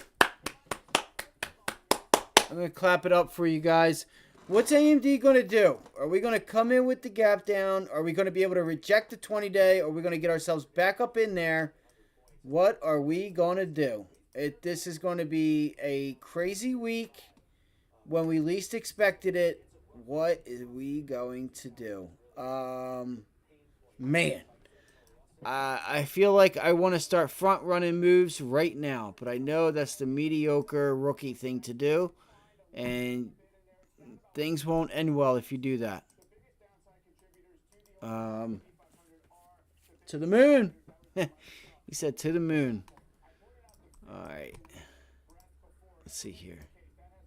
Let's see here. Let's see here. Give me a little JP. Where you at, JP? Where you at, JP? Come on. Come on. Where you at, JP? JP Morgan reverse, guys. It's a little bullish. That's a little bullish. That's a little bull. It's a little bull. Damn. I want to go long. That's a nice reversal, I'm telling you guys. Whatever, it's getting ready to ring. Great job today, guys. Clap it up. Look at that reversal on JP Morgan. Great job. Thank you guys. Thank you guys. Thank you guys for the 10 likes. I'm going to take it all the way to the bank. I'm going to take my selfie with my 10 likes. Enjoy the small wins. You hear people talking about 600, 500. I got my 10, baby. All right, I got my 10. I got my 10. I'm happy. I'm good. All right. Guys, I got to run to the hospital. Let's see here. What earnings do we have real quick? Lyft, Upstart, Robinhood, Airbnb, Zillow. Let's see here. Corsair, MGM Resorts, AIG, Zillow, Airbnb, Instacart, Robinhood. Oh, Hawaiian Electric. Y'all remember that?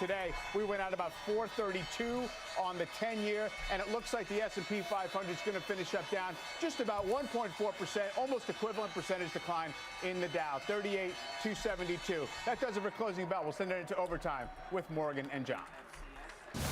I don't know what it is. I don't know what he said. A lot of red on the screen. The bears coming out of hibernation today as the Dow plunges more than 600 points, but pairs some of the worst. All right, you guys.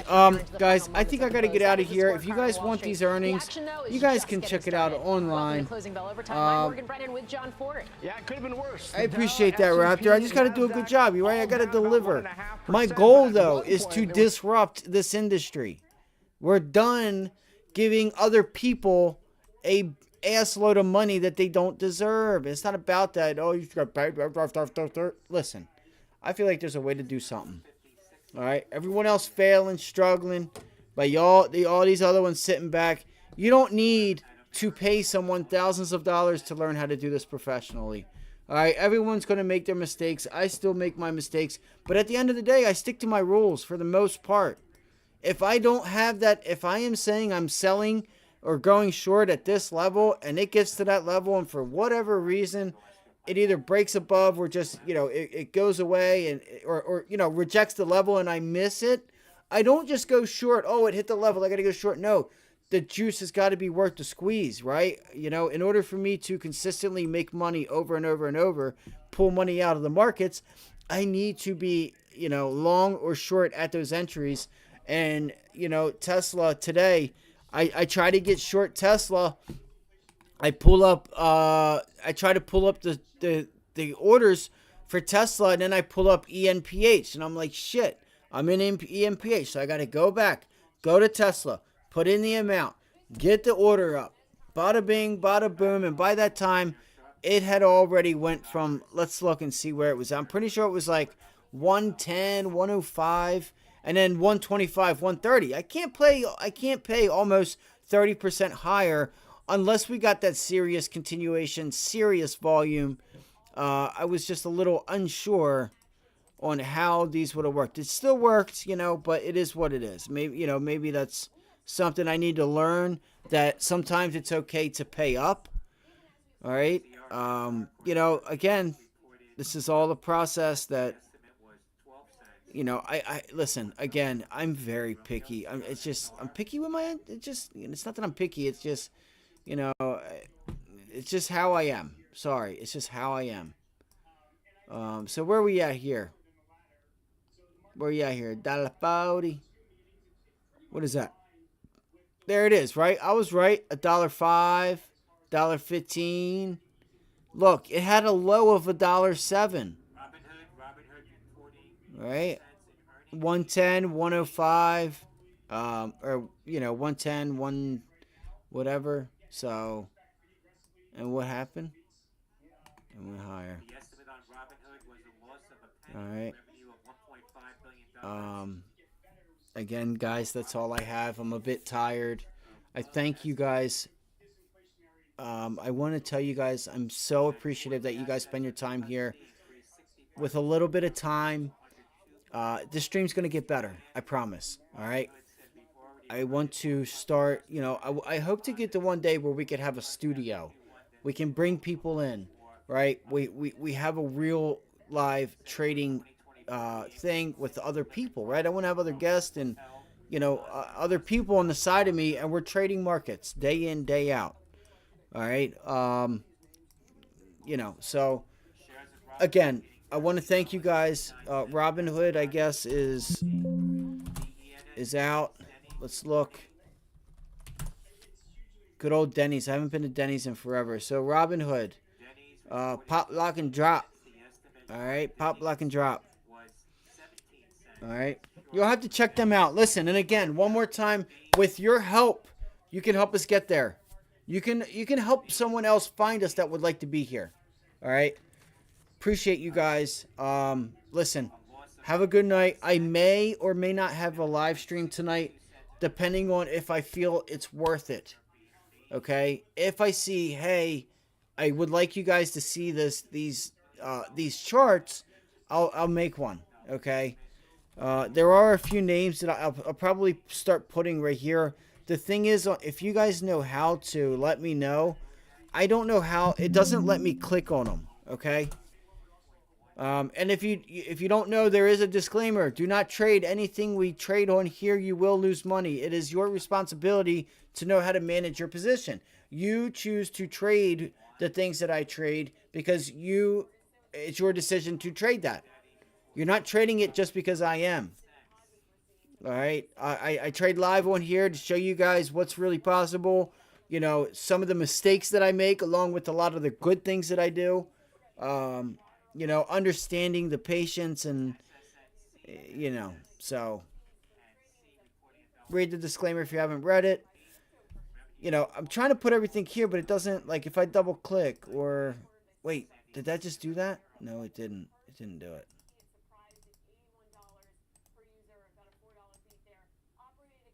All right, anyway, so, I love you guys. You guys have a great night. You have a few earnings on deck. If, by chance, I put out a watch list, just hit the subscribe. All right, hit the notification bell. You'll get it. All right. If I don't see y'all tonight, I'll see you in the morning. Have a great night. I'm looking to improve. I really want to find something good this week that I can sit in for a little bit. It's unfortunate I missed my Tesla trade. I did take a small trade to the long side, that reversal up.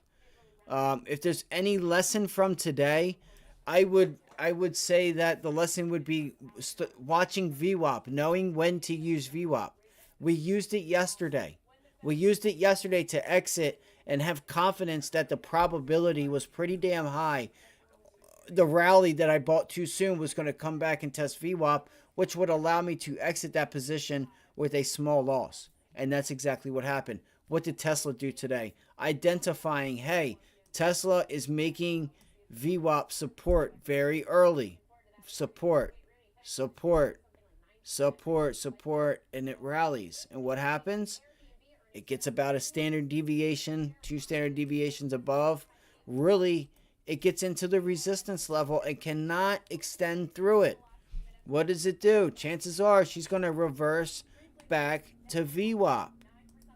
And that's what happened. That's all. Right? So identifying when a stock is using its VWAP. Sometimes stocks don't. Sometimes they just trend and they just leave VWAP and they don't see it for a couple days. Like they're just running away. All right, the 9 EMA, things like that. These are all these are all entry points and probabilities for later on in the day. If you try to get short up at the highs, you're like, okay, we've been making VWAP support. Chances are, you know, we're up at resistance. We're a standard 2 standard deviations away from VWAP. It's been support for a few days now. Let's see if we can get short back to VWAP. That's a trade. That is a trade idea. Okay, and that is you needing to stick to that plan. I appreciate you guys. Mike, good to see you, buddy. I don't know yet. What am I buying? I'm not sure, bud. I'm not sure yet. I was going to look at SoFi. I got to go through my list tonight. You know, I was at the hospital yesterday. I don't really have much. That's what I say. So I'm making this intro or outro a little long here. SoFi, for everyone, it did close green. Or I thought so. I thought, yeah, on the day. I thought SoFi on the day closed green. Not, it didn't get above yesterday's close, but as far as from the opening price to the closing price, it did close green. It closed higher than it opened. I don't know if AMD and all them did. Yeah, AMD and them did too. Okay. Yeah, all right then. Bet. All right, guys, I appreciate you guys have been here long enough. I love you all. Have a great night. If I don't see you, I'll see you bright and early right here, 6:30 Eastern Standard Time. 7 o'clock Eastern Standard Time, right around that time. So we can come in, go through the news together, get all of our levels, and we're ready to go. The little girl will be asleep tonight because I will put her to sleep. I will give her catnip, and she will not sleep the rest of the afternoon because I need to get up. All right, guys, I appreciate you guys. You guys have a great night. I'll see you all. Like the stream, subscribe, send it off to a friend. Help us out. Appreciate you guys. Have a great night. See you guys tomorrow. Sorry about that.